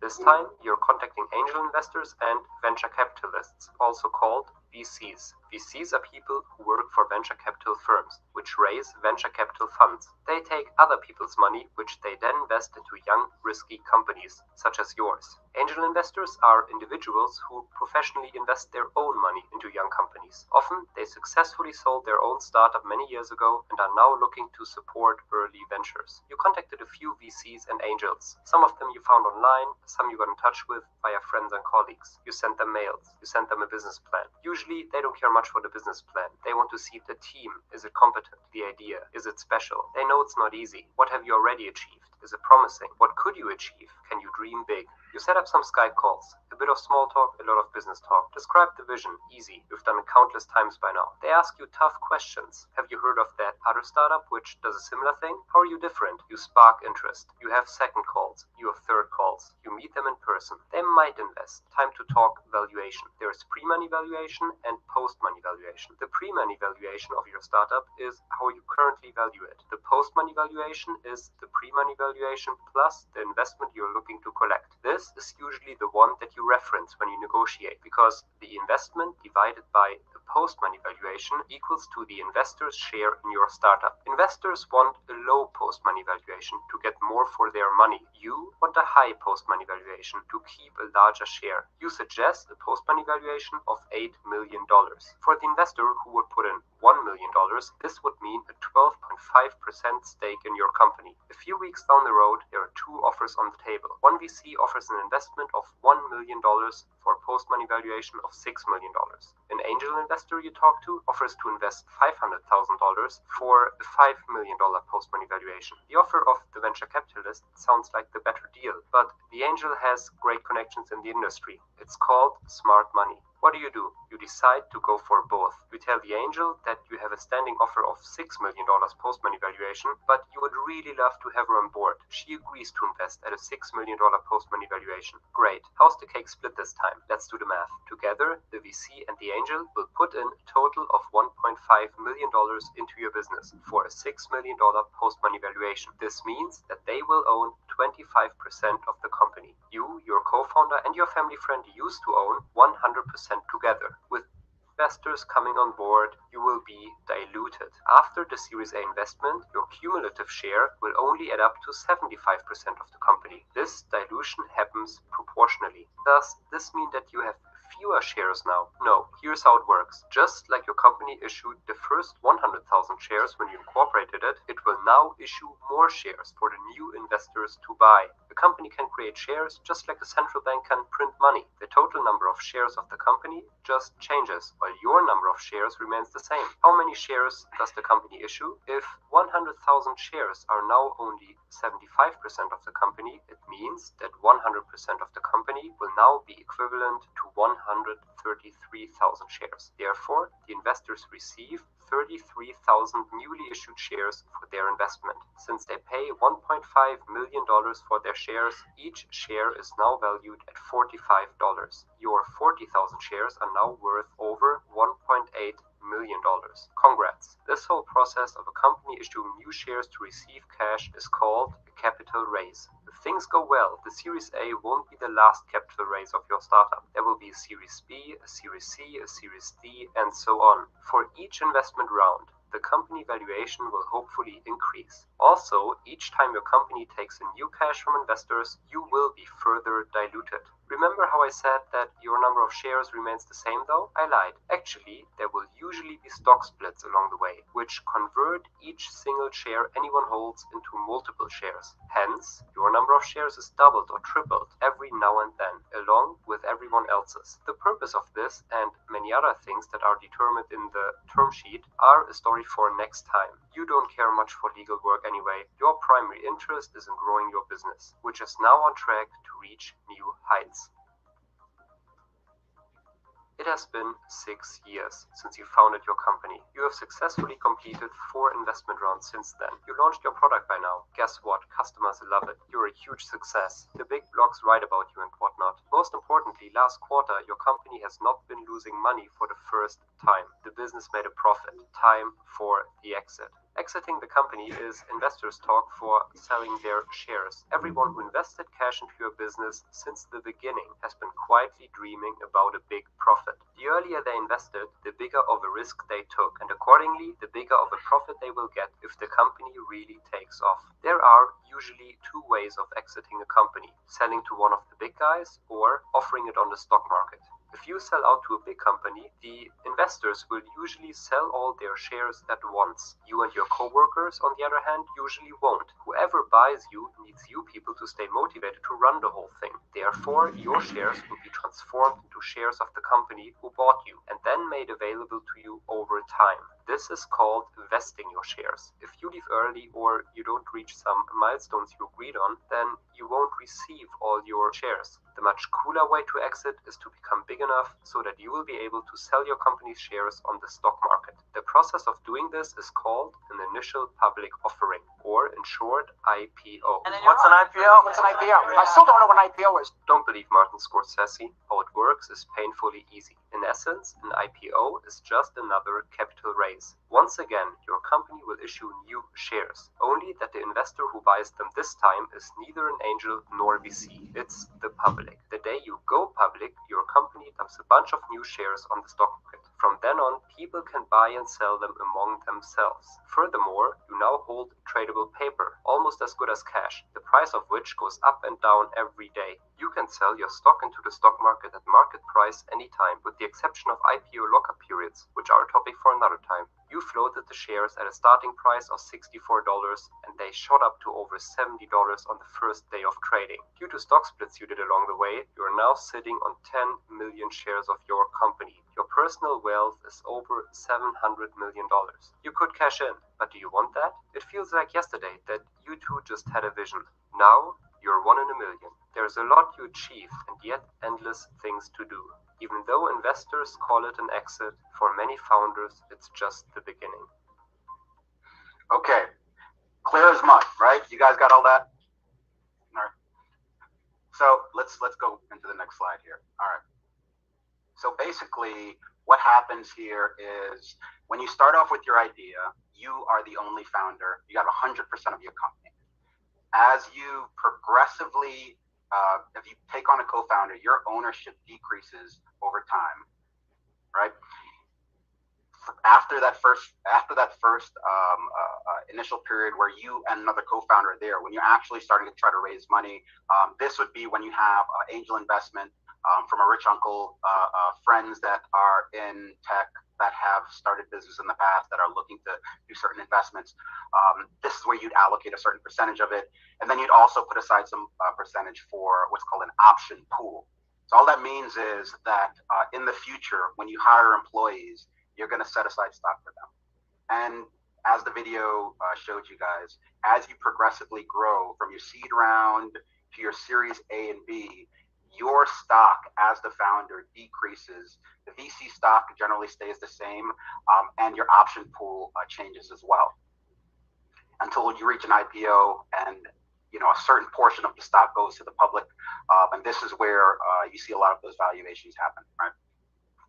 But that's just a general idea as far as like how startup funding works. But let's talk a little bit more about what are the alternative sources of funding, right? Because not everyone is going to be able to go down this route, especially if you're trying to do something new in the area of propulsion, right? These things are super expensive and they're super hard to build and potentially low likelihood of success to a certain degree. Okay. Oops. Okay, so let's talk about the different methods.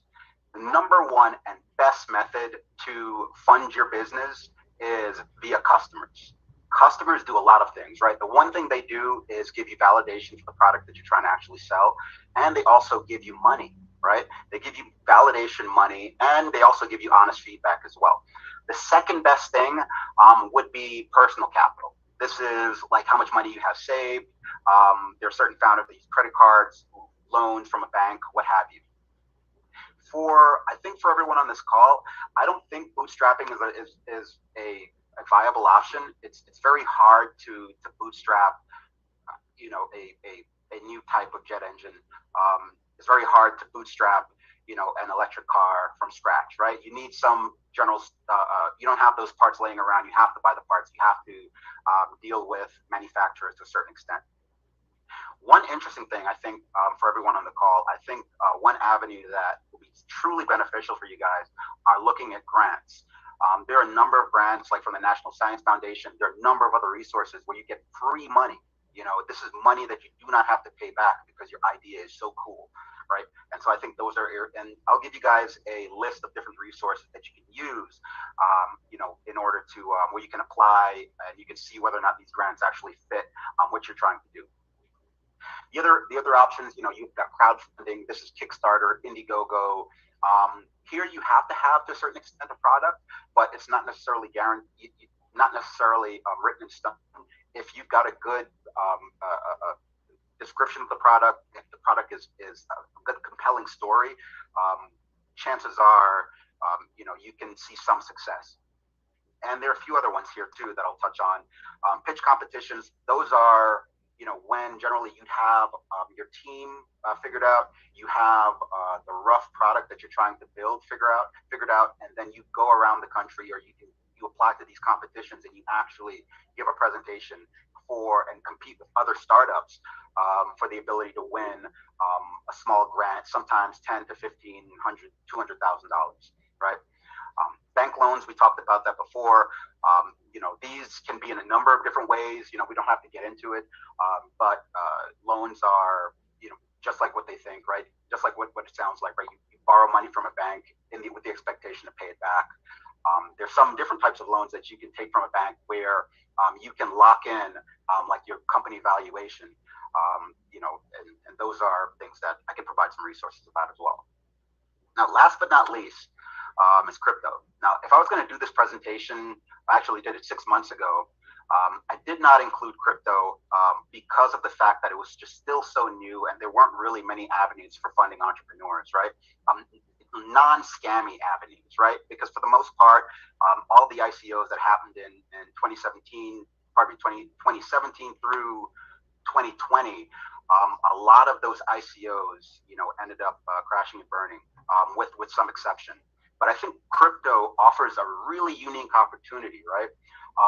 And it's really specific for a marketplace. So like in the chat, I saw that you guys were passing around, sharing links from ResearchGate. ResearchGate is actually one of those companies that is using crypto currently to incentivize the different researchers that submit academic papers. So, one thing, imagine if you had a forum very similar to this one, where, for every upvote that you get, it would be, real currency that each individual that participates in the community could be part of the upside of that company, right? So you could have an alternate propulsion conference, kind of like a civilian skunk work, so to speak, and everything would be decentralized, and it would be voted for by the people, and the people that actually get the most votes would actually be able to convert those votes into currency, which can be converted into money. So it's still super nascent, but I think there's some really interesting opportunity out there in crypto. What's beautiful about it is that it's so new that with just a little time and effort, anyone can really become an expert, because the knowledge the knowledge curve is still relatively has still a relatively low slope. Okay. So the two things, if you remember anything from this for funding, right? It's dilutive versus non-dilutive. All that means is, money that when you get it, it affects your valuation, and money when you get it, that doesn't affect your valuation, right? So a grant from like the National Science Foundation, that would be considered non-dilutive financing, because they'll give you that money for free and you don't have to pay it back. A VC investment, let's say from like a seed fund like Y Combinator, or you go to any kind of other VC firm that specializes in deep tech, they would to a certain extent be dilutive, where your valuation would be changed, and the amount of stock you own would decrease based on that investment. So just something to think about when you guys get to that point. All right. So now, what is deep tech? You guys did. I didn't get to see the show of hands. Who here is familiar with deep tech? Put your hand up, or just click the button on Zoom. Okay. It doesn't look like. Okay. All right, Philippe. Familiar with deep tech. All right. So let me explain deep tech. Deep tech is another word for hard tech, tough tech, science tech, frontier tech. There are a lot of different nomenclatures, right? There's a lot of different words to describe that. But all it means, it's something that's very expensive to build and low. And even if you build it, right? Even if you do all this and you gather the funds and put in the time and effort to build it, it may not even work, right? And, that is what deep tech is to a certain degree. Here are a number of different sectors that would be considered deep tech. We're talking AI, material science, robotics, informatics, quantum computing, drones, clean energy, space tech. I am fairly confident that 99% of the presenters that are here would be qualified as a deep tech founder, just because the areas that you guys are working in are so new, so nascent, and generally speaking, for space tech or any kind of propulsion technology, you need a lot of money, a lot of time, or you need a really, really rock solid team in order to get it off the ground. But that's not again, this is not set in stone, but just generally accepted practice. Okay. You guys have any questions so far? You guys can chime in if you do. Okay, let me just go through. All right. I don't see any questions. Okay, so I will keep going. All right, so let's talk a little bit about a few challenges in deep tech, and just kind of what you guys run into. Okay. first and foremost, startups are extremely hard, right? They are very, very hard. It's very, very hard to start a business. It's even more hard to start a startup, right? The difference between a small business and a startup company is that a small business, generally speaking, growth is fairly consistent over time, right? So, like if you have a restaurant can be considered a small business. However, if your restaurant is growing at 10 to 50% every single month, that is a startup restaurant. John, do you have a question?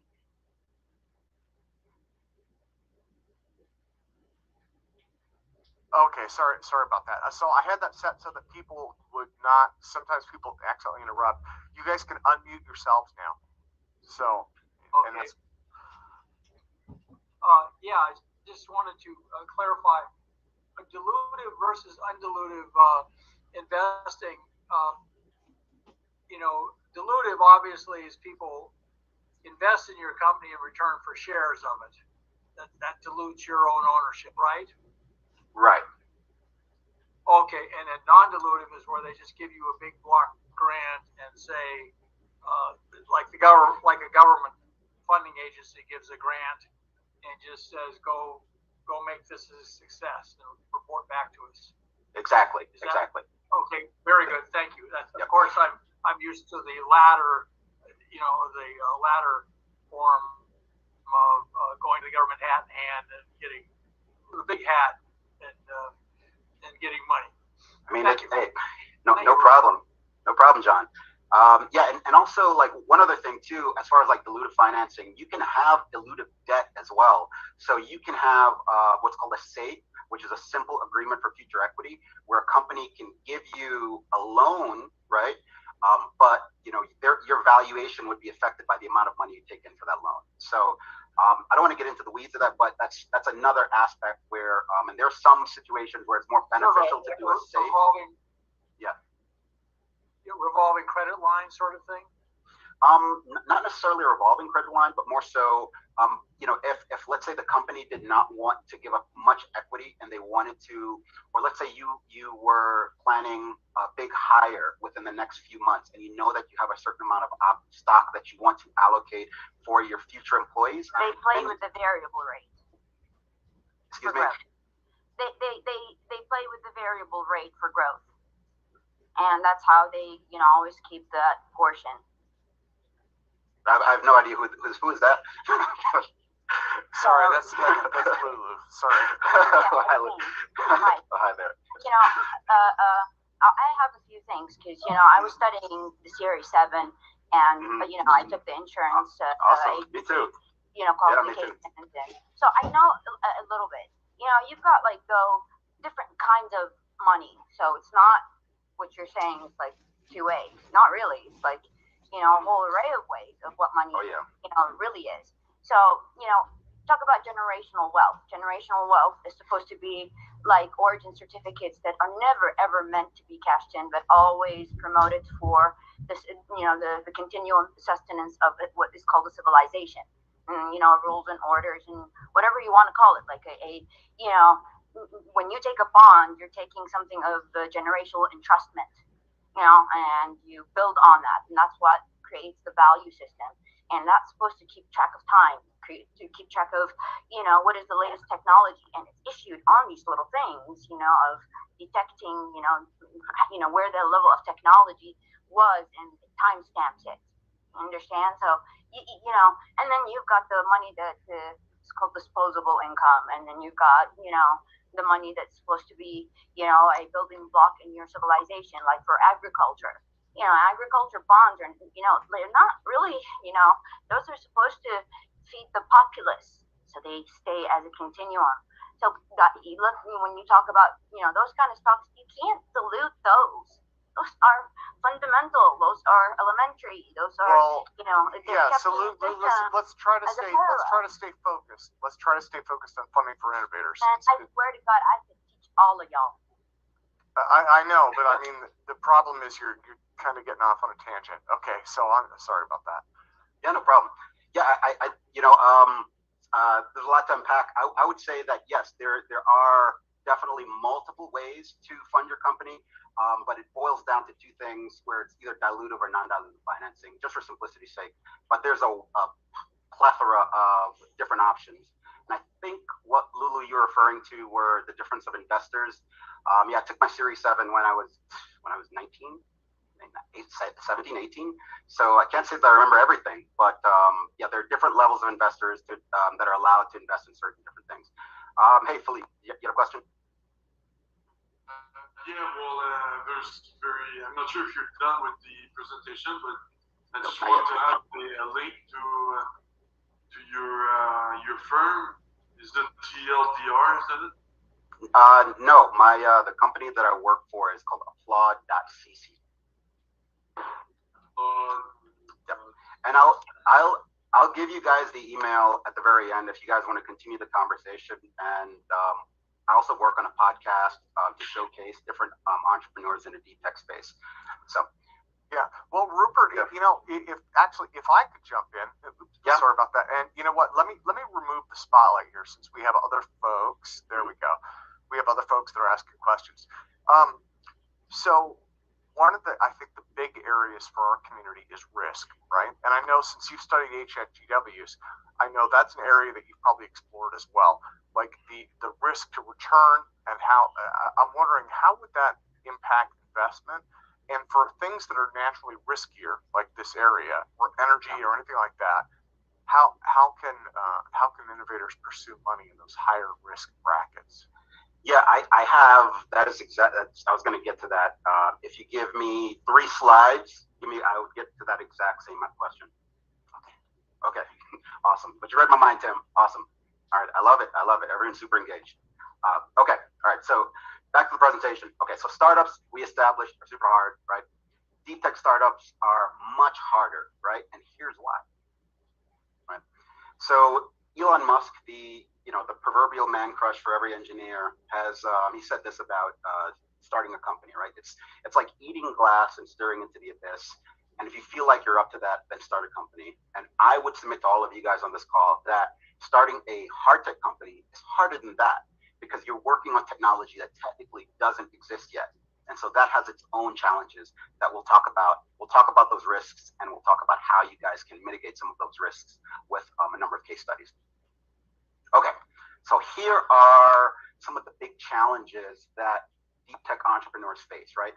The main risk, you've got technology risk, you've got a timeline risk, you've got, overall just market risk, network bias, and domain expertise. To a certain extent, the last 4 are investor-specific concerns that you'd have to deal with. And the first one, the technology risk, is basically what you'd be working on, what you guys are currently working on now as you're trying to build the future. Okay, so the big thing with tech risk, right, it's anytime you're trying to invent something new, right, something completely new, how do you prove that it works, right? And so generally speaking, you have to figure out how you want to do the technical evaluation for your specific idea, right? Additionally, you've got to determine whether or not you want to use a third party or you want to use the subject matter expert that is associated with the firm that you're trying to get funding from. The caveat in this case is that there may be a certain extent of reviewer bias, right? So let's say you were, for example, building a car that ran on water and you were trying to get an investment from ExxonMobil. It would be very, very hard for you to, I think that to a certain extent, there would be some concerns about reviewer bias there because this idea would completely undermine their entire business model. So as an entrepreneur in deep tech, you have to be mindful of that, right? The other thing is complexity. Generally speaking, these ideas are harder to conceptualize, and as a result, they're harder to sell. And so, you're not trying to boil the ocean when you're trying to come up with a new idea. You want to really just find a small beachhead. And so the example would be thinking about Tesla. when they came out with the very first electric car, they didn't come out with a number of different models all at once. They came out with the Tesla Roadster, and they used the funds from that to move into adjacent markets and to progressively build out their manufacturing. But if they tried to say, hey, we're going to build an SUV, we're going to build robots, we're going to build a sedan, a mid-sized car, and a hatchback all at once, the company would have died before it even got off the ground. And the last big risk that I see for deep tech entrepreneurs is what's called the intellectual property risk, right? To patent or not to patent, right? That's the big question. And there are different situations where they could be beneficial, where it might be beneficial to have a patent, and it might be beneficial to not have a patent as well. When you do create a patent, you are basically taking your entire idea and creating a recipe book and putting it out to the public, right? Maybe that's not beneficial for you, right? Maybe you're concerned about there are certain countries overseas that may use that and take your idea and copy it, right? And so you might want to go the other route, which is a trade secrets route. But then you have to be super mindful about your hiring practices. You have to be super mindful about who you bring on the team. And then you've got to just make sure that there are a bunch of different forms of paperwork that can administratively control who has access to your ideas. All right. So the other thing is timeline, right? So the average startup, generally speaking, takes about 5 to 10 years to get off the ground.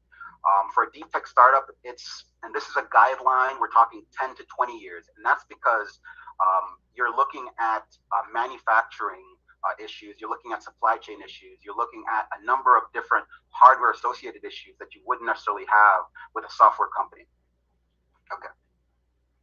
And let's get to the risk portion, right? Okay. So the other thing, we talked a little bit about the technical risk, right? Anytime you're dealing with atoms versus bits, it's always going to take much longer and it's going to be more expensive, right?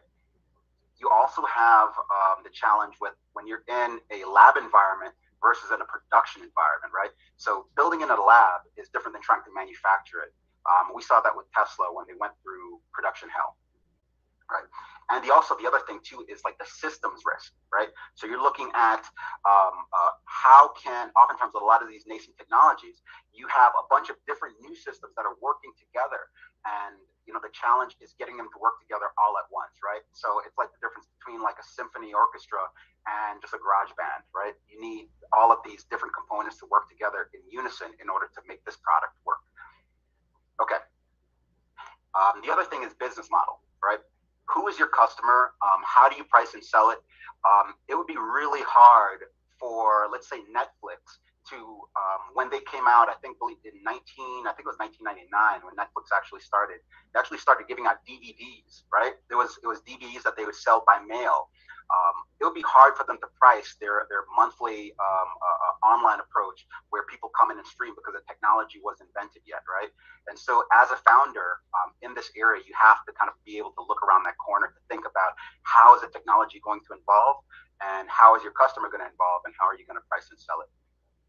And last but not least, you're looking at long sales cycles, right? So if you're building something for an enterprise client, if you're a startup, you're moving fast and you need money, fairly quickly within a 1 to 2 year time frame. When you're dealing with enterprise clients, let's say you're dealing with an airline, or you're dealing with a utility, or you're dealing with any of these like larger incumbent industries, their sales cycle sometimes can exceed the life of your company. And that has happened numerous times, right? And so you've got to be super mindful of that, of like what your sales cycle is going to look like down the road. Okay. The other thing here, when you're dealing with funding, right, is network bias, right? So most VCs, for the most part, they rely on their own external network, right? And their track record for knowledge, right?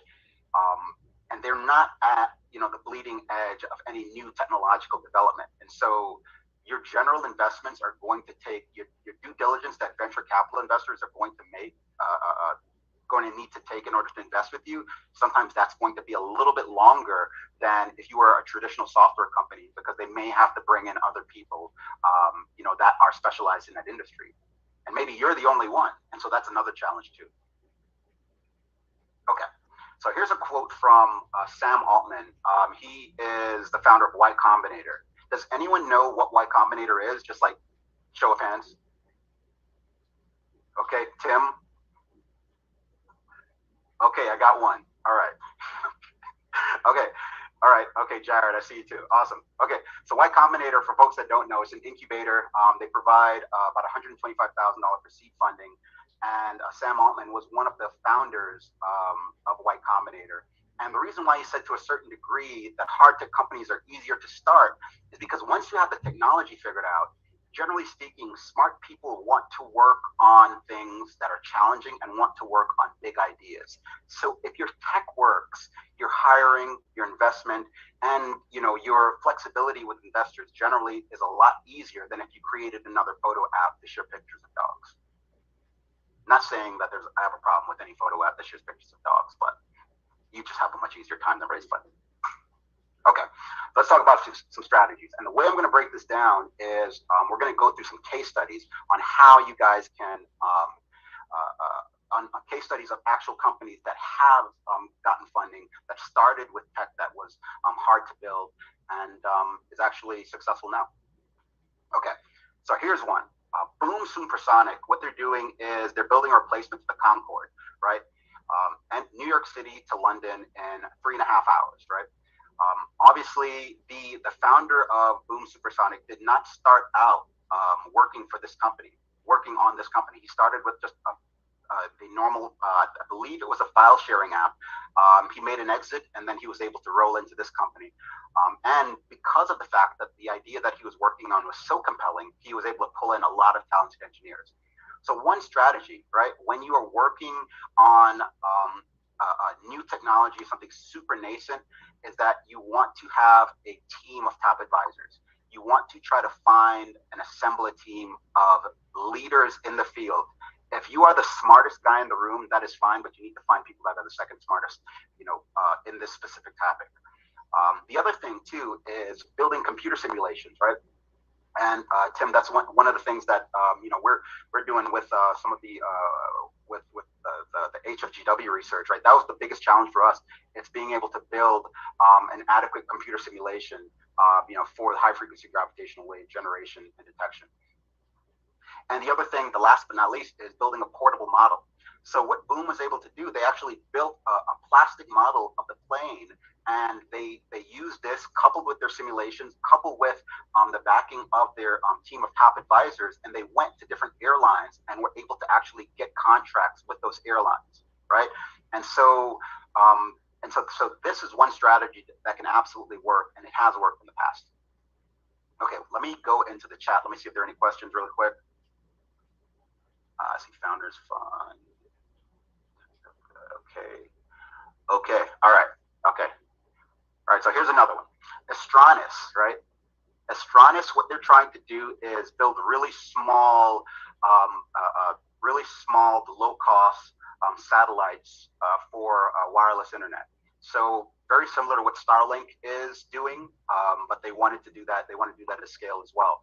So their initial, when they started, I think it was like 5 years ago, in order to send one item to space was $10 million, right? So imagine you're in your garage and you want to develop a satellite, but the only way that you can do it, you need $10 million, right? That's a big challenge, right? It's a very hard ask. So what they did, they were able to build a very, very small prototype, and they were able to launch it into space. And the total cost for them to launch that small satellite into space, granted, it was no frills, it didn't do anything. But it showed that they could launch something into space. They spent $50K on it. And that was enough leverage for them to be able to take that experience to investors to show, hey, we're a real company. We're actually working through this, and we need more funding in order to continue to build out our idea, right? And so it's being able to just eliminate that risk traditionally and systemically as you're trying to build your idea and build it out. Okay, let's go to the next one. All right, so here's another one, Ginkgo Bioworks, right? What they're doing, they're using genetic engineering to produce bacteria with industrial applications. I spent probably about 2 hours researching this company, and I still really couldn't figure out exactly what they did. This is the most simple definition that I could come up with. But however, the way they were able to be able to actually build out their company is what they did with something called pre-sales. And so they actually went around and they sold their items before they even manufactured it. And the way they did that was with something called letters of intent. And I'm going to get into this in a little bit, but I think for a lot of hard tech founders, I think letters of intent are a big unlock for you guys, because that'll do a bunch of things, right? It'll get you better at actually selling the product. And it would also, and the thing about letters of intent, they look like a legally binding document, but they're not. But customers take them seriously. So traditionally, it's harder to sell it because any customer will tell you, okay, yes, I will buy your product. But when you put a piece of paper in front of them that says how many exactly will you buy, at what date, what specs, that's when you start to get some more information. And that's when you have the opportunity to possibly refine your idea some more. So Ginkgo Bioworks is a really cool example of that. And last but not least, my personal favorite, Gravity Industries. What these guys do, they create portable jet suits. I mean, it looks, if you've ever seen these videos on YouTube, it's absolutely next level, right? Their initial idea was to create these jet suits for the masses, right, as a form of like personal transportation. But they realized at $100,000 a jet suit, it wasn't very feasible for everyone, and they couldn't get the technology any smaller.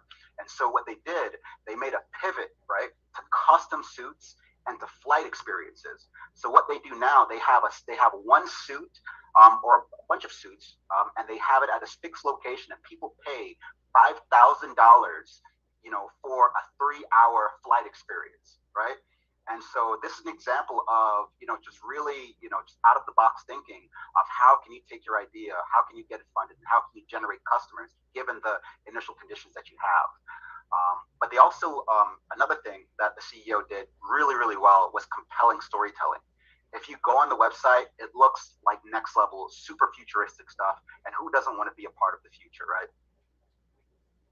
Okay. All right. So let's talk a little bit about letters of intent.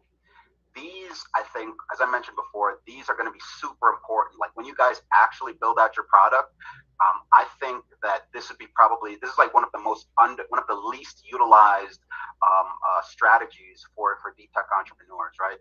Letters of intent, right? And so a good one, it details the number of units that your customer will buy, the price that they'll pay, when they'll buy it, and the specs that your product needs to achieve, right? And like, so why is this important, right? Why is this such a big deal? Why would we even need this piece of paper? Why would we need this document from our customers? Well, it gives you a roadmap. It tells you exactly what your customer wants. It tells you exactly the timeline that they want it in, the price that they'll pay, and the number of units they'll buy. And you can use this as a reference point when you go to investors. You can say, hey, we have 1,000 letters of intent from X number of customers so it shows that there's a tremendous amount of interest in this product. We need X amount of funding in order to continue to build out this next phase. And so I think letters of intent are super underutilized. And once you guys actually build out an MVP, I think this would be a really cool strategy, and it's one that's worked tremendously in the past. Okay, Tim, did that answer your question by any chance? Yeah, absolutely. Okay. Does anyone else have any questions so far? Philippe. Yeah, and we're pushing up against the top of the hour, and so, but you've mixed the questions in. Normally we do kind of a Q&A session. We can still do that. It's okay. Up to you. Okay, I'll answer Philippe's question, and I'll just keep moving up. Okay, yeah. Philippe, go for it, sir. All right, thanks Tim and Rupert for this great presentation. It's really awesome. So I did present my company on the C++ ISO mailing list at some point, and there's a lot of guys from Intel over there, and then we talked to Intel who presented them our solutions that optimizes the Python code and makes application crash proof in C++, and they said no, they were not interested, and then a few months after, they came up with their own solution to optimize Python. So they kind of embrace and extend our solution a little bit. It's not exactly the same thing, but kind of did that. So do you suggest like to partnership with other companies before aiming these big tech companies, or because if they see that you're weak, they're just gonna step over you? Right. So the question, Philippe, I just want to make sure it's, do I think it's beneficial to partner with smaller companies before you try to partner with larger companies because of the risk of them stealing your idea? Yeah, or just dumping you? Yeah, I mean, I think it all depends. I think it really depends, because what you could do, it's if you have, like, let's say you're going into an industry, in an industry where there's a lot of competition. Generally speaking, you don't want to be in an industry with a lot of competition, right? You want to be in an industry where there's minimal competition. Look at Amazon when they first started, and with AWS. Look at Tesla. So you want to have that head start. But if you are going into that industry, what you could do, you could try to play competitors against each other. You could try to work with like smaller companies, like you said, and build up some and kind of operate in stealth mode to a certain degree. But I think it all depends on the situation, and depends on what you're actually trying to do, and like what your long-term roadmap is. So I wish there was like a set answer, but that is part of the problem, right? Which what I talked about with like building a patent, with filing a patent, because it's either you file a patent and you have your idea completely locked like a recipe, which with everyone have access to it, or you can go a trade secret route. You can go the trade secrets route and potentially risk someone infiltrating your company, stealing your idea, or you trying to pitch the idea and someone making some kind of some very, very similar idea. So I think it depends. Yeah, our first solution is patented, because it's kind of we can read the code, so we have no other solution but to patent it in North America. So yeah, thanks, I appreciate it. And if you have like a contact information, that would be great. Yeah, it's on the last slide of this email. And John, then I'll keep moving.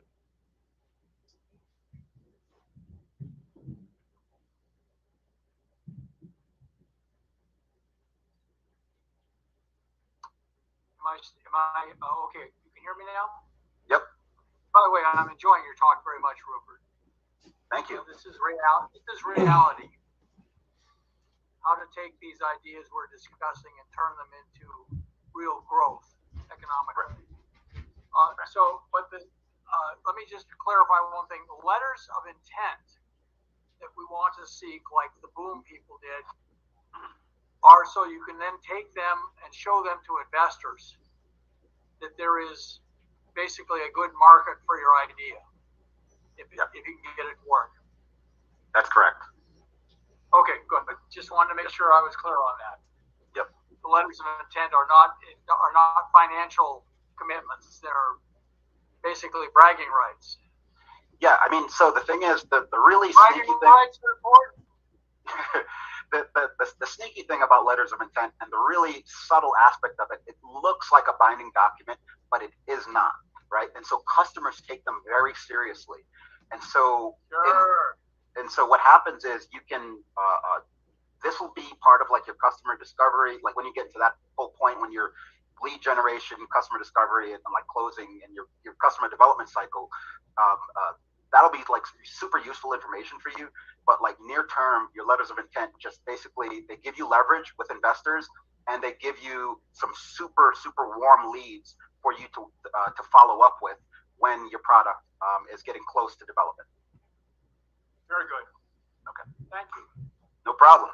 Okay, let's talk a little bit about how you guys can fundraise, right?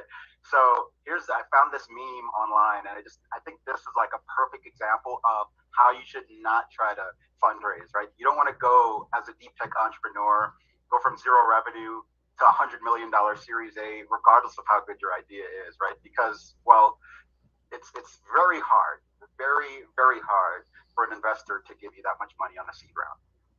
So we don't want to do that. That's not a good idea. Okay. So I'll give you an approach that I think is much better. This is generally an approach that you want to go with, right? And so as you notice, you still raise the same amount of money, but what happens here is that you break it down into steps, right? And so a good entrepreneur, a good founder, scientist entrepreneur, what they can do is develop, is get super maniacal on the milestones that you hit. So let's say, you know, you get your pre-seed round and you say, in order for me to, and you build, in order for you to raise your first seed investment, you'll have to, let's say, build out your engineering simulation, you know, to a certain extent. And then, you know, with your second seed investment, let's say you build your first MVP. And then for your Series A investment, let's say you start developing your first, you know, 10 or 15 customers. But this, and even that's not, you know, set in stone. But the whole point is, and the whole like big picture when you're trying to raise money for an idea is that each level you want to eliminate risk, right? Because like what you don't want to do is take $100,000 from an investor, and then 6 months later, you ask them for $2 million, but you've made no progress whatsoever. You've closed no customers and you've done nothing different. That is generally a sign that, you know, you're not managing the company well, and that you're not, you know, focused on growth as well. So what you want to do is just like really good deep tech entrepreneurs, what they do is they try to maniacally eliminate risk. And you want to get down to the bare bones minimum thing that you can do, that milestone that you can hit for each of those seed investments, each of those stages of fundraising. And if you can do that, and you can do that consistently, you're off to the races. Okay, so last quote, certainty of death, small chance of success. What are we waiting for, right? This quote was from Gimli in Lord of the Rings. And, you know, so, you know, I do feel like, you know, granted, you know, it's extremely challenging to be a deep tech entrepreneur, right? You're working in a field that is absolutely nascent, right? It can be a lonely road at times, but, you know, in order to change the world, we're not going to do things that are easy. We're going to do things that are hard, right? And so I have a tremendous amount of respect for all of y'all that are on this call, that are just continuing to try to build the future, because the people that think they can are the only ones that actually do. So with that, I'll leave my email, and I want to open it up for questions for all of you guys. Okay, so let's do this first. Let's do this first. So everybody, so if you guys want his email, write that email down. What I'm going to do is in just a moment, but it's rupert.wade@applaud.cc. Okay, so now I'm going to stop screen share as is customary, and let me put this thing on gallery view. Everyone, please give Rupert an enormous applause. Rupert, thank you so much. The business side of things has been completely neglected in our conference. That's something that we need to focus on. I mean, we should do so much more on that, and we've neglected that. And you're the perfect person because you have experience in HFTWs. You know this community, you know this industry, and you know funding. So thank you again. Thank you so much for presenting. Yeah, absolutely. Okay, well, so yeah, let me go to John has his hand up. Let me go to John, and we're in Q&A session now, like official Q&A session, I guess. So, John, you're muted, sir.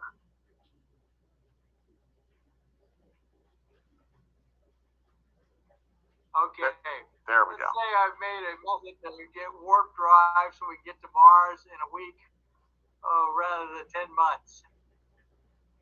Now what do I do? I got it working in my garage. So, well, that's great. So I guess you're saying if you have a working prototype, of course. Right. So if you have a garage. Yeah. I mean, so like, I guess if what you're saying is like, if you have a working prototype and you have, and you're absolutely certain that it works, how do you get funding from there, right? I think what you can start with free money, which is there are grants from the National Science Foundation. There are a number of different grants from a number of different places.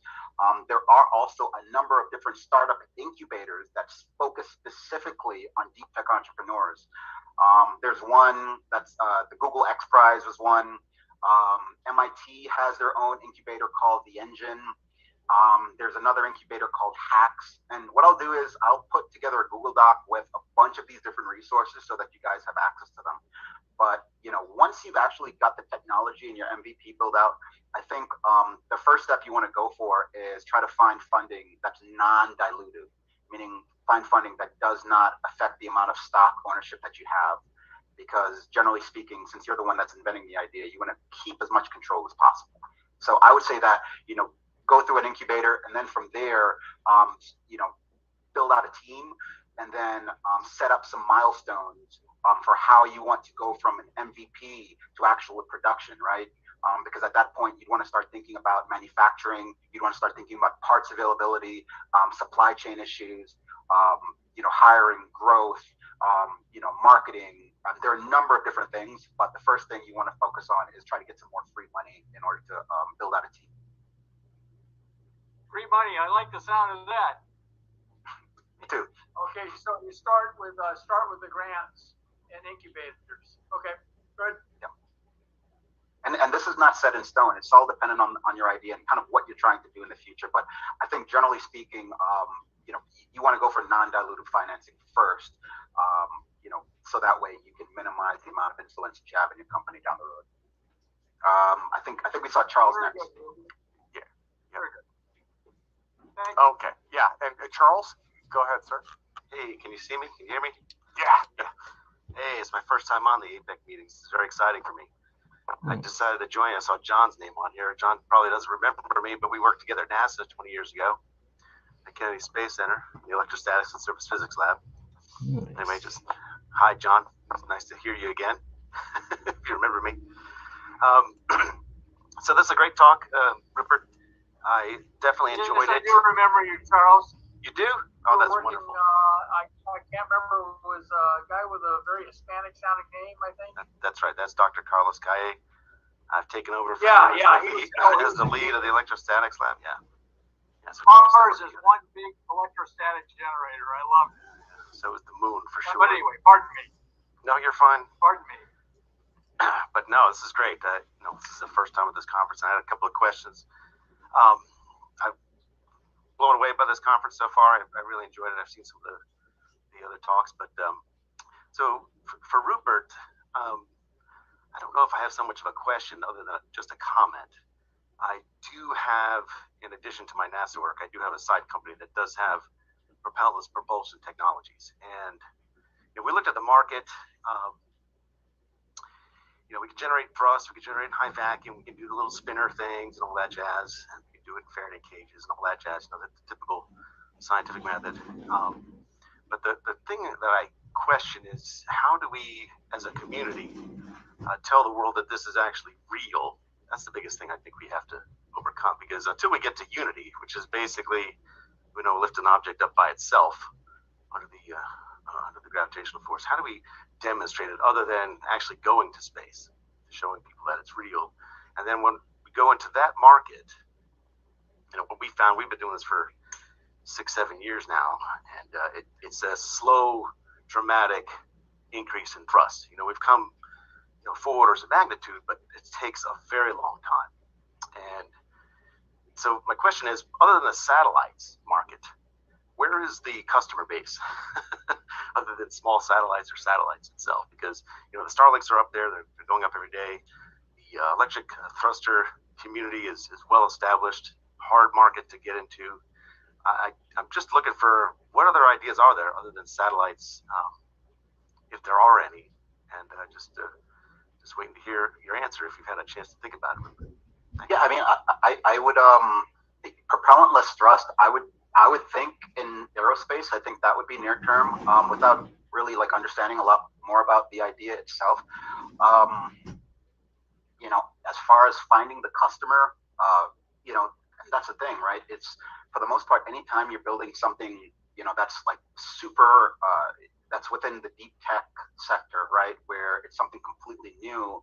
That's the challenge that a lot of the founder entrepreneurs have, right? It's finding that first customer, because it's usually what people do is what we have happen is especially if you're an engineer first, is you build the idea and then you try to find the market for it. But the really cool strategy and the pivot that a lot of successful engineers do is they find the market and then they tailor the idea for that specific market, right? But if you're looking for I would think like if you're trying to get some kind of additional interest in it, maybe getting some third party validation or some measurements, right? There's Dr. Martin Timar out in the University of Dresden, and he's built out some of the most precise propellant measuring devices like on the planet. So he's working at a university. He's a source of truth there that you could use as a reference, right? Just having some independent, I think, third-party validation of those claims, I think that'll, be very good to give you leverage in order to at least get some more seed funding and to try to build out the product and when you get some more results. And also engineering simulations as well, if you do have some. Those would help as well. Yeah, that's fine. We have the theory of the experiment, we have the modeling, we have the startup funding. It's just a question of, okay, when we go look for customers, who are the customers? Who are they going to be? Who's going to pay for this? How are we going to get into the market? How are you going to break into the market? Because until we get to Unity, there's not a huge market out there. Most of these satellites have already chosen their propellant systems, and so it's just a question if maybe there's someone else we're just not seeing what is use for this propellant technology. Yeah. Well, we can definitely continue the conversation. You can shoot me an email, and we can talk a little bit more. Just so I can try to understand a little bit more about what you're doing, and then if you'd like, we can talk a little bit and chat a little bit more in the future. Okay. Yeah. All right. Thank you. Yeah, absolutely. I think Harold. Yeah. I think Harold was next. Harold, go for it, sir. Yes. Well, the Bueller had the same kind of question. What I do is propellant proportion, and I have my device, the concept demonstrator, both patent pending. One of them about to issue soon, and I have demonstrated the thing I've been looking into, because I can provide enough thrust to move a satellite. That's the market I'm going to. My question is that several years ago I went to a incubator, and they were asking me, question like, how many cells do you have? Show me your book. Let me see the cells. And I said, well, look, I just started. I have a concept demonstrator, and I want to do this, but they said, well, no, you have to have cells. Now, what kind of question are incubator asking now at this stage? Because I have a new technology, propellant proportion. I got lucky that nobody had that idea, even though it's a well-established science. And when I wrote my patent, that's what I did. I proved what is there, the principle and everything, and I did the experiment. And I have videos on YouTube. So what kind of question are incubator asking today about somebody come out with a new product and showing the market? Yeah. So the question is just let me make sure I got the question. It's what questions are incubators asking nowadays compared to several years ago. I think it depends on the specific incubator, but the big blocks, right, is what's your idea? Who's your team, right? Do you have results, right? Were they objectively verified? And what is your vision? Who is your target customer? Now, most engineer entrepreneurs in the sector, they always neglect the target customer approach, which is why I think it's really cool to start thinking about those letters of intent, right? If you build out that MVP, thinking through it, you have an MVP, you have an actual a product that actually works. I think the big unlock would be to say, hey, we have people that are willing to actually try to buy this product. We have people that are interested in this product, because to a certain extent, incubators, they don't really know. You know what I mean? You're the expert, right?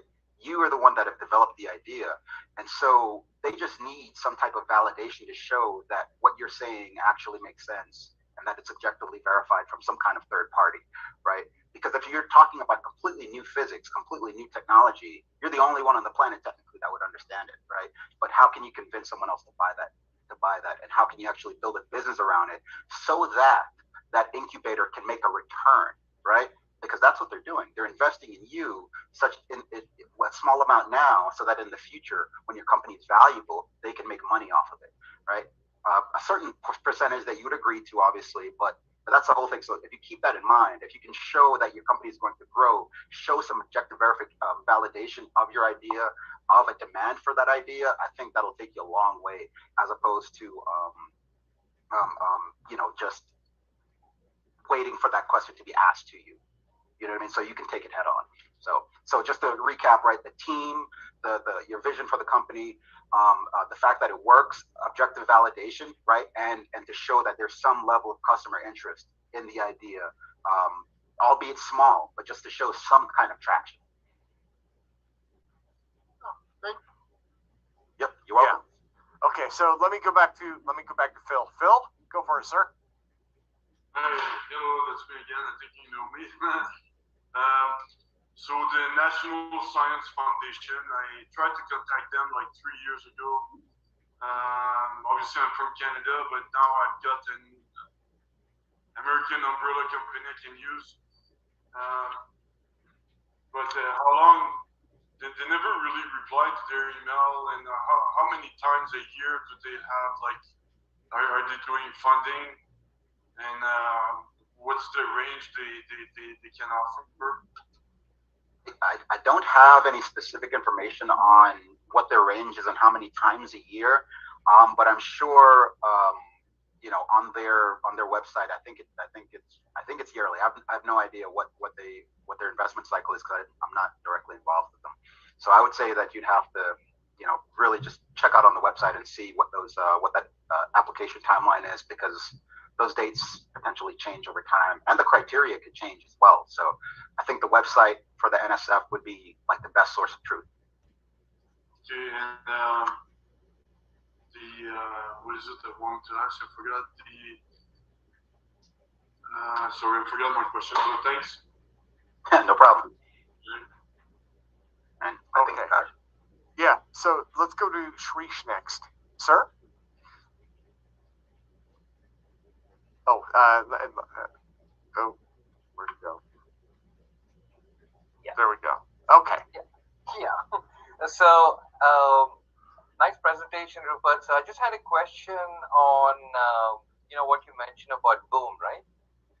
In terms of they assembled a really good advisory board. So I'm looking for some pointers or any insight into that. How does one go about assembling such an advisory board? Yeah. It's in the same way of, like, how does one hire a top tier team, right? I think there are some parallels in that advice would be, reach out to your own individual network, right? For one, you'd want to find experts that are in that field, right? Subject matter experts within whatever specific sector that you're working in. So, if you're like in high frequency gravitational waves, right, there are really only one or two experts in the field. But tangentially, right, you'd want someone that is familiar with communications, familiar with advanced communications, LiDAR, radar, and things like that. So you'd want to find people that are experts in areas that are adjacent to the area that you're working in. So that way, because like it may be hard to find somebody that's an expert in that specific thing, because it's new science, right? Like, you're the only one. So you'd want to find people that are leaders of their field and leaders in related fields, right? And just yeah. Okay. Yeah, I think that's one of the challenges. I'm sure this is a normal challenge for anyone who's doing something new, especially in this area of propulsion. Finding people. Yeah, I agree. No one in the direct, only the entrepreneur knows what they're doing specifically, but got to get that kind of validation through this advisory board, and getting that reach is the big challenge. So anyway, thanks. Yep, no problem. And social media is also your friend as well, right? So we're in an unprecedented time right now where the leverage that you have, it can be with your phone, right? So if you're good at storytelling, good at networking, you can widen your circle, and you can use LinkedIn, you can use There are a number of discussion forums. There are a number of different online communities where you can try to garner that community support, and then you can use that as leverage to reach out to some experts. So, like, for example, when I was working through, with some of the work for high frequency gravitational waves, the only person I knew was that was familiar with it was this guy named Kip Thorne. And so he actually did the science for Interstellar, the movie. And so I reached out to him. I sent him an email, and I had, I just asked him to kind of review some of the work.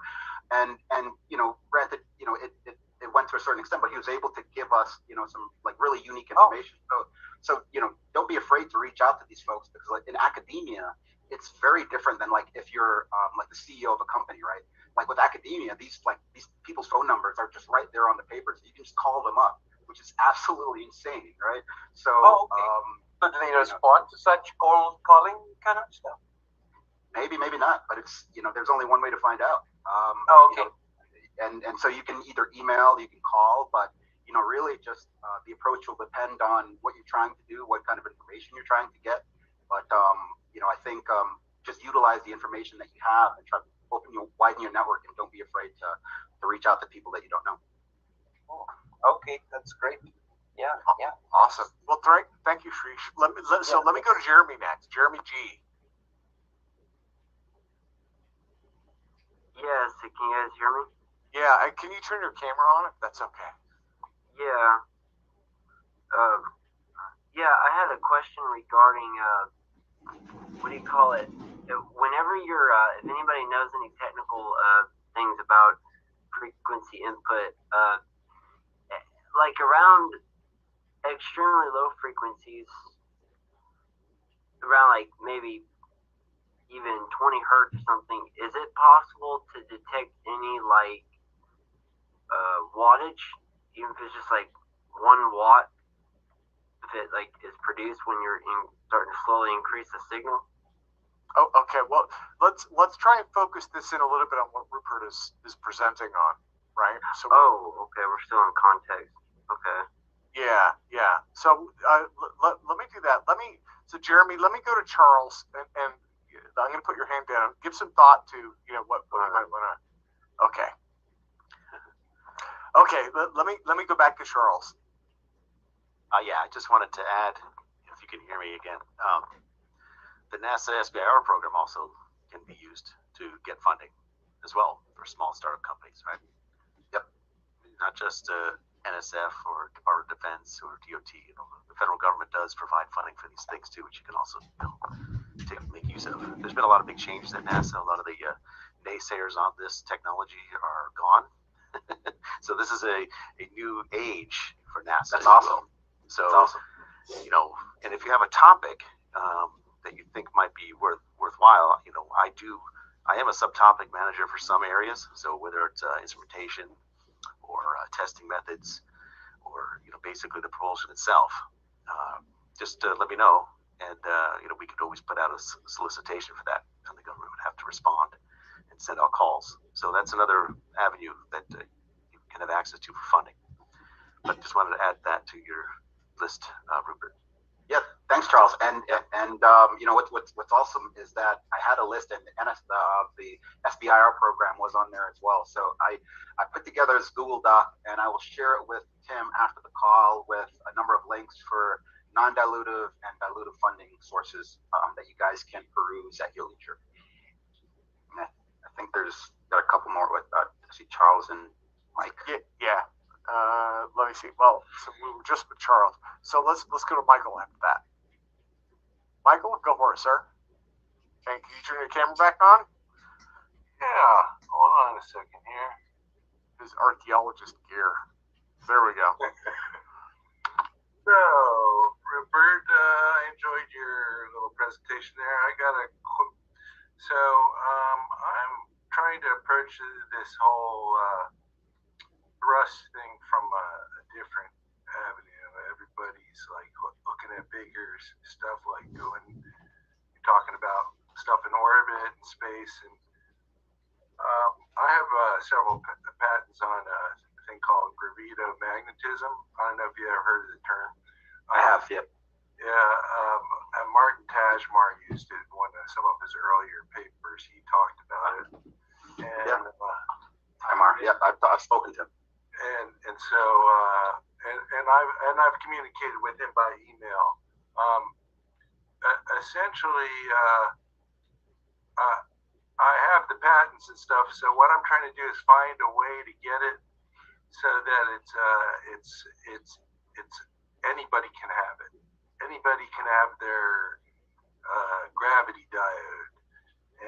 And so essentially if it'd be okay with you, would it be okay to do a share on this one, on this computer, Tom? Yeah. Tim? Are you okay with that? Yeah, go for it. Okay. Hold on, let me. There it is, share screen.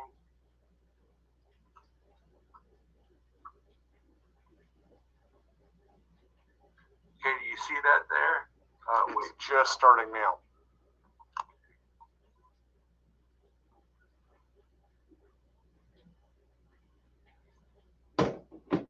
There we go. Okay. So now what we have here is an image of in your computer, there's a thing called a hard disk assembly, and it has this little disk that's spinning around, and you write on it, and there's this zone near the center of the disk where there's these little nanobumps that are made with a laser. And when your computer is turned off and there's no power, the read write head is sitting over that zone. They call it parking your head. And so essentially, what I discovered is those little nanobumps produce energy called gravitomagnetism. And so what my invention does is it takes those little nanobumps and it maps them out, and then it breaks them up into sectors. And so this is like in the background of that little figure of the nanobumps and the disk is basically the steps that it goes through to make what's called a private key. Private key is a mutable identity. It can't be changed because it's based on what's called topological features that exist only on that disk platinum. So essentially what it does is it creates a map of the surface of the disk, and then it creates sectors, and it creates a number that it then matches against a public key, like your password on your bank account, your PIN number or something like that. That's a public key. And so what it does is that your data then is essentially immutable. If somebody else with a different computer got your PIN, for example, and tried to access the data, it wouldn't be able to because the disk platinum on their computer would have a different pattern that wouldn't match. And so now the reason I want to do this is to make a new cryptocurrency, okay? That it's like Bitcoin, but instead of mining like they do now, which essentially is they have these special computers that try to solve a problem, and that's what Bitcoin uses. It uses a lot of processor and memory, and they have these big farms of servers that use huge amounts of energy.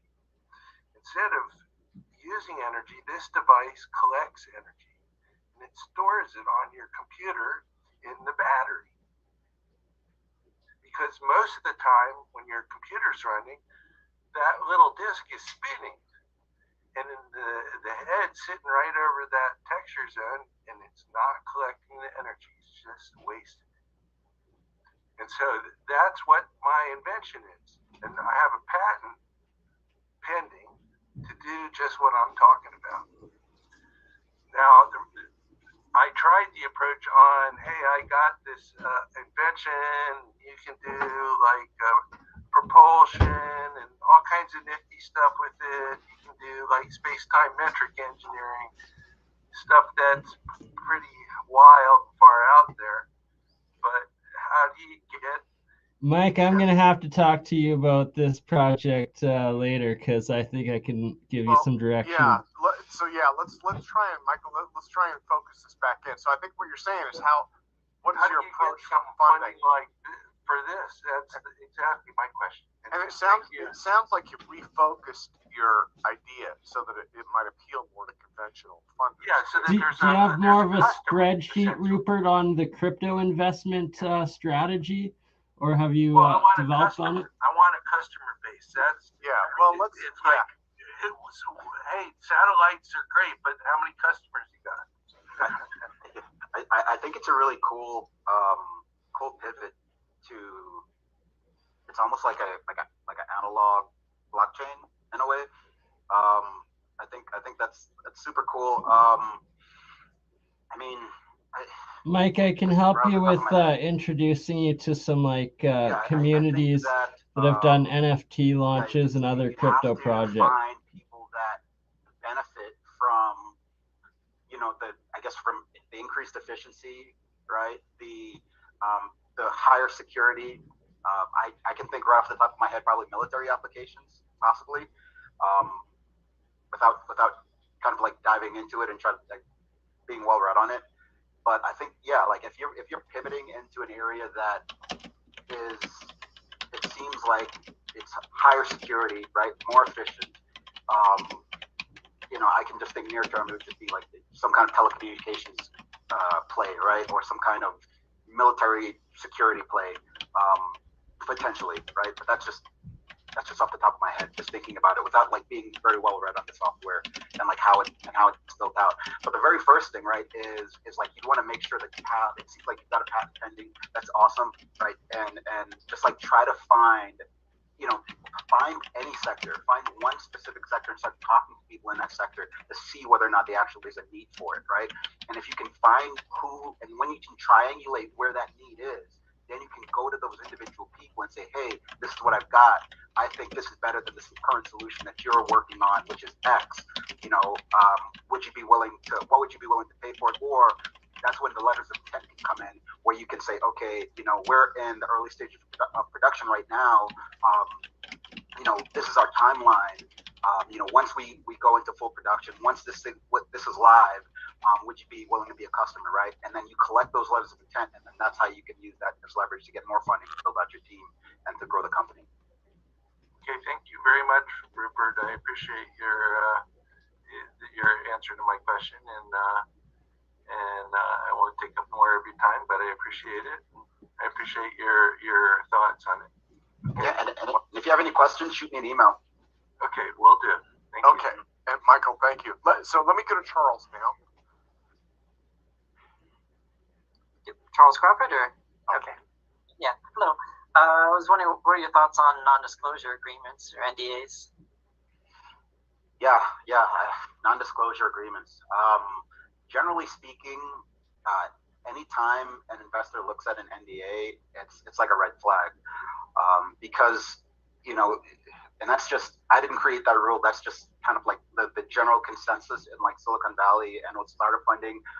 Just because there's that old school thought, right? Ideas don't matter, it's execution, right? And when you're first realizing and communicating with investors and VCs, you've got to make the process as easy as possible, right? Because here's the general flow chart of how you would reach out to a VC, right? So you find the company, the VC that you want to work with, then you find someone that knows that VC, and you reach out to them to possibly get an intro. And then from there, you would then get the warm intro from that person, and then that's when you'd send an email out with just a short, a 1 or 2 sentence description of your product, what you're trying to do, what your goal, what your mission is. If during that point you shove in an NDA, it'll kill the relationship before it starts, right? So I'm not familiar with any situations where a VC has signed an NDA. but I mean, it could have happened. But the general consensus is that NDAs are usually a red flag for venture capital investors. Okay, so you should avoid them completely, or wait till later. I think you could. I would try to avoid the NDAs. Because like here's the thing, like if someone signs an NDA, how do you know they're not going to just like that individual person is signing the NDA, right? But if they're a VC investing in like a number of different companies, how would you know that they didn't tell one of these other competitors to actually start working in technology that's associated with that, right? And so the time that it would take you to pursue the legal battle throughout that NDA, you can actually be taking that time to build your company and to innovate, right? And so I think that's the best strategy. Anytime you're dealing in hard tech, you have to be at the bleeding edge of the innovation, and you got to move super fast, because that's why, to a certain extent, Tesla, they're open source. They open source their patents, right? Because they've been moving so fast, they innovate so fast that by the time a company actually catches up to them, they're working on a completely other idea, right? So it's a roundabout way to answer your question. I wish I had a more firm answer, but you want to kind of focus on the innovation as opposed to trying to lock in just this one iteration of your idea. Because additionally, an NDA kind of just tells an investor that your idea is not going to change, right? Because your idea is going to change over time, right? It's going to evolve as you get customer interest, as you get more information, you get more money, you get more people on your team, you're going to innovate, right? And so you want to index towards innovation and not necessarily towards secrecy. Rupert, also, again, I'll step back from moderation for 2 seconds.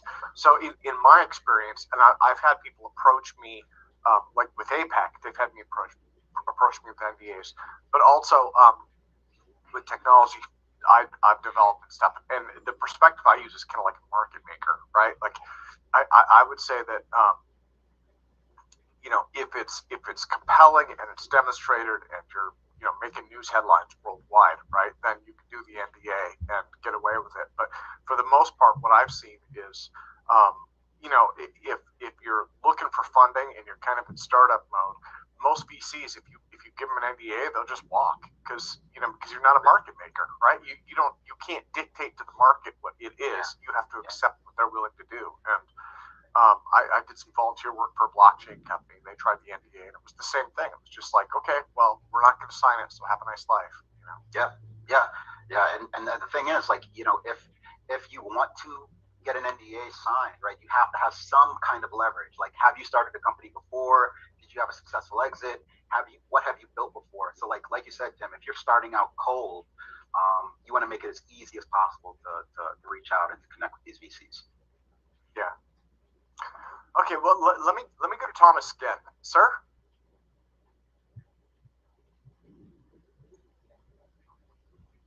Am I coming through? Yeah, you are now, sir. I don't know if this is going to work or not. Uh-oh. No camera? Well, no, the camera is mostly working. Mostly working? Yeah, it's upside down. Oh, am I? Weird, okay. I've actually got the camera upright. I must have inverted it at some point. I thought it was like a new invention. Yeah, that was like No, just misuse of an old invention in software. I was just going to say, on the NDA thing, if you have to get somebody to sign an NDA, you're explaining it far too in depth that you're going to basically overload the person with information, and they're going to zone out long before they ever get to the point where they, show an interest in actually jumping in on it. So you're probably not going to give them enough information that they could use that information to go and spill the beans to someone else anyway.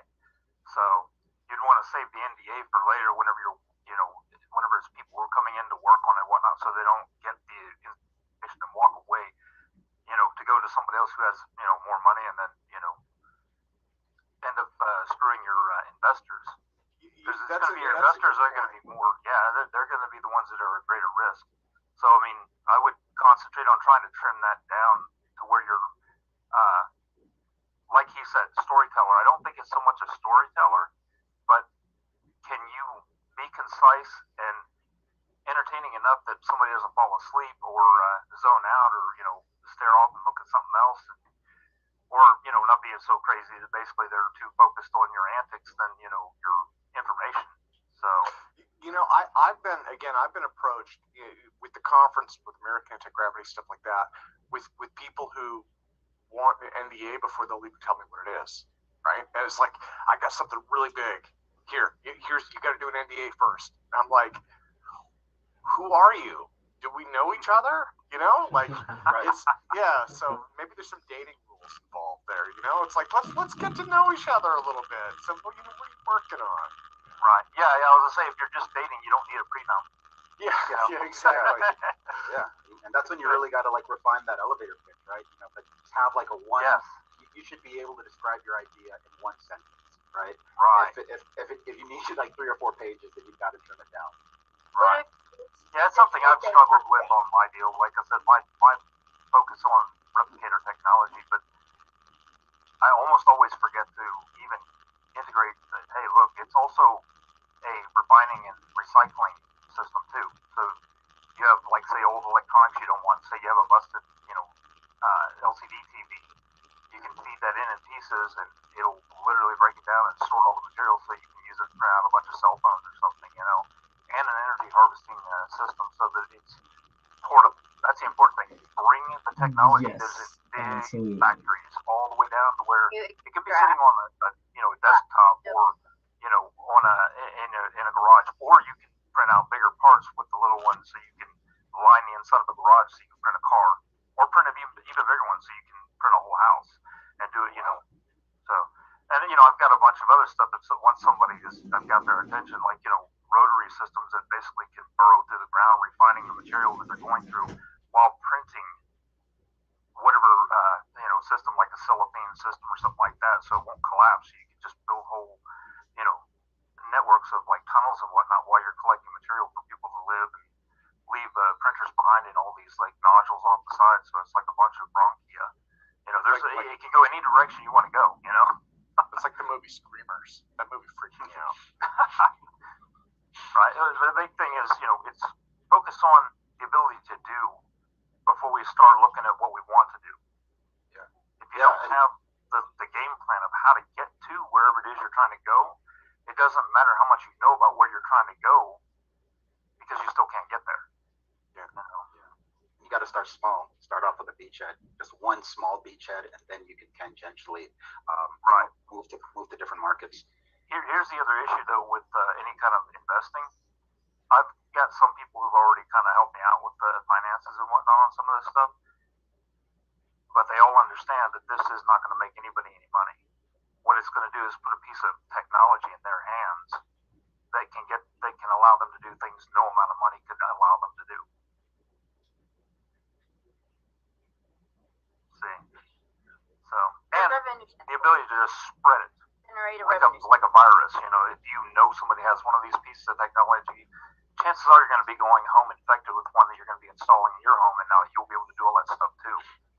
So, yeah, that's almost like crowdfunding, right? I think that's almost like crowdfunding. Kind of, yeah. They donate because they want to use it. Yeah. They want to see it happen. Even if they're not going to use it themselves, they have ideas. They know somebody could use those ideas, even if they, can't get around to it or whatever. Like, one of the guys that heavily invested is not with us anymore. He died on April 2nd, and he knew he was close. His brother had died only a few years after he and I met. But he just, even though he didn't have as much to give as other people have, he poured a lot into it. Like, I've got laser engravers, high voltage equipment, all sorts of stuff like that I just haven't had the room to work on. So that's why I was concerned about whether the camera was going to work or not, because I'm breaking everything down. I'm getting ready to move. My truck just broke down. I've got it, sitting at a friend's house that's going to do transmission work. I'm going to rebuild the transmission because we can't even find one. So, a lot of slowdown. So, it's something to warn everybody here too. That's I've been in communication with. If I'm out of the loop for a week, 2 months, I'm just basically getting resettled. So, well, Thomas, let me go to Charles next. Yeah. Let me go back to Charles. But thank you again, Charles. Yep, back to NDAs. It makes sense for customers and people investing, but you mentioned the first thing you should do is get it verified. Say, like a MIT professor that wants to rebuild your invention to prove it works, should you get the NDA with them? I think if from a non-investor standpoint, I think there could be an NDA in place in that end, right? Because, you know, there you have another individual with the resources and the time and the relative similar knowledge base to reproduce your idea, especially if they represent an entire university with, like, you know, an endowment fund behind them. That could be something that you could bring up. But I'm not very well versed in that specific aspect, but I can see how you could negotiate that as part of, you know, gaining some kind of near-term traction or working with another external organization that's science-based as well. Yeah. Okay. Well, so let me go to, and we've got about 15 minutes left, and I see Mark Sokol with scales, which is awesome. That's awesome. Yeah. This is for later. Okay. Rupert, yeah. Just wanted to add on to NDAs. I had an idea about an NDA. Like, if somebody shows up to you with some great idea that he claims will, you know, make whatever happen, if you can put in the terms of the NDA that first the device needs to work for this paperwork to be valid, and second of all, if there's no improvements on the technology in a certain amount of time, our agreement is null and void. Because one thing I'm afraid of with an NDA is they'll just, you know, whisper a whole bunch of stuff in my ear, and now I can't talk about it anymore. That can include the sky is blue, you know, or things that I've already known. I mean, most of these ideas have already been talked on APEC, but including that kind of language may protect you or promulgate the technology versus you come to a balance between protecting the IP and forcing the technology to advance as quickly as possible. Yeah, I get what you're saying. Like, it's almost like a forcing function. Like, if it actually does work, that's when I won't talk about it. But if it doesn't, then what's the point, right? Yeah. Right. And also, if we're not advancing this within a year from now, if this technology didn't advance, if it just sat here and nothing happened with it, also this paper is null and void. Now something has to happen here. Yeah. It sort of like starts the race. Yeah. I think so you can use an NDA as a pushing function instead of a blockage. Yeah, that's a good point. Yeah, that is interesting. So let me go to Robert next, and we will come back to Mark in a few minutes. See a dog walking behind me. Thanks, Tim. Hi, Rupert. Sorry I didn't get all your talk, but what I heard, things I didn't learn when I joined Amway. I'm a trained engineer. I tried to start my own business, drafting. That's generally what I've been trained for, and easiest out of all the disciplines I had in school. But when it comes to finding customers, I've been helped with an organization run by the state, but when it comes to finding customers, you're on your own. They didn't even give any pointers where to go to. It's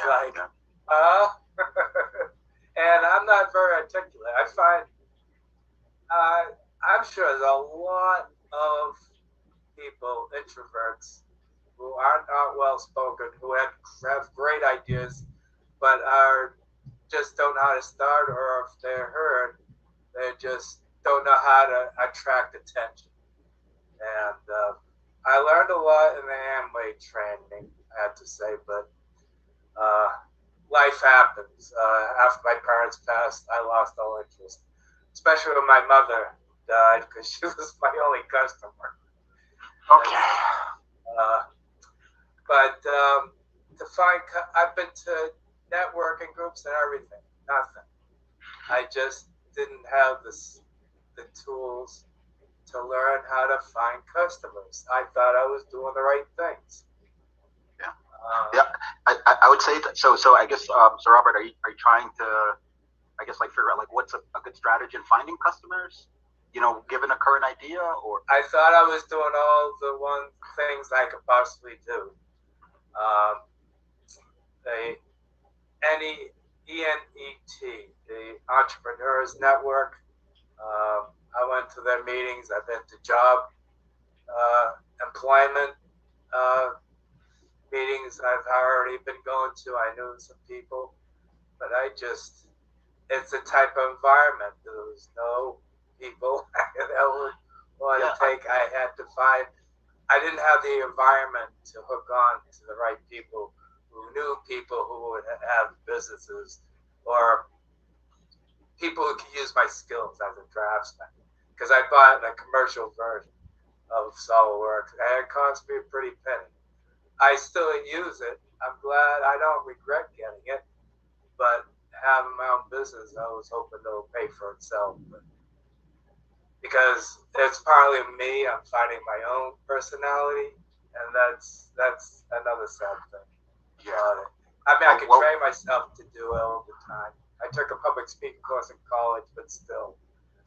So Robert, I think this is the time, like so when you run into this kind of issue, and this happens a lot with like a lot of entrepreneurs, right? Especially like if you're focused on building the tech, this is where you have to now find someone with a comparable skill set, right? So if you're an introvert, you absolutely need someone that's an extrovert. If you only want to build, you need someone that only wants to sell. If you only want to sell, you need someone that only wants to build. It's very rare to find someone that's a combination of both. So yeah, I agree 100%. You know, that happens a lot, right? Where you know, because it's a lonely road to try to start everything on your own. Yep. It is, and it's, like I said, there's a lot of people who don't express themselves, but they really have great ideas who could have gone to the path of being millionaires, if you want to put it that way. But now there's resources too, where Y Combinator has like startup school where you can network with other potential co-founders, and you can work on test projects to determine whether or not there's a match. So you know, it's almost like you don't want to marry the first person you meet. In the same way, you don't want to take on the first person as a co-founder that you meet via the internet. In the same, it's like literally the same thing. So there's a lot of things you could do. I didn't know this, and the state, they just they pretend to help you, but so let's move on to Charles Bueller. Robert, thank you again, sir. Charles? Okay. So I'll put my camera back on here. Oh gosh, what's going on here? So Rupert, take my glass off. So I have one final question here. So my team, I want to know if you had any experience with this, but my team wants us to go talk to a billionaire about this technology, which sounds great, sounds awesome. But I can imagine that it's got a lot of drawbacks as well. So I didn't know if you had any experience with this, or if you had any thoughts on this, particular this idea. Like what stage are you in? Are you pre-seed? Have you raised any money yet? Have you built a prototype? Developed customers? We built hundreds of prototypes, but we've been funding it internally. 200-300K ourselves. We've tried to hold off on VCs and angels as long as possible. But that's kind of where we're at. So, the next step is to try to see what my engineers want to do. They just want to quit their job, and they think some billionaire is going to come in and pay them to do this. And that's, I understand that we have an outstanding technology, blah, blah, blah, blah, blah. And that's what everyone here is doing and working on. But the question is, there's not a lot of, technology out there that anyone should ever expect to get fully funded to do research 100% of the time for something. Because some of this stuff can take years or decades to develop, except for this technology. Everything that everyone is working on in here. This technology, I've worked on thousands of projects over the years, but this type of technology is deserving of full-time research funding. Very difficult to get. But I didn't know if you had any experience talking to people like this, of that caliber. In finance, during my time in finance, we worked with like a lot of family offices, like really, really rich people. They won't be writing you a check from their bank account. They'll have a group of people that manage their investments through what's called a family office, and some of those family offices actually feed into VC funds. But if you're, basically going to just one individual, I would say, I don't know. I mean, I don't know if they're going to fund the entire project to the end. I think what would be really valuable is, defining some milestones for the project, for the development, from prototype to actual manufacturing, and how do you plan to eliminate risk for each of those milestones, and how much money would you need at those specific milestones? If you can get super specific on that kind of plan, and also be specific on what your target customer would be, I think you'd be in a good spot to at least get some some additional seed funding.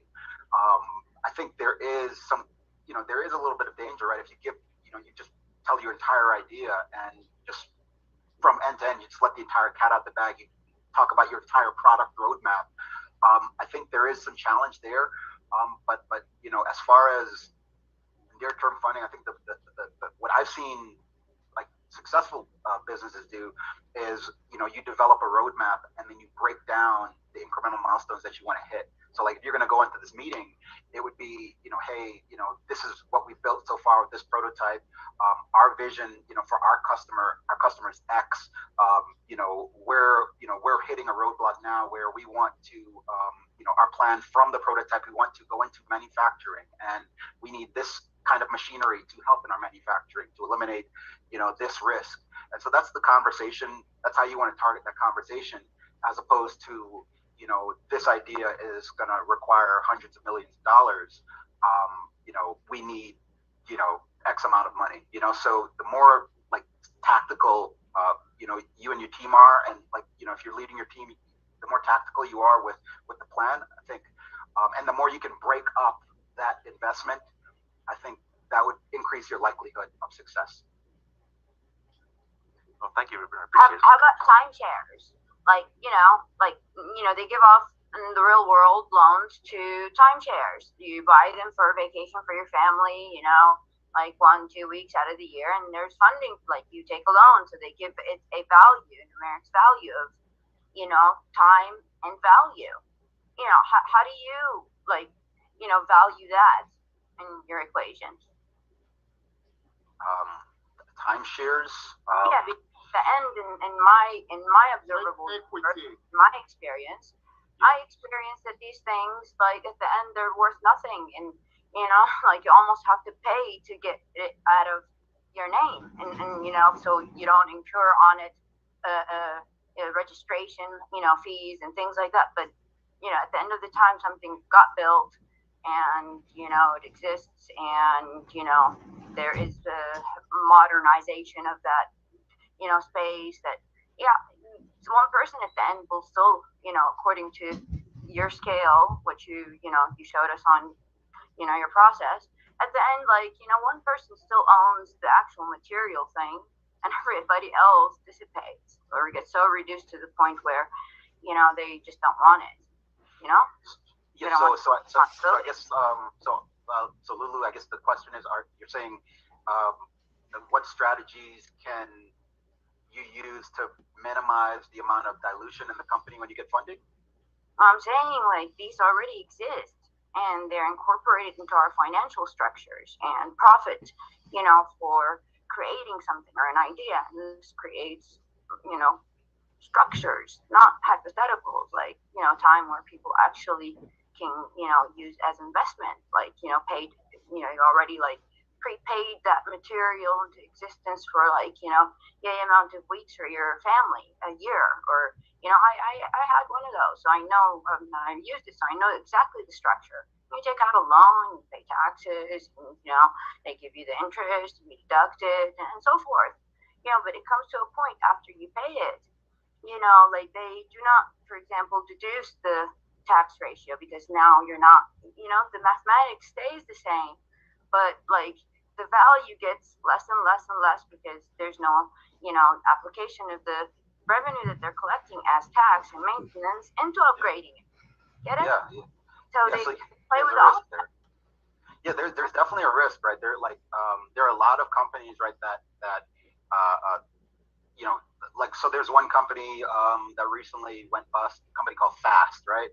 And their idea was I'm talking about like current stock market companies such as, you know, like resort hotels, like such as the Hyatt, you know, the Hyatt, you know, such as the Marriott, such as the, you know, they do sell you those timeshares. I've got like the booklets that could show you, but applicability of, you know, transference of points and this and that, they always manipulate it down to, of course, I have paperwork to prove it, like, you know, like to play with this. At the end, it's just, I wish it was wasting, you know, my energy. But like, you know, they say time equals money. Well, guess what? I was exhausting my, you know, time and energy on, you know, a system that's incorrect. You know? Yeah. Yeah. So. Yeah. I let it go. Simple as that. Okay. Well, Lulu, thank you. Let me move along. And let me see. We have Michael and Harold. We've got about 3 minutes left until Mark comes on. So let me go to Michael really quick, and then I'll jump to Harold really quick after that. Okay, just a couple things. NDAs only have meaning if you're willing to sue. So if you're asking for money, obviously you don't have enough money to sue. You know, Michael, actually, if I could jump in real quick, yeah, I would say, and this is from my corporate career, right? But in an entrepreneurial perspective, any contract is limited by enforceability, and so I mean that, yeah, it's NDAs, it's you know, money splits, it's anything. It's anything you do is limited by enforceability. And one of the things that I found in certain industries is, you know, that's one of the things that companies will look at is like, okay, how enforceable is this? You know, yeah, we'll make a deal with you. Are you willing to enforce that? You know, and there are a lot of isn't cheap.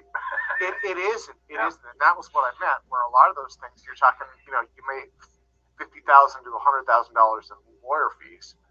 And, you know, and then it's like, okay, are you going to make your money back on enforcement, or are you just going to let it go? So, yeah.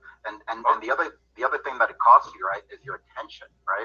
So like if you are, you know, you're starting something completely new, you are in a race, right? You are running, you may have a very, very small head start. You know, so the time that it would take for you to, the time and the money that it would take for you to actually enforce this NDA that you put into place, it may not be beneficial to you. Or it may be, but it depends on the situation. So yeah, you're spending time that you're taking away from building your product, and you're also spending money that you take to actually grow your product to enforce an NDA for a previous iteration of the product. Yeah. Now the other issue, other thing observation I have, you brought up about, you know, you might not be good at sales, and the company that comes to mind is Apple, and Steve Jobs and Steve Wozniak, where Steve Wozniak was the creator, the maker. Steve Jobs was a salesman. Yeah, absolutely. So that's the power of having like a really, really rock solid team, right? Of having those opposite skill sets, that yin and yang. It's really super hard to do that. It's hard to find a co-founder that can understand what, you know, understand, not only conceptually understand the idea, but like the comparable and skill set that you can work with, right, over the course of a long term, right? Because it's kind of like a marriage. But yeah, it's easier now than it was in the past, right? There are a number of like online communities, there are forums, there are, you know, we can utilize technology now to have a wider reach for people, not only just within the same country, but around the world. And we see a lot of like startup teams, they're actually doing that now. There are a lot of companies that are completely decentralized, right? Like Coinbase is one company where the company is like decentralized all around the world, and a number of startups as well. So you can utilize technology to find that talent, but it's still challenging. But when you do find someone, the best thing for you to do is to do something called like a time box project, meaning, you know, it's a project that you'd work on for the first, like, you know, 1 to 3 months. You have a goal, and that'll do two things. It's almost like an interview.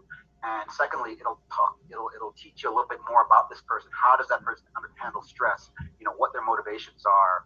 Are we a really good fit? Because, you know, just because they have competing an opposite skill set as you doesn't mean that you guys can actually work together, because you guys, your personality may not, you know, you may butt heads. Yeah, so, it's like marriage, like you said. Yeah. So thank you. I wanted to make sure I said thank you. Your presentation is very helpful, and I appreciate it. I'm sure a lot of us other participants in this conference appreciate it too. So thanks again. Absolutely. Yep. Awesome. Well, thank you.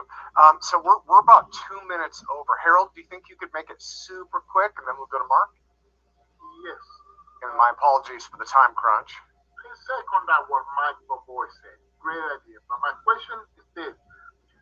Most venture capitalists, they refuse to sign an NDA. Many experts that have the skill to value an idea, they don't want to sign NDA. Many books, they say if you want to have a great idea start up, get an NDA.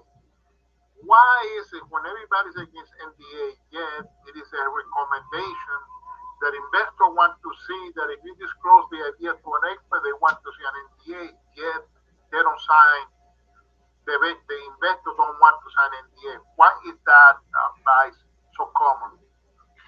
Yeah, I mean, I guess it depends on the book that where you're using, what you're using as a reference. Like I've read a lot of info when it comes to, like, you know, trying to fund like really big ideas. Generally speaking, from what I've read, like the NDAs are not really a good idea when you're reaching out to a VC. But, you know, as I mentioned with Charles, like if you have a situation where, you know, you are trying to get some third-party validation for your idea, where you're trying to work with an institution, work with a college, work with another entity that is not going to be providing an investment, but is going to be providing more so a independent verification, I think that's where an NDA would be useful. You know, when you're trying to move into actually getting an investment now, most VCs, they're just, again, we want to make it as easy as possible, and most VCs won't want to sign an NDA just because, you know, it's just a hassle and they just don't want to be bothered with it. Yeah. Many experts want to sign an NDA, but thank you for the advice. Great presentation. And Harold, thank you, sir. Thank you very much. Phil, let me put your hand down. We're just about out of time. So I want to put this thing back on gallery view. Mr. Rupert Wade, sir, thank you so much. Thank you so much. The business aspect of this has been so neglected. I cannot thank you enough for helping us understand that. And I mean, if that's something that you'd like to come back and talk about in the future, and of course, as you work with HFGWs, I'd love to have you talk about those as well, because that is another topic that has been sorely neglected in our conference. So yeah, absolutely. I'd love to come back. Yeah, give me a time and a place, and you know, we can do this again. If you guys have any other questions, just, you know, shoot me an email, and, you know, I'll try to get back to you. Definitely. Perfect. Thank you again, sir. Okay, so let me do this. I'm gonna mute everybody out, and now I'm gonna go to Mark Sokol, who's gonna do lab updates. There he is. Mark, she's all yours, sir. Sounds like we have a little reverb.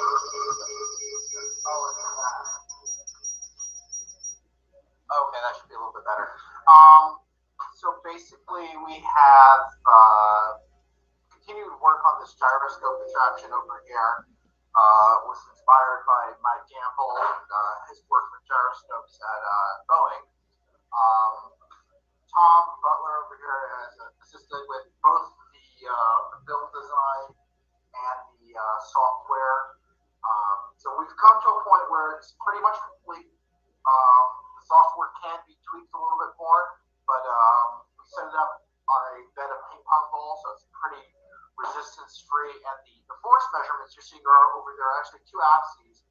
The red being lateral left and right, so we don't expect much movement on the left and right, but up and down, which is the blue measurement, should be showing some either positive or negative force. That's where I'm pushing it. Basically, these force sensors are on one side, and on the other side there's a constant spring action. So although the object's not going to be moving, we are going to see slight changes in weight that are commensurate with the amount of thrust being produced.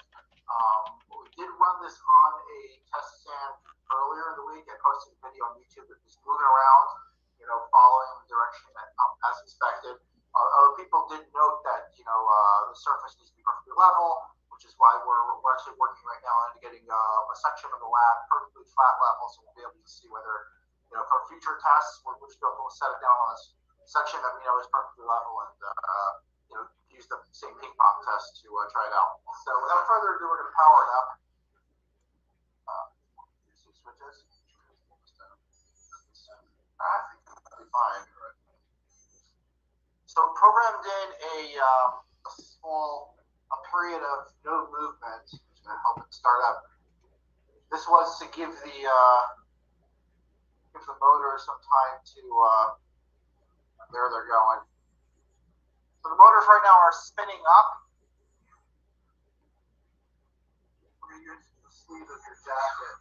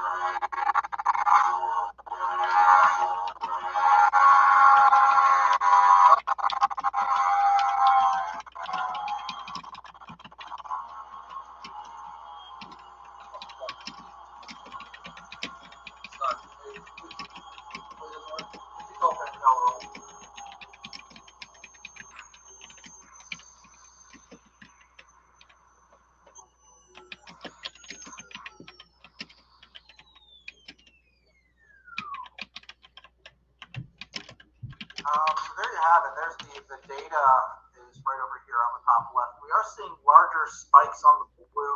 The blue, of course, is the blue is the lateral force. So it'll be up and down. So that's the direction we are expecting force. And we see there is more. It's all shifting towards the negative side, and this was zeroed out before the test. So I do think there was some results over here. As expected, it is sort of a pulsing effect. If I can zoom in on this. Well, so Mark, my question is, are you going to put me up for NDA for this? Yeah. It looked like the ping pong balls might have been getting held up in the grooves on that box. The box is it's made out of this really smooth material on the floor, on the base of it. I don't think they're held up. They're not touching each other. They're like placed in there sparingly. I'm not too worried about the friction on the base. We can see from the data. I would just ignore the red because we're not really expecting any effect on the red side. It's really the blue that we're looking at in terms of force meter number 2. It is, I think. Yeah, force meter number 2. That's the one that matters over here. And you can see the reverse spikes are much less than these long pulses of inertial movement that are going up to like 6 newtons of force. It will be very interesting to see how this works out once we get our level floor set, and we're have a team over here still working on that. So it might be sometime tomorrow when we get that done. But the results so far are looking pretty promising. The goal is to get a device like this fine-tuned using a setup like the rig we have over here. We're going to be playing around with various settings in the software, different pulse lengths for the forward and return. This is sort of like swimming gyroscopes through space. And we'll compare notes with different setups. The goal is to get it to go up a couple degree incline, and if we can do that, and present that in Albuquerque at Tesla Tech, that would be quite an achievement. That would be pretty cool. But so far things are looking pretty positive for this experiment. I've shifted away a little bit from the Alzapon experiments right now because this was so close to being done, so I just jumped in, gave Tom a hand, and we popped it out in the last couple of weeks. The Alzapon experiment is still set up right now. I see David Alzapon is here in the crowd. He came to see what was going on over here. So we do have your experiment still set up. We saw some pretty weak results, nothing close to 80% weight loss. Strongest results were very thin film materials. And I intend on diving down that path a little bit more. I think George Hathaway mentioned as well that the skin depth of X-band radiation is very shallow in any material like aluminum. So we really need very thin layers in order to see any effect. So we're looking into a vapor deposition system that will allow us to try very thin layers of different various materials, even layer on top of each other, or capacitor formations. And with that, we'll just put that in the EPR machine or the dynamic orientation rig and see what happens with that. David's asking if we're able to get into the 3.3 gigahertz range. Yes, we are. We have 200-watt amplifiers that go all the way from 400 megahertz to 12,000 megahertz, 12 gigahertz. We have so 3.3. I think that's an S band. George Hathaway was doing it in the S band as well. Very large waveguides. If you want to do a waveguide version of that. Which direction are the rotors spinning? Harold put that in the chat. For the gyroscopes, they're spinning in opposite directions. So their outsides are spinning downward like that. But if you were to twist these forward, they would both be moving like the tires of a car moving forward.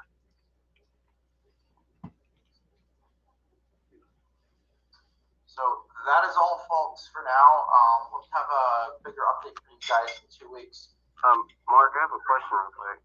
Oh, is that a two-phase type of instrumentation? What are you asking about? Like, is it two sine waves going in on each other? Like, since you got two different directions going. Are you talking about the chart that I have in front of me? Yeah.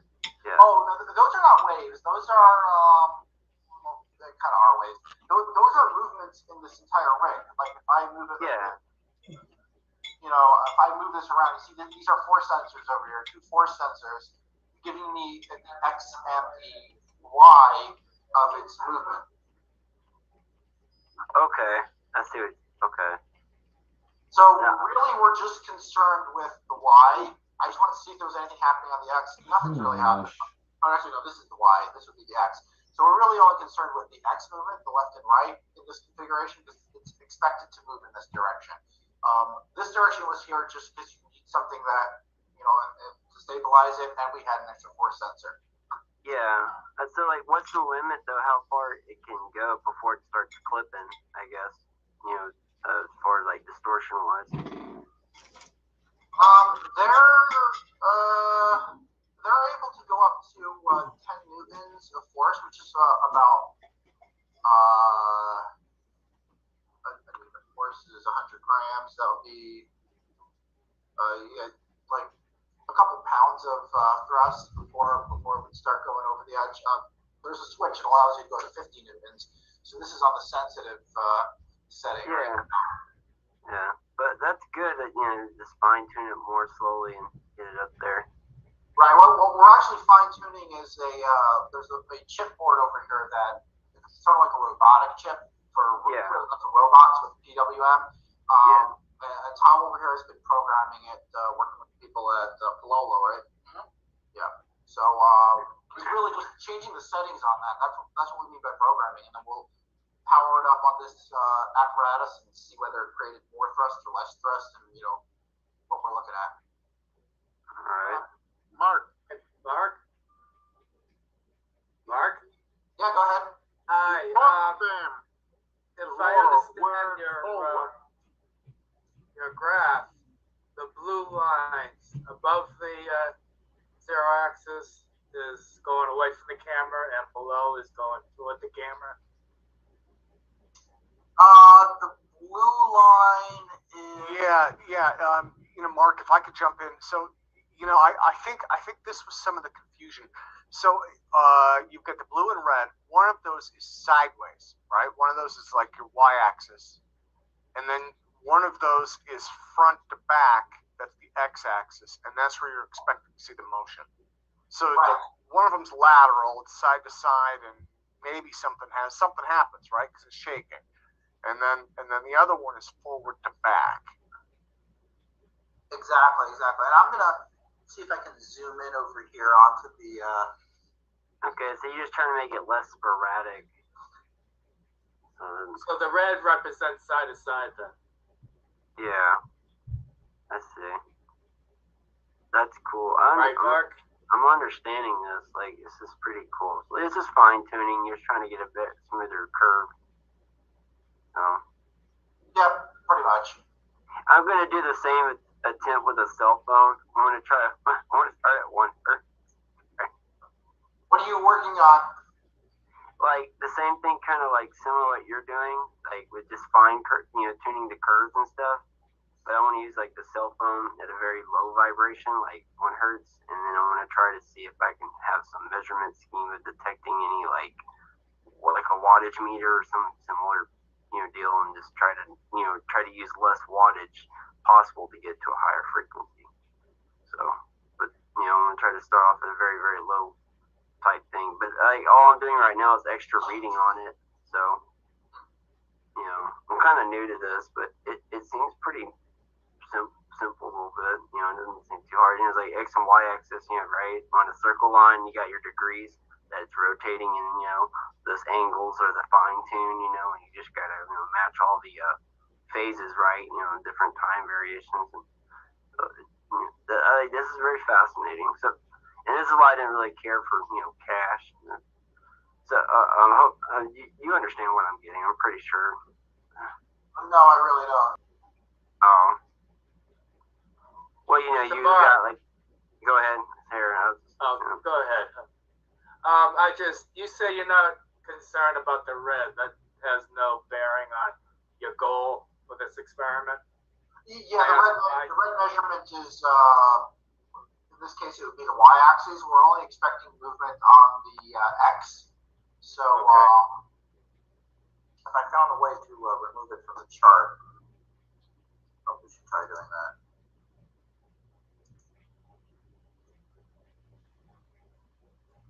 So you just allow just a free move on all axes parallel to the floor or the surface of the table.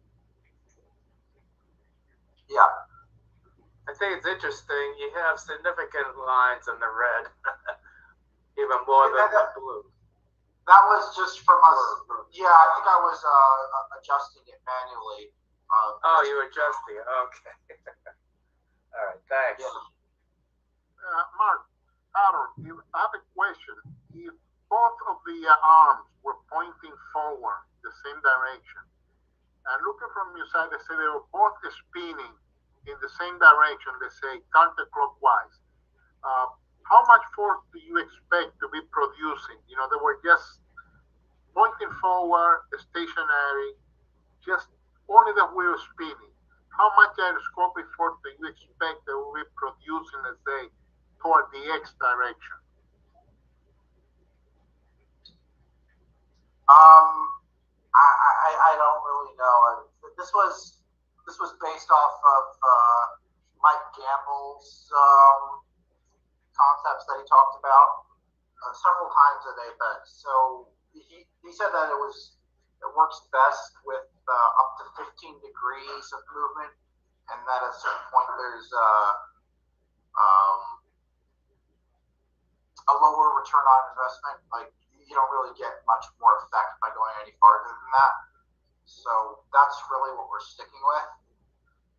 This is basically at core what it's supposed to be is a angular momentum device that converts angular momentum into linear motion. So it's supposed to go against the conservation of angular momentum and find a way to achieve that through complex pulse spins. That's what I'm doing with trying to do with the cell phone is fine tune the angular momentum where it doesn't flip in the signal. If you're doing like Fourier analysis like on an oscilloscope, so like you're trying to use less energy or wattage. But I was just trying to tell you what I was trying to get across, like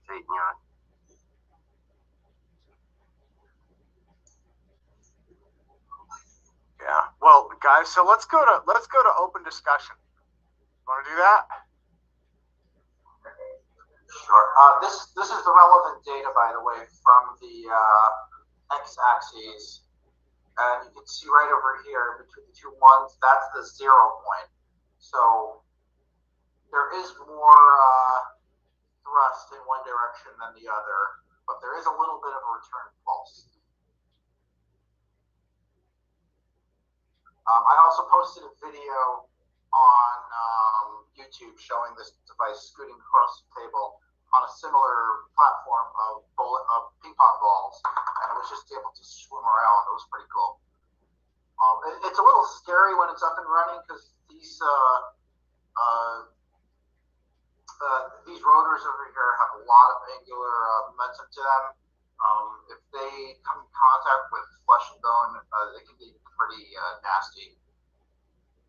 And we've had one gouge out a wooden table before when it fell over.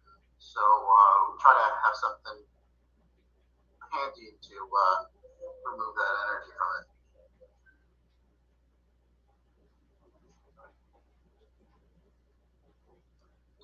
So we're in open discussion. Anyone can.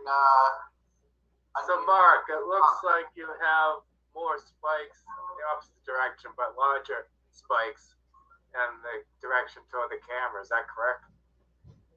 Yeah. So I just changed, guys. If I could jump in real quick, I just set it. I removed the spotlight from you, Mark. So I mean, you keep talking about this. It's totally cool. But so now it'll show Robert who's asking questions, and I'll let stuff. Right. Oh, okay. So you're gonna, Robert, you're gonna have to look at the screen again.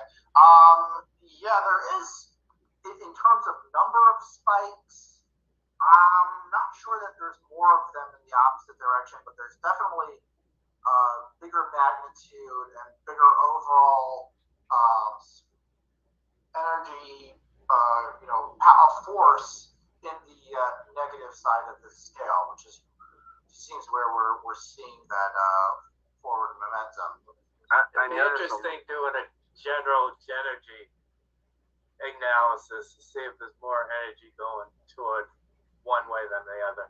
I've always noticed that though in a lot of vibration analysis systems using they would test on just different objects that for some reason that this graph line would always go to the right when it gets up there near like past the megahertz range a bit. For some reason it always veers off to the right.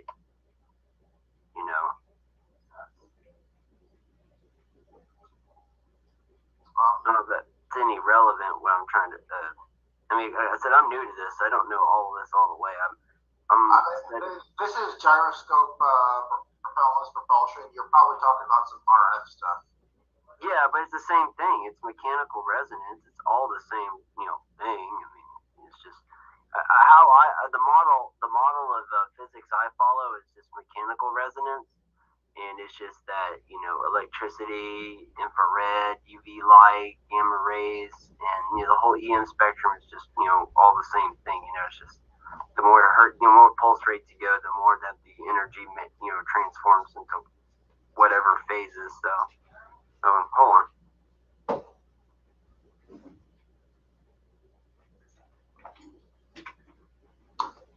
Hey David, how are you? Oh, sorry, I had to do something, but go ahead. Oh, me? Yes, David, how's it going? Oh, it's going great. I know I've been absent from the discussions for a long time, but I'm glad to hear things are moving forward on recreating the 1994 experiments. Yeah, you probably have to watch a couple of the past updates that I've done on it. I promised you that we'll run the experiment and we'll stick enough energy into that waveguide that if we don't see weight loss, we'll burn it. And we did. Yeah, we had a sample go up in flames, and then we added temperature sensors to the box, and I mean it's a much more sophisticated setup right now with a lot of different variations to the setup that we've added, and we've seen our best results have been with really thin film aluminum. Thin film aluminum meaning what? A sample that weighs very little is. Yeah, weighs very little. Like the Mylar aluminum emergency blankets that the Red Cross uses. It's very thin aluminum layers, and RF is able to penetrate that. Do you know that as long as you're able to induce dynamic nuclear orientation in that thin layer, whatever is in contact with it should experience a transference of dynamic nuclear orientation from that layer. Right. So what I did was I put a little pebble of osmium, which is the densest metal in existence, and surrounded it with that aluminum foil stuff, and we saw some weight loss, and it was precisely at the 28.025 gigahertz per Tesla, right when we reached that sweet spot. We saw some movement and a little bit of weight loss. We've got to replicate that experiment again. We were using an analog scale at the time, and the problem with the analog scale is that when you see the weight loss, it's moving, and if the sample's moving, it's losing its sweet spot already. It's losing that little spot in the center of the magnet. So we're going to replicate that experiment with a digital scale, so you don't have that much of a movement issue. What was the pulse width in that experiment? I shifted it around, but it was somewhere around like between 2 and 10 milliseconds. Yeah. Okay. In the 1994 experiment, you had a completely different frequency, and you had a longer pulse width. And I was wondering if your pulse width would shrink as you went to a lower frequency. But you have the ability to push it around and see where it seems to work. That's what we're gonna do. Of course. Well, so you have the Tesla conference coming up, and then afterwards, perhaps you'll be going back to the Alzafon effect. Well, we're going to work on it again in a little bit. Right now, it's April 23rd. The Tesla conference is at the end of August, so we got a couple of months until then. It's in Albuquerque, New Mexico. If you'd like to join us, that's Tesla Tech in Albuquerque, New Mexico. It's hosted by anyone feeling like being a generous donor out there. I would love to go to Tesla Tech this year. We've been there last year. Wink, wink, nod, nod. I'm going to be presenting there as well on the latest research, and from all the conferences I've been to, I really like this one. I think it'll be a good choice for you, David, if you want to come down and meet some cool people. And it's not just going to be Alzafon. There's a couple other experiments going on there. And, they have the water powered car, free energy devices, great food, great company. It's really nice. That's not too expensive either. Sounds great. We'll see. It's all new. Hey, Mark, do you have a link for the conference? Yes, Tesla Tech.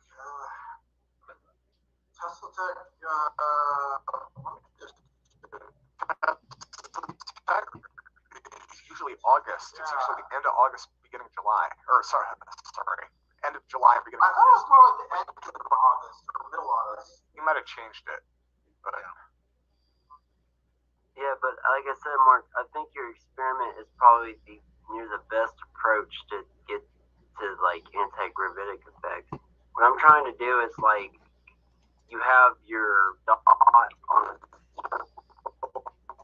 and it's going around. You know, you have that like one rotation depending on the degrees, right? And the more like the different angles you have, like say you picture you have your sine wave going up and down, and then it kind of like it goes up like a curve. You would measure a curve, you know, going up, and it would, you know, the sine waves would go up that curve, and depending on the angles, you know, that you would have a straight line drawn through those sine waves, like that would actually determine the phase alignment, and that would, you know, and more energy efficient. That would allow you to like line up all the amplitudes, you know, correctly. You know, like that measurement would determine, you know, the phase alignment better. You know, depending on like the angles that the point is at. Like, say you would have your 2 points. You would have 1 point that's going around, and that's your pulse rate, right? The dot on the circle. You know, just mathematic wise. You know, and the faster it goes, the more, you know, the more frequency you have. You know, just using one sine wave as an example, and then you have another point on the circle, and that point doesn't move. That point will help you draw a straight line through the you know, through the sine wave curve, and like, you're trying to see like, you know, angle measure out where theoretically where all the wave crests, you know, the what do they call it? Crest and troughs meet, you know, exactly in phase. So that would make your less energy requirement needed. You know, you wouldn't have to jam, you know, like 1,000 watts until you just get a high frequency. You know, if you catch what I'm trying to say. No, I don't catch what you're trying to say in relation to this mechanical device, which can only be discussed in terms of RPM and angles of movement. That is, but no, that what I just said is angles of movement. It's RPM. It's just like you're studying. I mean, the frequencies that this is moving back and forth are very low there.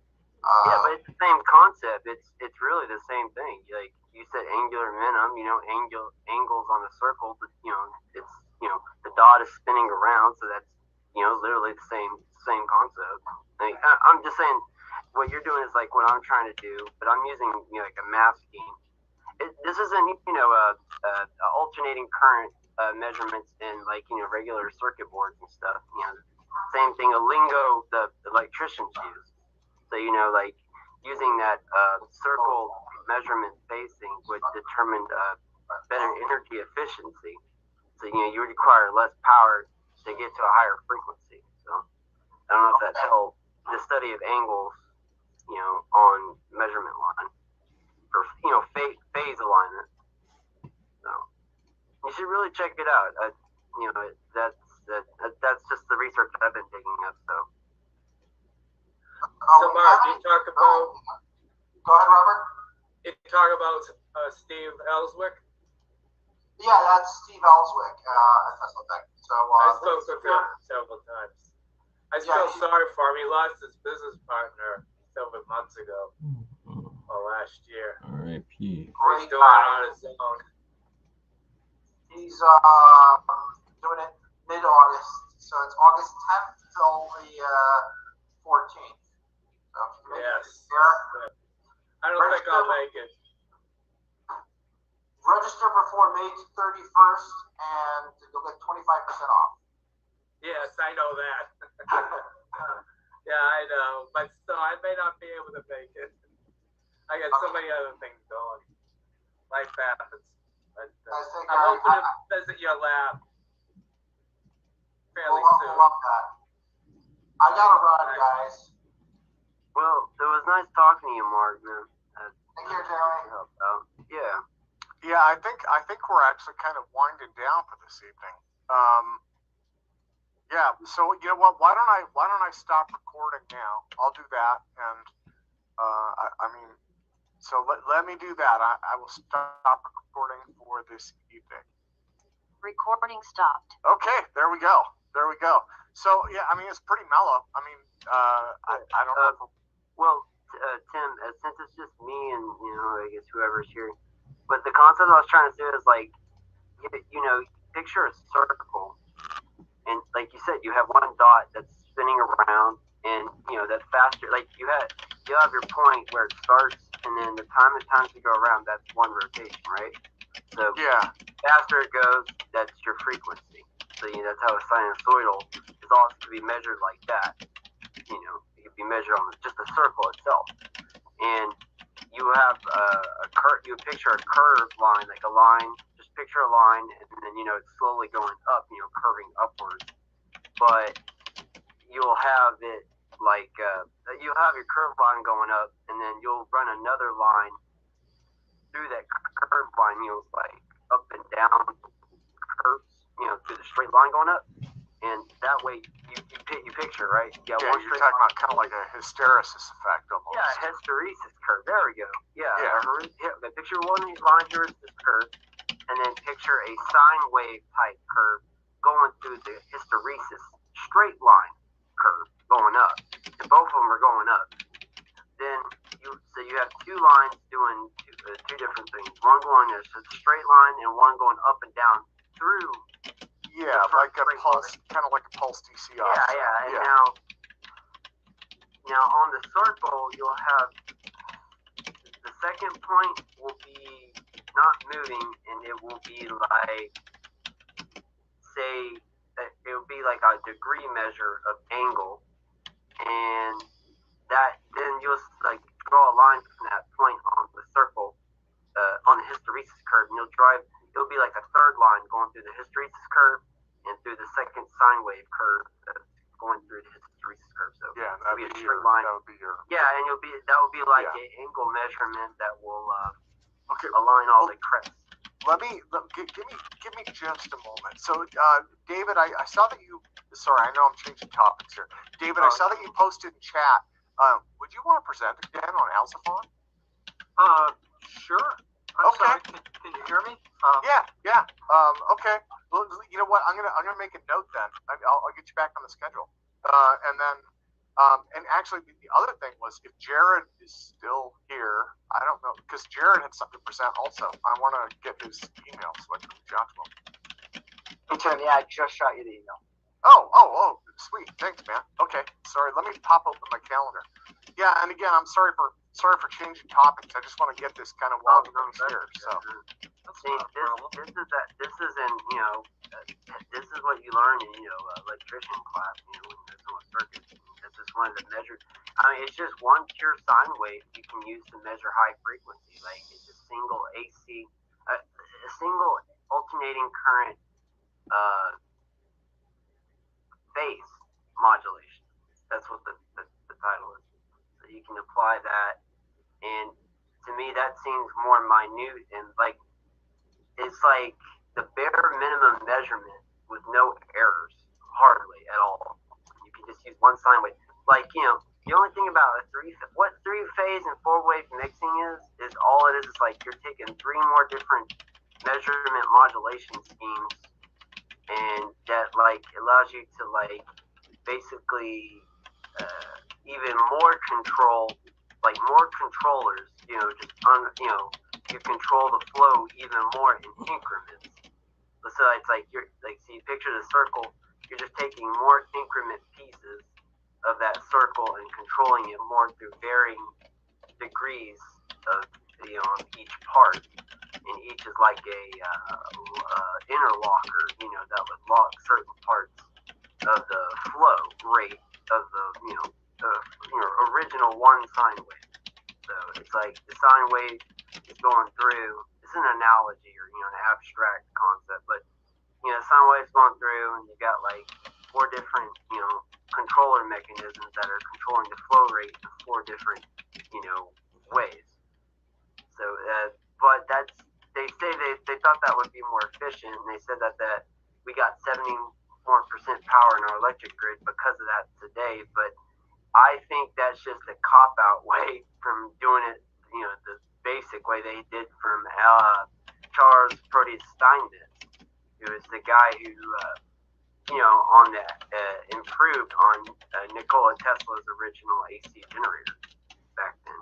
He created phasers measurements, and it just was the determining the angles on a rotating circle, and that these angle measurements using complex algebra or whatever equivalent math to determine the more effective phase timing rates, which were requiring less energy and getting more output out than putting in.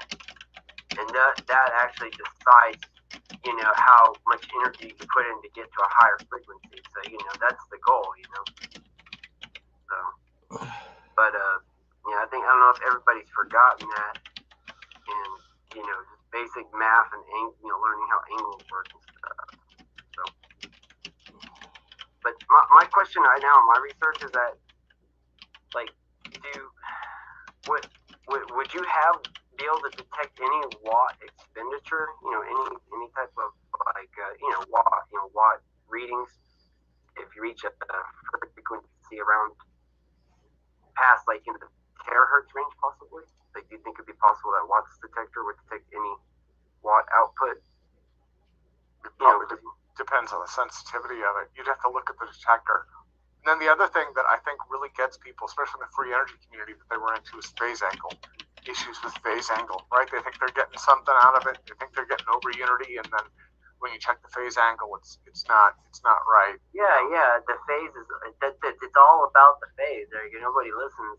It is about the phase. I mean, it's you're simply aligning the crest and the troughs, in the same position they should be, just repositioning. I know they say that it's hard to detect that when you get really high up in the terahertz range.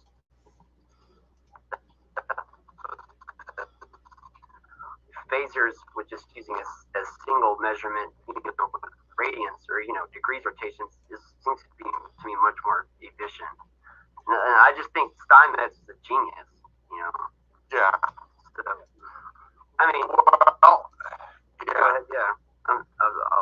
I'll shut up now. No, that's okay. You're fine. Sorry, my daughter is pinging me, so she's. She wants to come home to study for a test. My ex-wife has it this weekend, so she's blowing up my chat. Come get me! Come get me!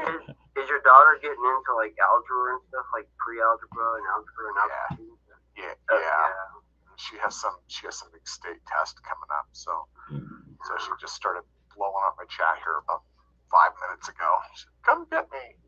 Well, I learned something about calculus. They're doing calculus incorrectly. I mean, there's a lot of guys named Miles Mathis and some other people that, a guy named John Gabriel, who just redefining calculus, saying that when you take your curve, hysteresis curve, the measuring of curves, and you have your 2 points on the curve, this is different. This is not it would be the same thing as the AC measuring, but this is just measuring curves itself.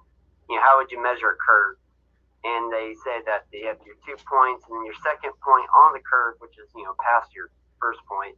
So, it would be higher above the first dot. But, you'll never approach the second point. That's what they always say. It's it's always going to continue forever, through the infinite number line. That's BS. You'll never have an exact point if you don't reach the second point and say that's the exact measurement. You can get the same results if you just do incremental proportions of the curve, and then you add those proportions together, cutting the curve up into, the line into different, little static numbers, like 42 and stuff, and you'll have the actual number value of the curve. And you can test that, accuracy data with the diminishing aspect that they added, the new calculus, to compare results, and you'll be surprised you'll actually have more, you'll have exact perfect accuracy with the first method of just, taking out the diminishing aspect, like that you'll never reach the second point on a curve. So this is like if any calculus guy would say otherwise, so a bunch of book references this way. Like the arc strength versus the measurement of just a regular.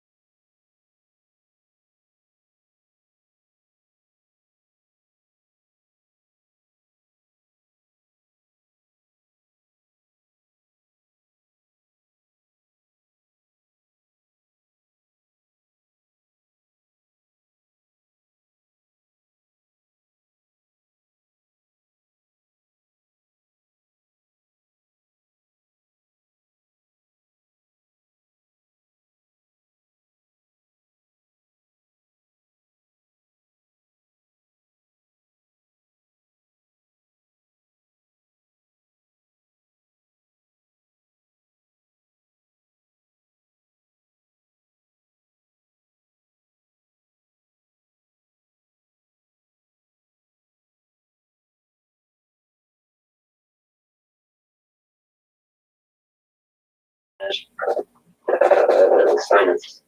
Yeah, guys, it's already out. Like they know more about it than I do. There's people that already know that. But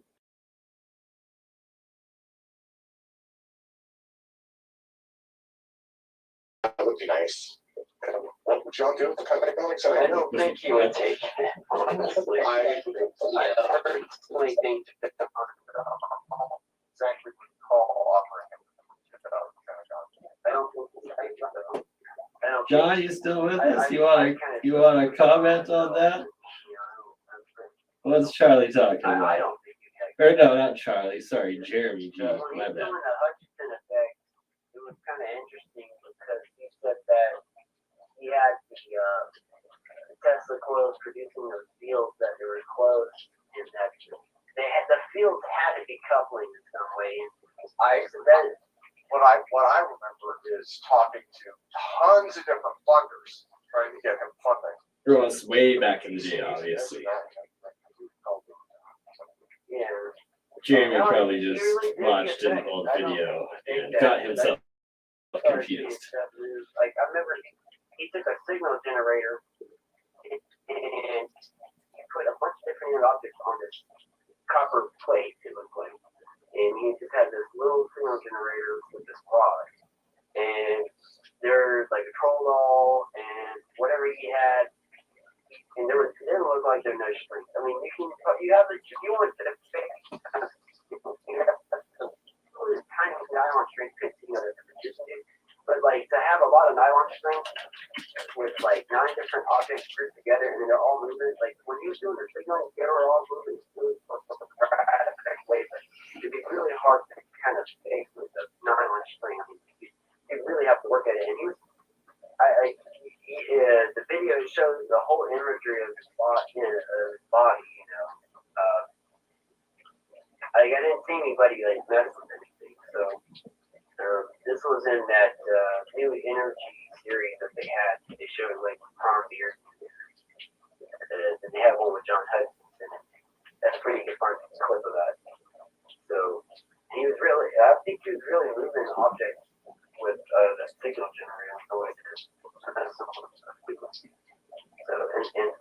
just pointed the rod in that area, but he didn't get a copper plate under it. I don't know. I think stuff was moving a bit, tuning with the knob, That's kind of what I'm trying to do with the cell phone, and kind of just find like sign of phaser cam. Just slowly goes to power and make sure you always use less power. And the power wattage goes up or some indicator of any energy is going too high. You just got to redial that thing down slowly where you want the power to be 0 basically and have the frequency go up higher. So that's the trick. Is that why you're in the dark? Into what? Is that why you have all the lights off? I just don't need it. Yeah. Guys, I'm gonna peel out this evening. I'll just leave it going. It'll be open chat. I've got the recording on. I have to go pick up my child though. Much love and respect, Tim. Have a good one. This was awesome today. Have a great evening, guys. Have a great evening. Yeah.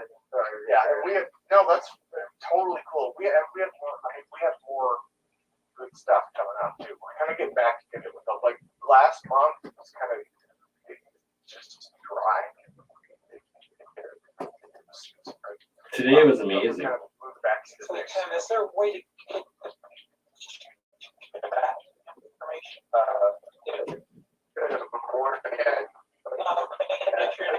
Actually, you know what? Yeah, now, but later.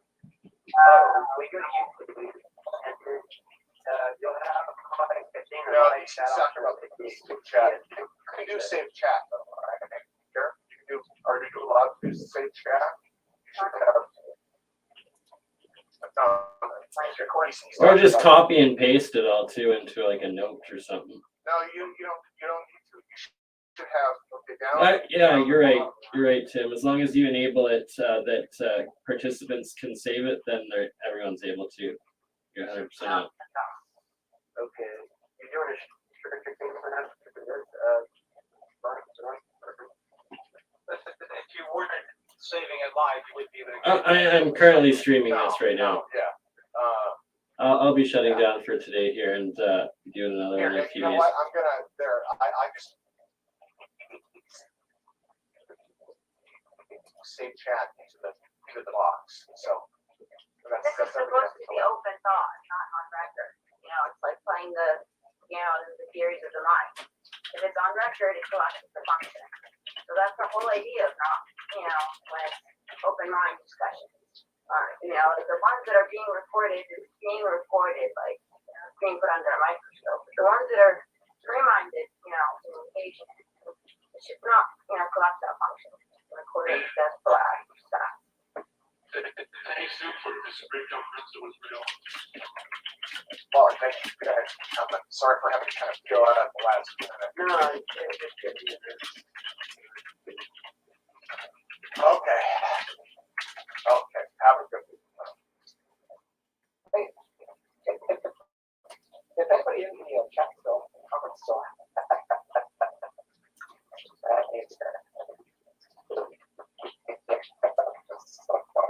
Super helpful, right? Could you say that again? I was asking the group if you guys have any experience in knowing whether I think John Brandenburg has or not.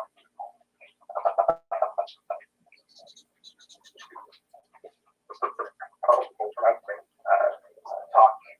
I could kind of go over a couple of things. I know Cyro, Jordan, and the WhatsApp chat. Those are volunteer. I don't want to spread there and join the WhatsApp chat.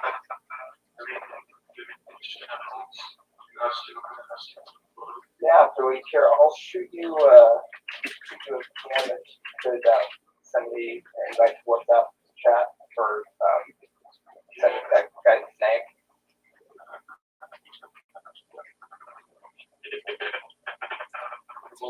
What's the chat? Cyro Giordano. You can find the link of the main WhatsApp channel on the. All right, so I've ended the Apec Zoom now, but let's see if I can get a camera working finally. Yay! There we go. There we go. Finally get a camera. We were blessed momentarily there with Mr. Hutchinson in the house, so I will And I've got a cool experiment on the go here that I will get better adjusted for everyone to see. But that will be the end of APEC. But let's play a little bit of Mr. Hutchinson's good video, as well as I will play a little bit of the Martin Fleischmann Memorial Project, Bob Greenyer's latest video that I am so desperately needing to watch, and that he spoke about at the beginning of the stream as the way to end this stream. I don't see any better way. So John's video is titled Piezo Effect Doctors, Chops, and More Crazy Stuff. And I will post the link for everyone in the chat right away. And make sure you go and subscribe to everyone. Wee Willie Winkle. Sit down. Oh, I got an itchy thing here. Oh, no good. Okay. Little buglitude. Must have bit me. Okay. So I showed you the lathe. Home-built lathe. I'm sure it's going to run okay. It's fine.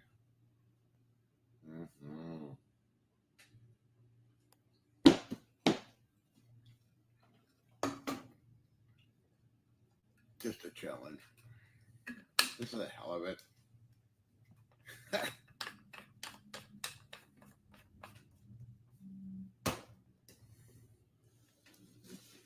Not had my way with lots of earth currency, giving and taking wedge-shaped wafers in the sonar had a big thing. I found also in the sonar room certain wafers were quite active. They were in a drawer called classified. Strange, you know how Navy people are and Army people, everything's classified. But anyway, those were very helpful in making my power units. I got all the documentation somewhere, I think. But back to the principles of this, iso energy is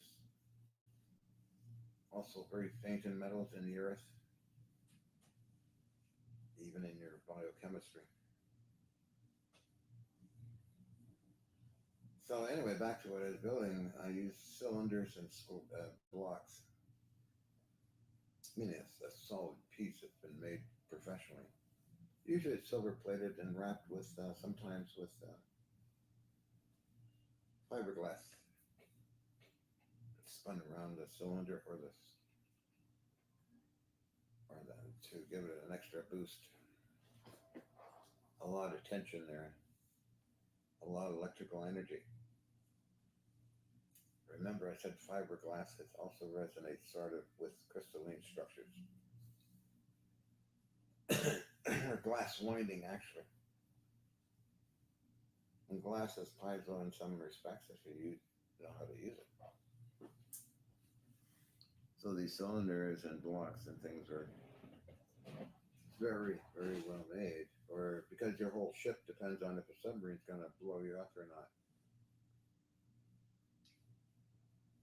I don't know why Io class didn't have sonar rooms, but destroyers did. I mean, I was on 4 destroyers and they all had unique sonar rooms. Remember, one was called Jezebel.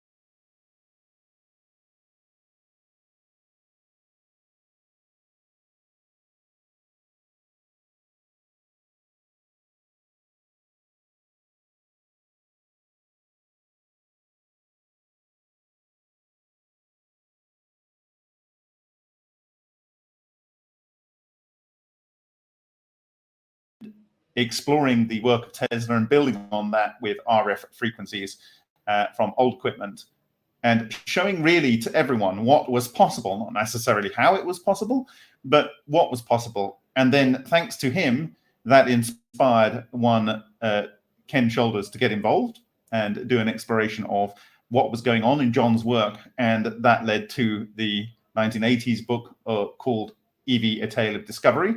And thank you to Ken Shoulders posthumously for releasing that in such a way that he could release his patents and other information such that the world could have an insight into his mind and what he believed was going on in the work of John Hutchison. And of course, he built on the work of Winston Bostick and the people of that Manhattan Project type era. And we're going to see a couple of those names like John Wheeler and his student Feynman, who also gave understanding to this process. But really, for me, one of the key players here is Takaaki Matsumoto, Dr. Takaaki Matsumoto. And I have great news to report. We now have email contact with him. And so I think it helped that we got this out of the door. It was a mammoth effort, but it's done. And we're going to refer to a couple of sections in this book today, and that will help us to understand what's going on. But I think with the SEM session, if you recall the first ball that I saw, which I called the magnetic core or ball lightning, and I'll explain why I had the intuition that that was that again, for those that don't know. But anyway, I saw this thing and I thought, well, I'm going to have to, when I can next get an opportunity on the SEM, see if what it is, what I think it is, and whether there are any more on the Vega Valley. Now, the Vega Valley, what is that? It's various experiments in glowing action, and an experiment conducted by Henk Urian in Holland. And it was actually something that he did before contacting me, and he sent me a picture of it, and I said, I want to look at that. I want to look at that in great detail because I noticed the magnetic fluid structure of it, and that tied into my nascent understanding of this fluidized electrons that Ken Shoulders had been talking about. And I wanted to see whether that was actual reality and what was going on under the hood. So when we found in this valley over here, these balls, the one that I have on the wall over there, and we revisited that this week, and we know exactly where it lives. And the one that's next to it, which is largely identical in size, but different, obviously, in its unique nature, its unique fingerprint that they have. It was just an honor for Henk, for me to have the opportunity to analyze that. So I must say thank you to Henk, and for all that work, all the work that inspired, particularly with Dave Boutillier, because the work that we saw coming from Henk's experiment inspired David to take it to the max, and we saw all of these structures coming off in high fidelity, which looked like all of the strange radiation tracks that had been observed over a long period of time with various researchers internationally. And so I believe that whilst this will not be finessed, it would be rude for me not to share with you what I saw on the SEMs. Now, obviously you saw the live session, but in part of that live session, I zoomed into something I thought was interesting and then zoomed out. And it was only when I was considering that on the train home that I thought, bingo, there it is. And I have looked around the couple of SEMs of this area on the Eastern Plateau. And I think basically using these Eastern Plateau SEMs, we can with a fair degree of certainty, say that how they're forming, where they're forming, and their life cycle. And we're going to combine that with some Rodinoff work early on I think it was from 2000 and mid to late 2000s, and Savatimova. And I really need to work with both Rodinov and Savatimova to clarify and nail down the sort of and with Matsumoto, if at all possible, to really crystallize what is going on here. But what we are in my view, doing is we are getting a deep insight into how ball lightning, what goes on within it. Now, obviously, if you've been looking through the photos of electronuclear collapse in the back of the Takaaki Matsumoto's book, you will see that depending on the elements you use, you will see the balls looking different. And of course, in those experiments, they were simple, they were quick. You can imagine that the level of compression in those experiments was not, or the level of coherence, or the level of coherent matter occupying the same space-time may not have been as high as is achieved in some other systems where you are pumping it for a lot longer period of time. For instance, in ultrasonic systems driven to the max, like in Suhas Ralkar's experiments, where he put titanium into his fuel mix because it's hard, and he thought that that would actually cause the nickel and other he put tungsten in because he said that was hard and heavy, and he thought that that would mill the larger grains of titanium and the larger grains of nickel down to his target of 5 microns. And he was absolutely shocked to find that after the 200 hours or so of ultrasonic processing, there was 0 tungsten observable. And we've observed how tungsten in many other systems can appear to disappear. But it only happens after a period of time. And so these systems, they can appear to do nothing, and then they do everything. There is a critical threshold that you go over, and the coherent matter, and it's actually detailed in Matsumoto's book. It kind of starts to interlink in a way that you can imagine Cooper pairs would do in a superconducting material, but on a much more intense scale. And it starts to dishevel and deconstruct the solid matter. And so just to leave a tidbit out there, and I will cue this up at the end, I also looked at the Hutchison knee sample on the SEM and the area within the triangle. And I also went to Scotland in summer, in July last year, to visit with one of the major collectors of John's work. And I have microscopy, not scanning electron microscopy, images of the knife that sank into an aluminium block. And with the learning that we will go through tonight, I believe we can fairly conclusively say how that occurred. It is in line with my previous discussions on the matter, but now we can actually physically recognize the active structures that are doing the work and the zone over which they influence the material around them, and the signature that will be so clear, if it isn't already, of these light elements, particularly carbon, that are synthesized in the interaction area. Okay, so really, I think I gave myself 10 years to do this. My vision in before I was 10 gave me in my 40s to do this, and I think really it's one thing to know something may be possible and it's a bit of a mystery. It's another one to see physically these things on camera, which John showed. It's another thing to potentially have a mechanism which various people that we've spoken about over the years has contributed to.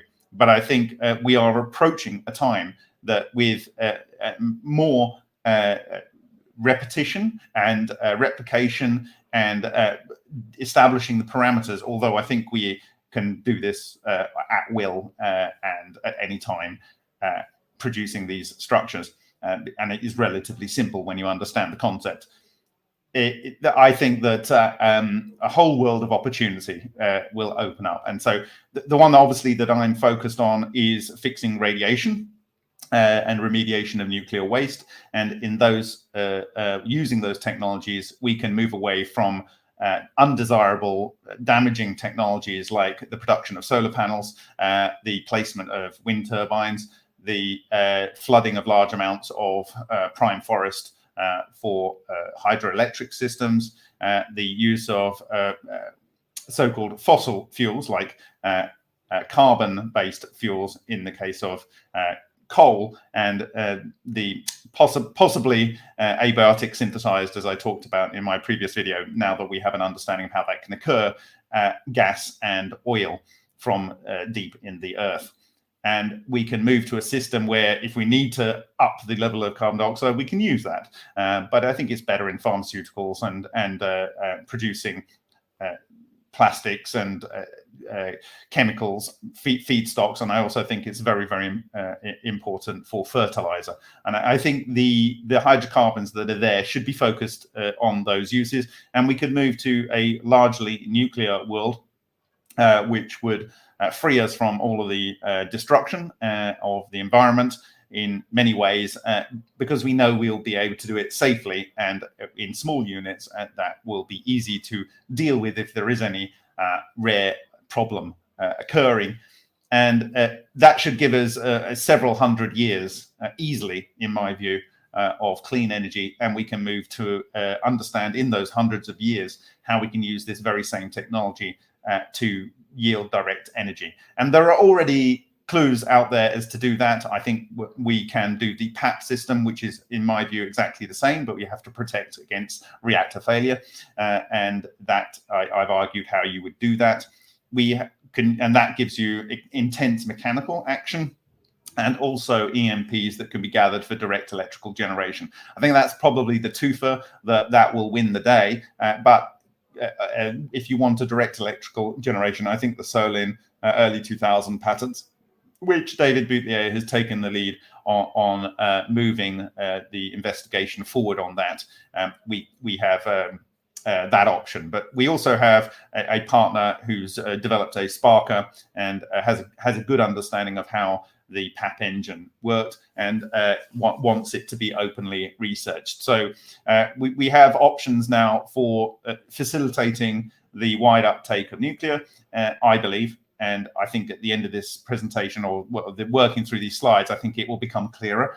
And I think that we have options for both mechanical and direct electrical generation already available to us. But I think, like I say, we could have a window of as much as maybe 300 years to ensure that this technology can be deployed safely.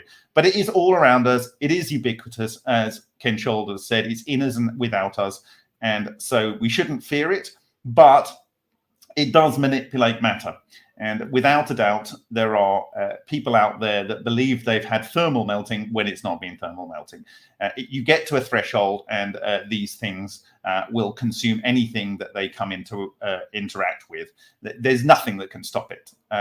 I've suggested using not ionic ceramics, refractory ceramics, but covalent ceramics like boron nitride in the past. And the people that are trying to pretend this doesn't exist have had more success by using covalent protection systems to contain their reactors. And there are other people coming on, and I will talk about some recent announcements in a separate video. But they're early on their journey of understanding how this form of matter can interact with ordinary matter and render dishevelment or just destruction, wanton destruction. And it surprises me, given the early advances by people like Bostic and Wheeler in the 1940s and 1950s through to the 1960s, that this hasn't been developed sooner. Obviously, the most easy thing that can be made from it is things that damage other things. And it's almost certain, as I've said, since 2017, that has been done. I don't know whether they got further than that, but I think really recognizing what this can do and how it can benefit humans immediately and in the long term is something that we need to get into the public sphere and consciousness. And having an experiment or series of experiments that makes it trivial to see the birth and death of these structures and what they can do, I think is going to be fundamental to changing the minds of people that are sitting on the fence or have never seen the fence to sit on it. And so there we go. That's my little spiel. So, right. Okay. So I'm going to switch over to a little bit of my journey into how we got here. And I think since this Tesla was meant to create ball lightning. He's meant to be one of the first, or one of the only people in history that has been able to create ball lightning at will. I think ball lightning obviously was the thing that we should be focusing on. And I don't think it's any coincidence that the Russians called their meetings on cold nuclear transmutation, they added "and ball lightning" onto the end of that. And it's always a discussion at their annual conferences. So I don't know why it wasn't recognized within the cold fusion field. I know Takaaki Matsumoto gave this book at ICCF 7, I think it was, or certainly materials from it at ICCF 7, but it really wasn't taken seriously, or it was, as I've argued in the past, deliberately pushed to one side. And that's a huge loss, because we could be 25 years ahead of where we are now, had great minds or even just capable tinkerers been bothered to look at these systems. But we are where we are, and we got here, and this is just how it is.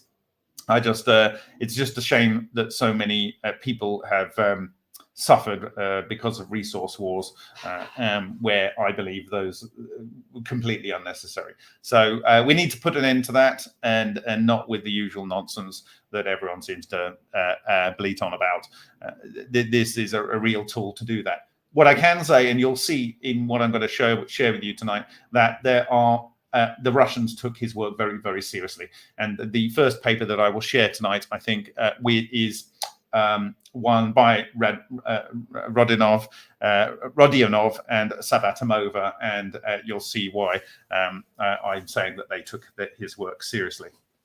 Okay, so flipping over, this is my blog from well more than 3 years ago now, and it is UFOs over Hessdalen, Norway explained, ball lightning and low energy nuclear reactions. Okay, so for those that don't know, Hessdalen in Norway is this particular mine-rich area that has a lot of quartz, and it has a lot of things like copper in it, and that will come back when we refer to Matsumoto's work and why he chose copper. And it produces a very regular array of ball lightning events, so much so that they have a watchtower there that does automatic recording, and there's been long-term studies of this there. And for me, the image that struck me as being very important and impactful is this one here, which I've given the source. Some of these sources may not exist, but I think I captured the sources at the time. And that is the important thing to do with the internet. If you see something and you think it's important, capture it. Don't rely on the fact it's going to be there in the future. Anyway, so we have a ball lightning that's coming in with a spiral path, and its spiral having hit a tree over here, according to the person that made the recording. And it hits another tree top here, and it changes its structure, moving over here. And this looked almost identical to strange radiation tracks, and we've seen the same kind of thing. So this for me was pretty much all I needed to see to connect the two. And you can go and have a look at this blog. It's very, very detailed. There's videos surrounding it in different sections, and so forth. And I talk about the fact that the guy that was working who ran the United States Naval Research Laboratory, the NRL, Dr. Graham Hubler, he in 2000, and I think it was in 2000, in 2000 or early 2001, I think it was in 2000 when the Abrahamson-Dennis theory came out. He was asked by the BBC out of the blue,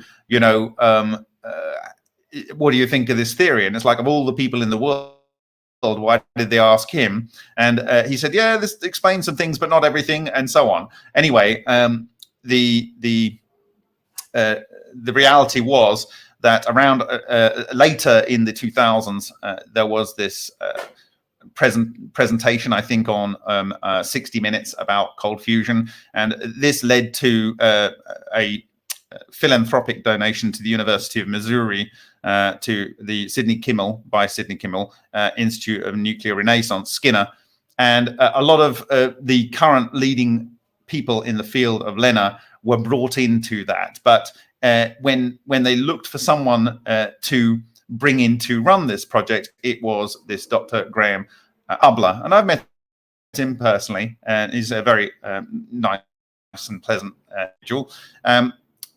However, in ICCF 23, he gave a presentation which was basically saying that EVOs are just Coulombic explosions, and I respectfully disagree.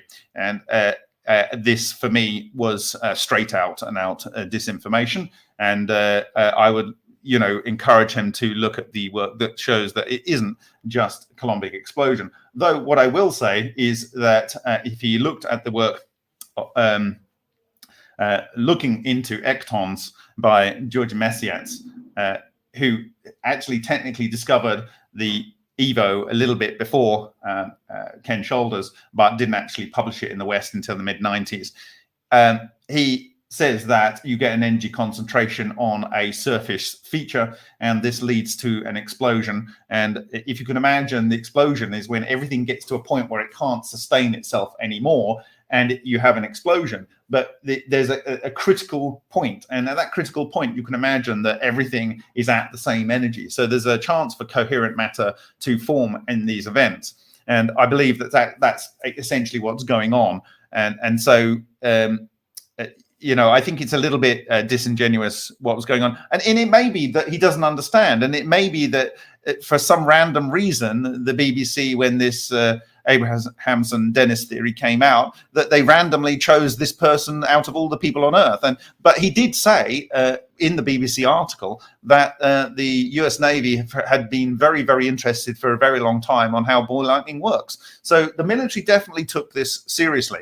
And anyway, moving on, the Italian researchers, and I talk about this in this blog, they had gone to where a ball lightning in Hessdalen had struck the ground, and they analyzed the fuel sample, the ground sample, and they had seen this. And I recognize this because I had seen one of these iron-rich crenellated spheres long before in my experiments on the supernova, in fact, the NOVA reactor. And this was in 2016, in the summer of 2016.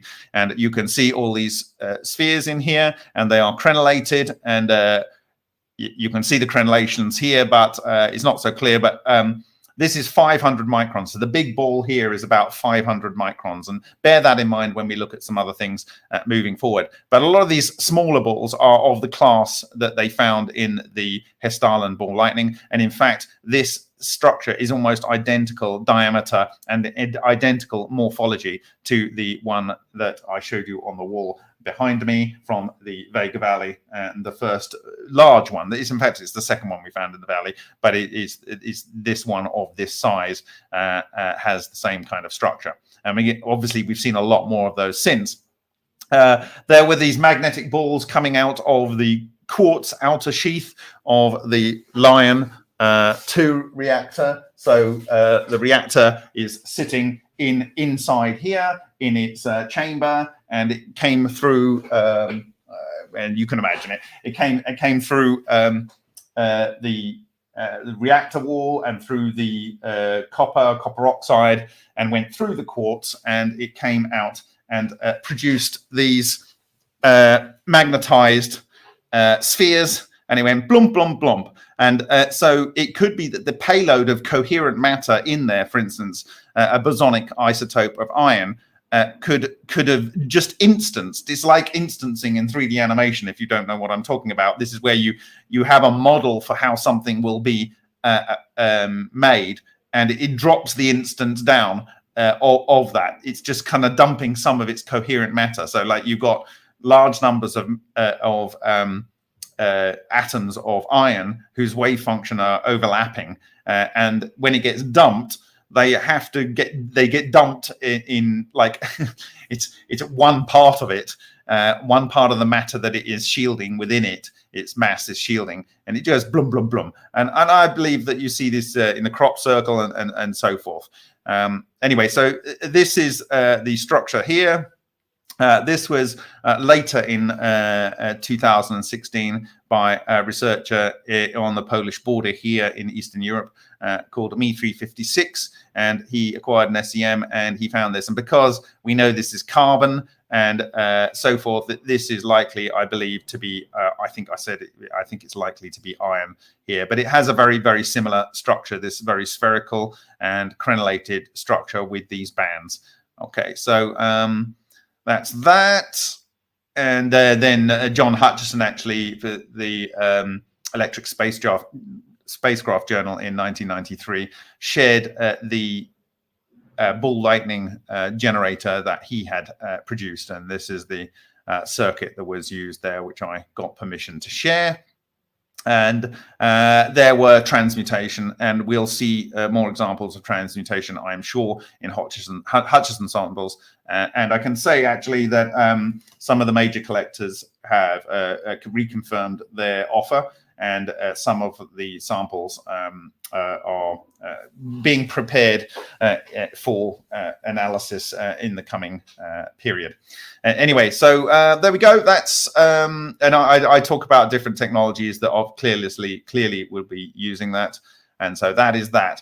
Then we have the ball burn sample. I've talked about that a lot, but on this blog post here, Ultra Ball Lightning and Coherent Nuclear Transmutation, I shared the first, how should we put this? The first spheres that were produced by Alan Goldwater. And he ran, I was using thin aluminium, and there were these structures forming, and I looked at them under the microscope. Anyway, it came from Alan Cusk, was the first person to try the experiment with aluminium foil. I said, go away and try different metals. Obviously, aluminium foil is the most easy to access. He did that first, and then I tried it and replicated his findings, but with a lot more fidelity. And then that inspired David Boutillier to look at it.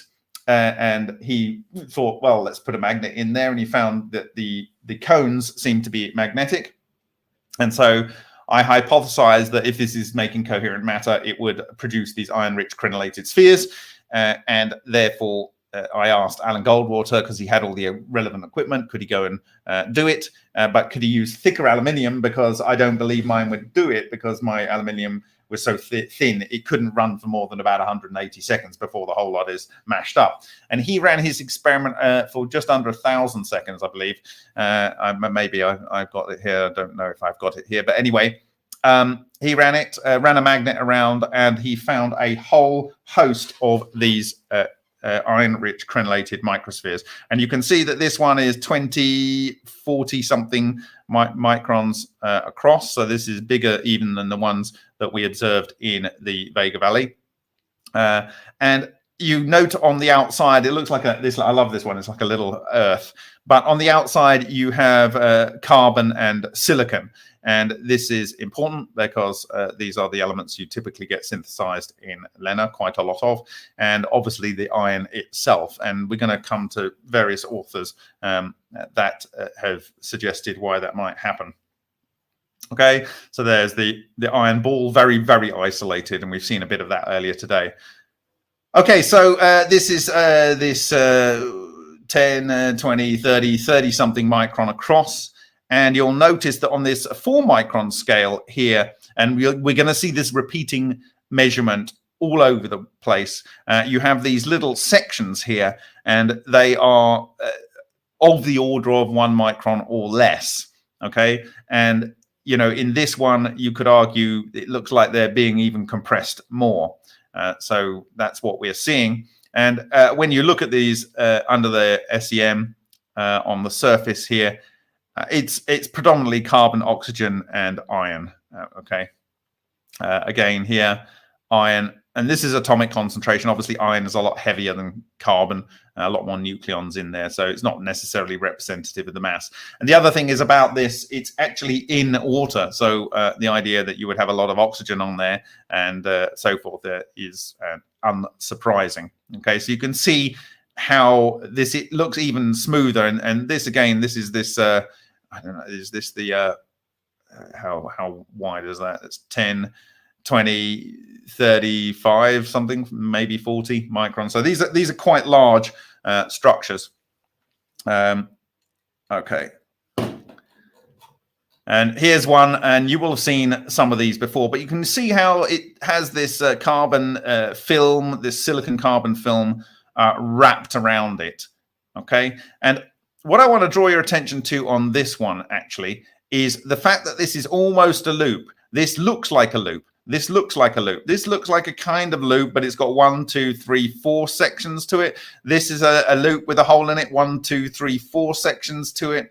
And it looks like a brain. You've got another one here. 1, 2, 3, 4, 5, 6, 7, 8, maybe. There's another loop here. Okay. So I think at this stage, I want to draw your attention to something in Matsumoto's book. Before I do, if you can imagine this very large ball or one slightly larger, I hypothesized that this is a section from a ball. Now, this is 40 microns. So you can imagine this folded in so that you have, like, there's a triangular section here. Now, if there's many of these have a triangular point on them. So like there's definitely a sort of triangular structure up to maybe this point and down there. And you will have seen this on some of the balls that I shared earlier today from the recording earlier in the week. So if you can imagine this and it ripped down this triangle section, okay, you would end up unwrapping the ball and you would end up with a potential section like this. And I believe, and I said to Alan at the time, and I said, you can actually see here in the note, could this be part of an unwrapped sphere that was partially hollow? It appears to have 3 types of structures on its thickness. One that is amorphous in the center. This amorphous center here, so maybe I can zoom in. This amorphous here, it's completely amorphous. In the center, one on the underside that may look like the outside. So I'm speculating that this outside section looks like the segments that make up this. Okay, and looks like the outside of the sphere is examined but cannot be sure. And an inside that is a cellular structure. So there's a kind of like cellular structure in this, which may or may not be clear to you if we go in. Maybe that's clear to you. There's kind of like the cellular structure here. So this might be the tail end of these, and this I've kind of argued that this is kind of like this is the inside part of the double layer, and this is the fuzzy part of the double layer. But this is where all the coherent matter would be. And you can see here that on the inside layer, you've got these very, very high atomic concentrations of iron. So if you look at the outside again, the atomic concentration is 14, 16, 20, 24. But if you look on the inside of that, you have 40, 48, and so on. So there are some 26s down here, but the first 3 spots that he's got on here are higher concentration than you see on the outside. Okay, so I believe that this is an unwrapped sphere, and I think you're going to see evidence of these kind of things going on. And then I want to dig up Matsumoto's book. So if everyone's downloaded their copy, you will be able to come along on this discussion with me a little bit easier. So I think what we will do is we will look at page 134, observation of gravity decays of multiple neutron nuclei during cold fusion. Bearing in mind this was submitted July the 12th, 1991, and at this time he thought it was just multiple neutron nuclei, but he subsequently said that this is like every element you can possibly imagine can go in and come out, and so there we go. So right, so I'm going to pull that up, and then we can have a look at those images. So give me a second here. Leo Vegas brings you Sweet Bonanza Candyland with 2 tasty bonus games. Played at Leo Vegas, King of Casino.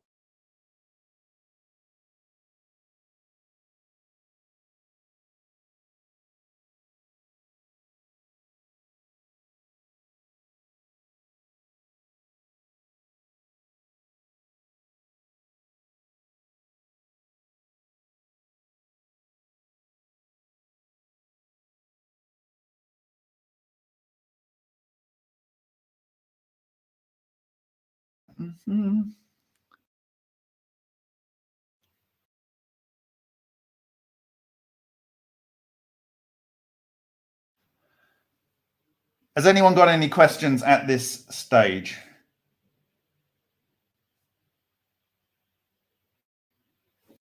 Hi, WP for Truth. Hi, Cookie. Hi, Artifact. Hi, Gordon. Hi, Kim, my lovely wife. Hi, everyone. Thank you for joining us today. Okay, so I'm going to go to page 135. Actually, maybe I'll do something a little bit before that, actually, because there's something very important that. Now, did he do it before or was it after? I think it was after, actually.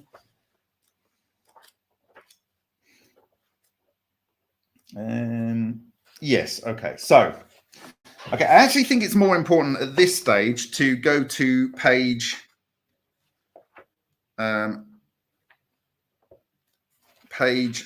192 to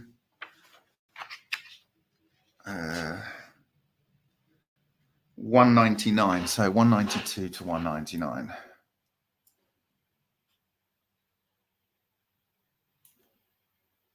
This was later thinking, so you have to see these things in order, okay?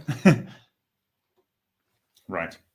So the first is these kind of star explosions, and we saw something very similar going on in the ultrasonically treated fuel for the Echo reactor by Suhas Rao. And I mentioned that earlier, and that's very important because we saw these exact type of stars going on. And this is the explosion of the structure. And if you go and look in here, we have a ring coming out of this. And I believe that we're going to see something similar in the analysis we did earlier. You have a ring coming out here. You have a ring that's kind of maybe doing some interesting tumbling motions and so forth. So you can see an event that causes this detonation. But you can go and have a look at that because you can. Okay, so here's some other structures.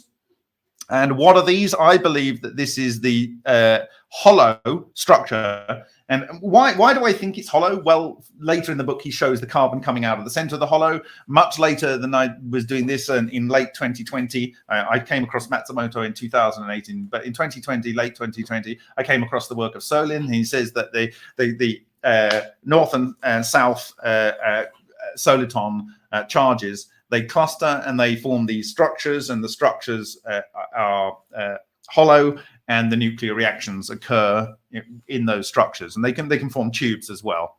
Okay, but I believe that what you're looking at here in this particular image is the same kind of double layer and the thickness. And if you note, if we go in, sorry, I'm clicking on the wrong thing, so it's not zooming in.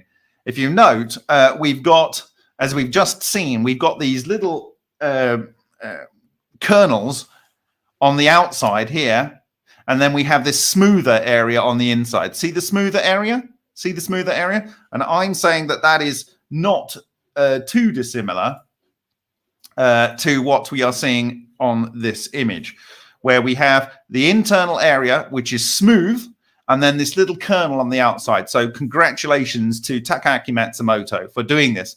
So yeah, you got this smooth area here. See it? Smooth. And then the little kernels on the outside. And I believe this is all coherent matter.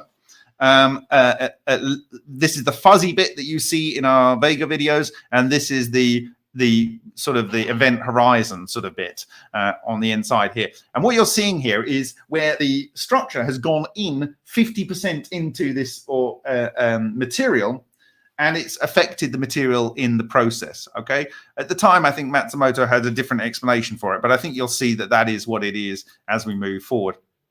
Here's another one. Again, you can see on the inside, we have this fairly smooth area, and then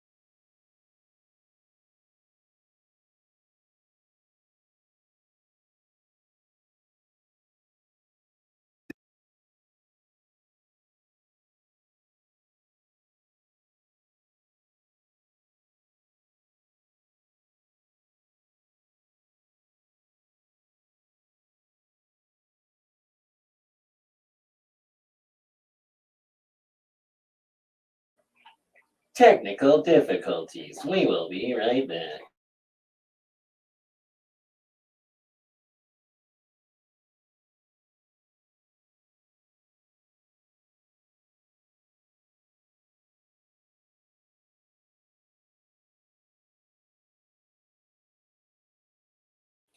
Or maybe not, and this is just Destiny saying it is time to shut her down for the night. So I guess I love you all, and we will catch you on the next one, which will be in a few days because I'm starting to feel better and got some work that I gotta put up for everyone. So we will see you soon, and bless you all and have a good night. This is the bit, isn't it? That confuses me. It's like, did we choose to come here to get this sorted out, or is this just seems a little unfair, doesn't it? That you know, we seem to be here and there's this parasite messing up our experience. And you know, I know in my own life, the times that I've made major changes, it was like it became more painful not to change than to change. That was when I made big changes. You know, it's this whole ridiculous narrative of it's an unsafe world. There's not enough for you. It's scary. Everyone's out to get you, and clearly the old civilization was completely the opposite to that. It was all about empowerment, like literally. Cosmic resonance, I think they called that one, or cosmic resonance. That's a better name. Real science. You can actually produce free electricity, and this is part of what Tesla was doing, is the differential between the top of the spire to the ground actually creates an electrical differential that you then connect to another wire that goes into the ground, your grounding. Put that into the third phase in your circuit, and then you have a bell ringing circuit, and that actually produces plasma electricity out of the air. It's real technology. These things actually function producing electricity. It's crazy. The movies are the truth and the news is the lies. They've completely flipped it.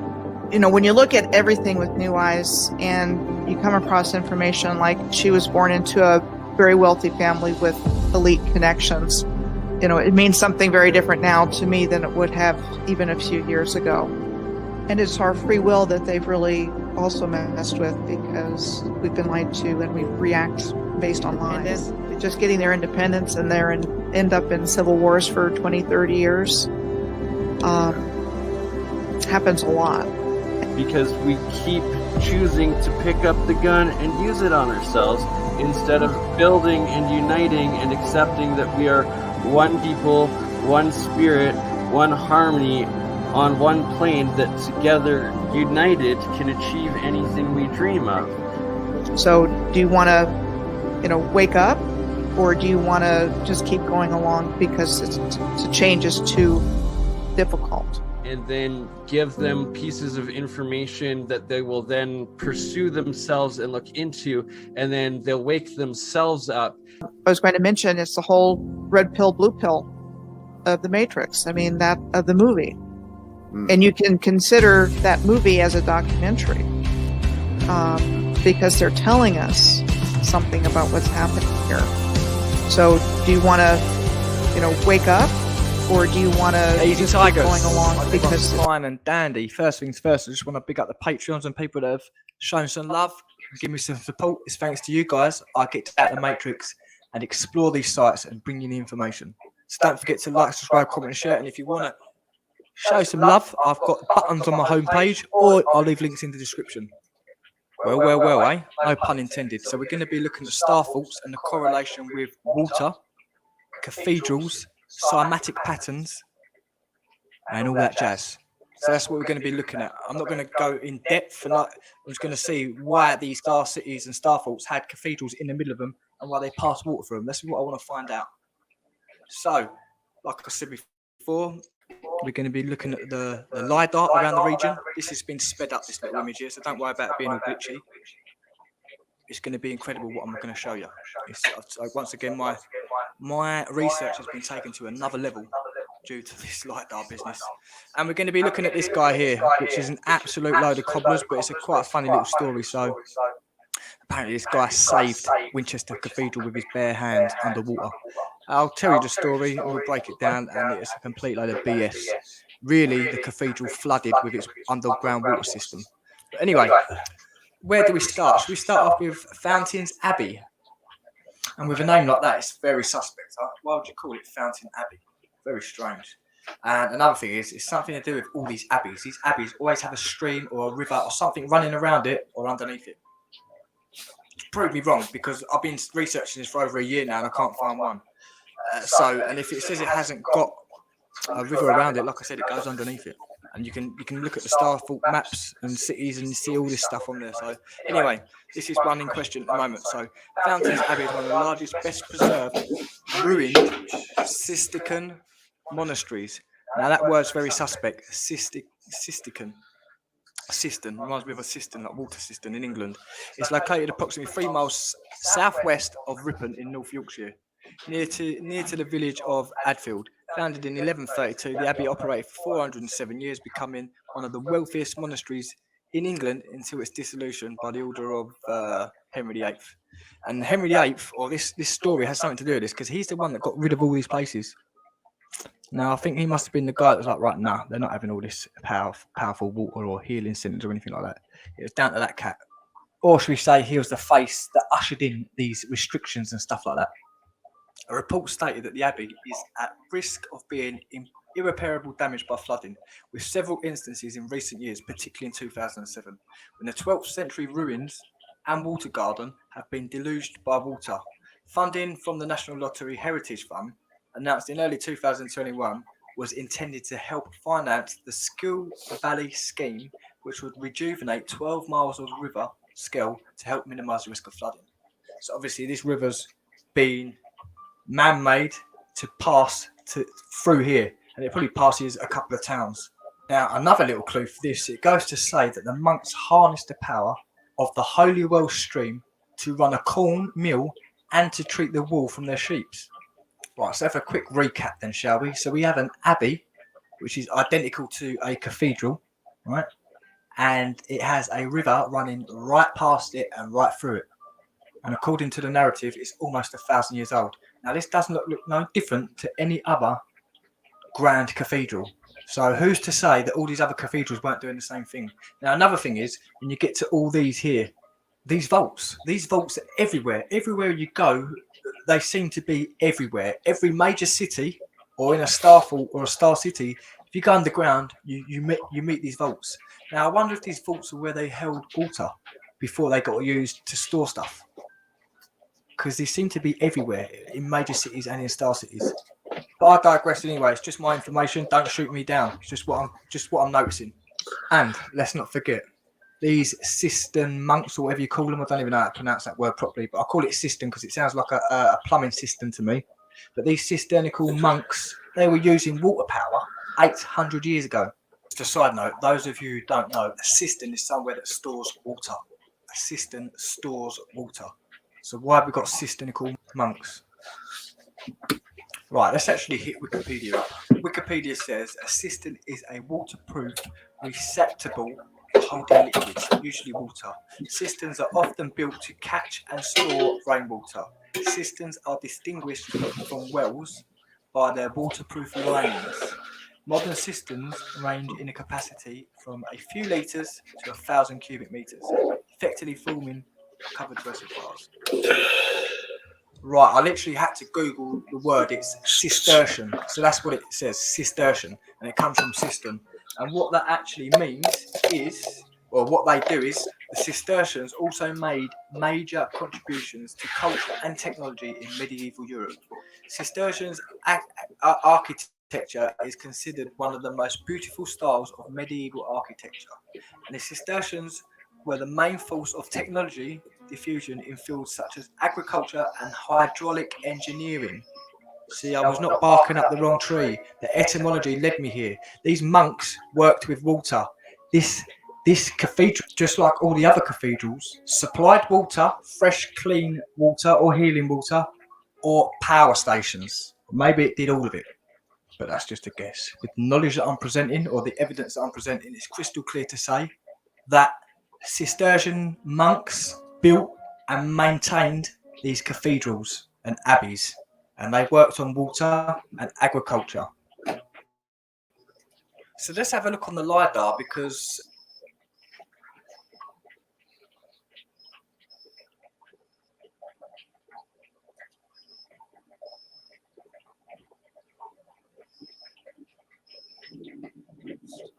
look at the terrain around it. It's full of pools and cisterns and reservoirs and all sorts of stuff. So this is the cathedral, and you can see that the water comes from around here into this corner. And when they're cornered like that, I swear it's to restrict the flow. I guarantee you. I mean, look at the earthworks here. What is going on? This is like 3 reservoirs or 3 lakes. Well, they're probably lakes now, but it's all connected to Fountain Abbey, which is ironic that you call it Fountain Abbey. Unbelievable. But it's there for us.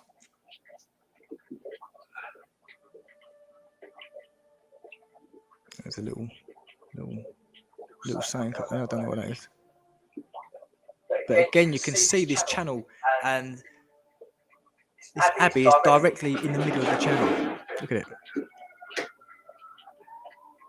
Very interesting stuff. So the water passed that, so they must have had to route the water, then right exactly where they need it pinpointed, built the cathedral. Now this is another one I was looking at. This was Minster in York, and again it was the same setup, the exact same setup. It's in like some sort of like mini ditch sort of thing. Like I don't think you'd be able to see this if it wasn't for this LiDAR, because you'd have trees and bush and all sorts of stuff in the way. But you can see like it's in the middle of like a river, which is very peculiar, huh? Like if I go down, it's very hard to control this, by the way, very, very hard. This is a 3D image of the land. But look, directly flow straight to it. So it would have went underneath it or in it or around it and come out the other end. Sorry about this. I'm such an amateur. Look, I've only been on this a few days. But look, you can see that it runs a route. So why is there routes for water running to and from and under these cathedrals or abbeys? But it's crystal clear now that the evidence is just mounting up, piling up and piling up and piling up. And one other thing quickly, if you're wondering where I got the graphics from, like the splash, the logo and the start little setup, check out this guy, Senso Sentinel. He's a music producer, a rapper, graphic designer and all that jazz. And look, you can see the quality. So I'll leave the links in the description. And if you need his services, you can go and hit him up because it is incredible. So, I've said it before and I'm going to say it again. I said this 2 years ago when I set this channel up. What is the correlation with cathedrals, churches and star cities? Why am I asking that? Why? Because in the middle of every single star city, there is a cathedral. And if you look at the maps, you can see the water running directly to it or underneath it. And it's in every single star city. So that's a fact. If you look at the center of it, you will see there is a cathedral. So it's just undeniable. And again, these are water cymatic patterns that represent frequencies. Okay, there's so many dots that are getting connected here. This is just, it's unbelievable. Again, look in the center, you'll see the cathedral. This one here, you can see water is directly underground to it, but you can see water coming into the star city. And again, in the center. It's just unbelievable. Like, where did this knowledge go? Like, who decided to get rid of this and not tell the general people? Again, Here you can see the water running directly through it, and somewhere along there will be a cathedral. Obviously, it's not the best picture, but these star cities, this is what they represent. Frequencies. Cymatic patterns. And you see this everywhere. You see it in nature. It's part of nature. It's been around since day one. And it is beautiful. Look at it. Look at it. So this is what the star cities are based on. These frequency patterns, cymatic patterns. And another thing, monks dug this because they needed fresh spring water to the cathedral. So basically I was watching some guys do some urban exploring, and there was underneath a cathedral. Spring water to the cathedral, so there was a spring on top of the hill. I had to screenshot this, didn't want to get done for copyright. So these guys are underground, and they're in this channel that goes directly, down this is the only bit left, and the water now runs into the river, diverts into the river. So the water used to go straight from this spring, directly underground to the cathedral. But something happened, and they've rerouted the water, and it just goes into the river, which I thought, what is the point in that? You've got all that fresh water, spring water, and you've gone all that way to divert it somewhere. Why don't you just let it be? Like, what a waste. It's just going into the sea. Unbelievable, huh? I just want to chuck this one in here. Zoom in, you can see brickwork right underneath the waterfall. I'll just chuck that. I like to do a bit of comedy, so I thought I'd throw this one in there. William Walker, diver who saved Winchester Cathedral with his bare hands. So this is the guy. It was in the early 1900s.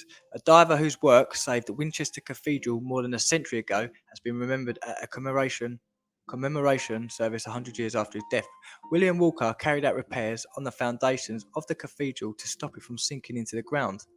He had to descend into murky waters, 235 pits, each about 6 meters or 20 foot deep, to dig out rotten foundations and shore up the walls of concrete.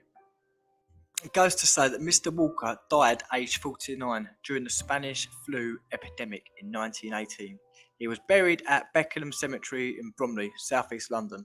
The deep sea diver who usually worked at Portsmouth Dockyard was recruited in 1905 after a large crack appeared in the wall and vaulted ceiling of the cathedral.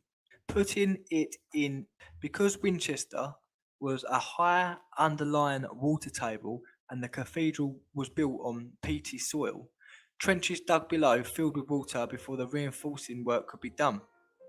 Mr. Walker worked from 1906 until 1911, spending nearly 6 hours a day underwater in darkness, working with bare hands and only just by his touch. So this is a picture of it, of the guy in action. The geezer underground in the dark, loading all the bricks. But there's only one photo of him going underground, and that's not even a good visible picture. There's no other pictures of any other holes. There's meant to be 235 holes. So there's no material and there's no work being done. Let's get back on the LiDAR, because the LiDAR don't LiDAR. I wanted to look at this cathedral because apparently there's 235 excavations around this cathedral and I can't see nothing. The ground looks completely like it's been smoothed out. There's no way was there 235 pits around this thing. Now, I personally believe the water system underneath this cathedral broke or burst or something, and they didn't know what to do, so they just poured all sorts of stuff down there, and this guy was the man to do it. But let me just tell you why it was BS anyway, because nothing was calculated that they threw down there. Nothing. Because I've done the mathematics. So let's have a look, shall we? So this guy, it says that so this is what he said he'd done. He said he'd done 5 years of work, supporting the cathedral using more than 250 bags of concrete, 115,000 concrete blocks, and 900,000 bricks, all in 5 years, all in his own. So let's do the mathematics. Let's not forget he'd done it in the dark as well. Let's not forget that little fact. So I did the maths. I'm going to give him the benefit of the doubt. So I said 6 years, because it's actually 5.5, but let's say 6 years. So I did 6 years, yeah, times by the days. That's 2,190 days, basically, of work that guy done. Right, so then the next sum was, how many bricks did this guy lay in his 2,190 days? So that means every single day, no days off, he'd have had to lay 410 bricks. Alongside that, 115,000 blocks of concrete, he'd have had to do 52 a day on top of the 410 bricks. And then to top it off, the concrete sandbags, he'd have had to do 11 of them a day. All in the pitch black, underwater, no tools whatsoever. Who was knocking up the cement? Who was knocking up all that stuff? It's a load of cobblers, if you ask me. An absolute load of cobblers. To me, it seems like there was a massive leak. They didn't know what to do, so they just shoved as much geopolymer and bricks down there as possible. And to me, again, it seems like it's underneath the actual cathedral, so they went from inside, because I can't actually find anything on the LiDAR that says that the ground is uneven outside there. It's very strange. And you'd expect if there's 235 holes, you'd see them, especially on the LiDAR, but you don't see nothing. So I believe, like the churches in Southend, the wells are inside the church, or the cathedrals or churches are built directly on top of them. So if I haven't knocked your socks off, I'll probably bored the socks off of you. So let's have a Brucey bonus, shall we? Right, now I received an email a few months back, and it goes to say that it's to do with cathedrals, by the way. Hey Paul, I am watching a few of your videos, and my partner is Lithuanian. She ran a theatre school for 25 years.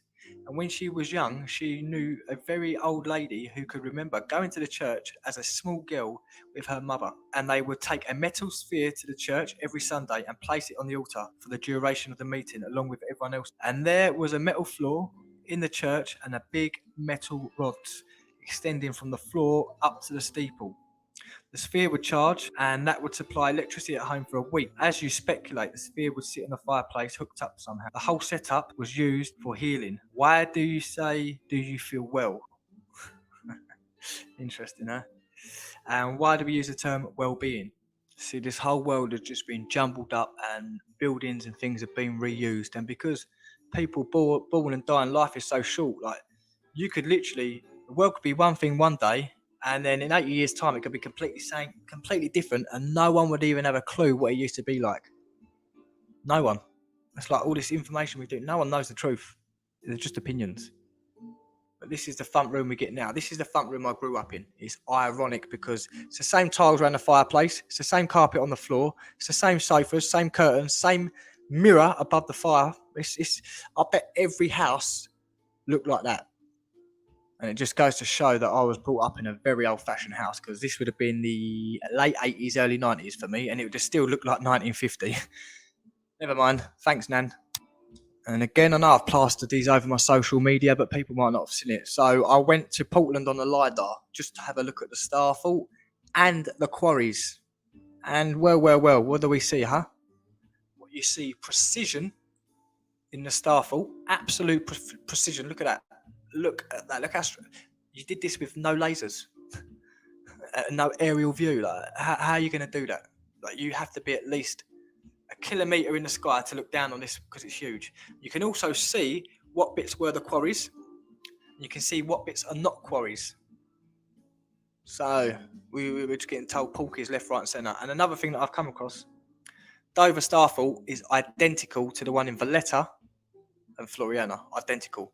You have a little mini Starfall on the right hand side, and on the left hand side it's spiked. Now the funny thing about this is the one in Malta is exactly double the size of the one in Dover. So the one in Malta is 1.42 kilometers long, and the one in Dover is 7.1 kilometers long. So why different parts of the world? Oh, and they've got the same cardinal points as well, by the way, which is another thing. Like when I was on Google Earth, I didn't even have to spin the image around or anything. They just laid the same. So why have we got two identical? And I'm not on about these pony little ones that get made up with like 4 bastion corners. I'm about real serious Starfalls, star cities, mate. Look at this. Why is this identical? Another interesting thing is that both these Starfalls have a grand shaft. And the ironic thing is the Starfall or Star City in Dover actually has a Knights Templar church. You can't make it up. It's like we're just given the same script wherever you go. It's a load of BS anyway. I hope you enjoyed it. And one more thing. Don't forget, if you need any services regarding product designing, if you need logos designed or anything like that, or someone to do some sort of music producing or sound engineering or rapping, hit up Senso Sentinel. I'll leave all his links and his website in the description. One love, ta-da.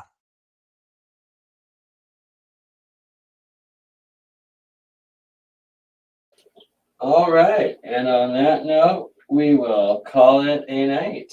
I love you all. Thank you for being here.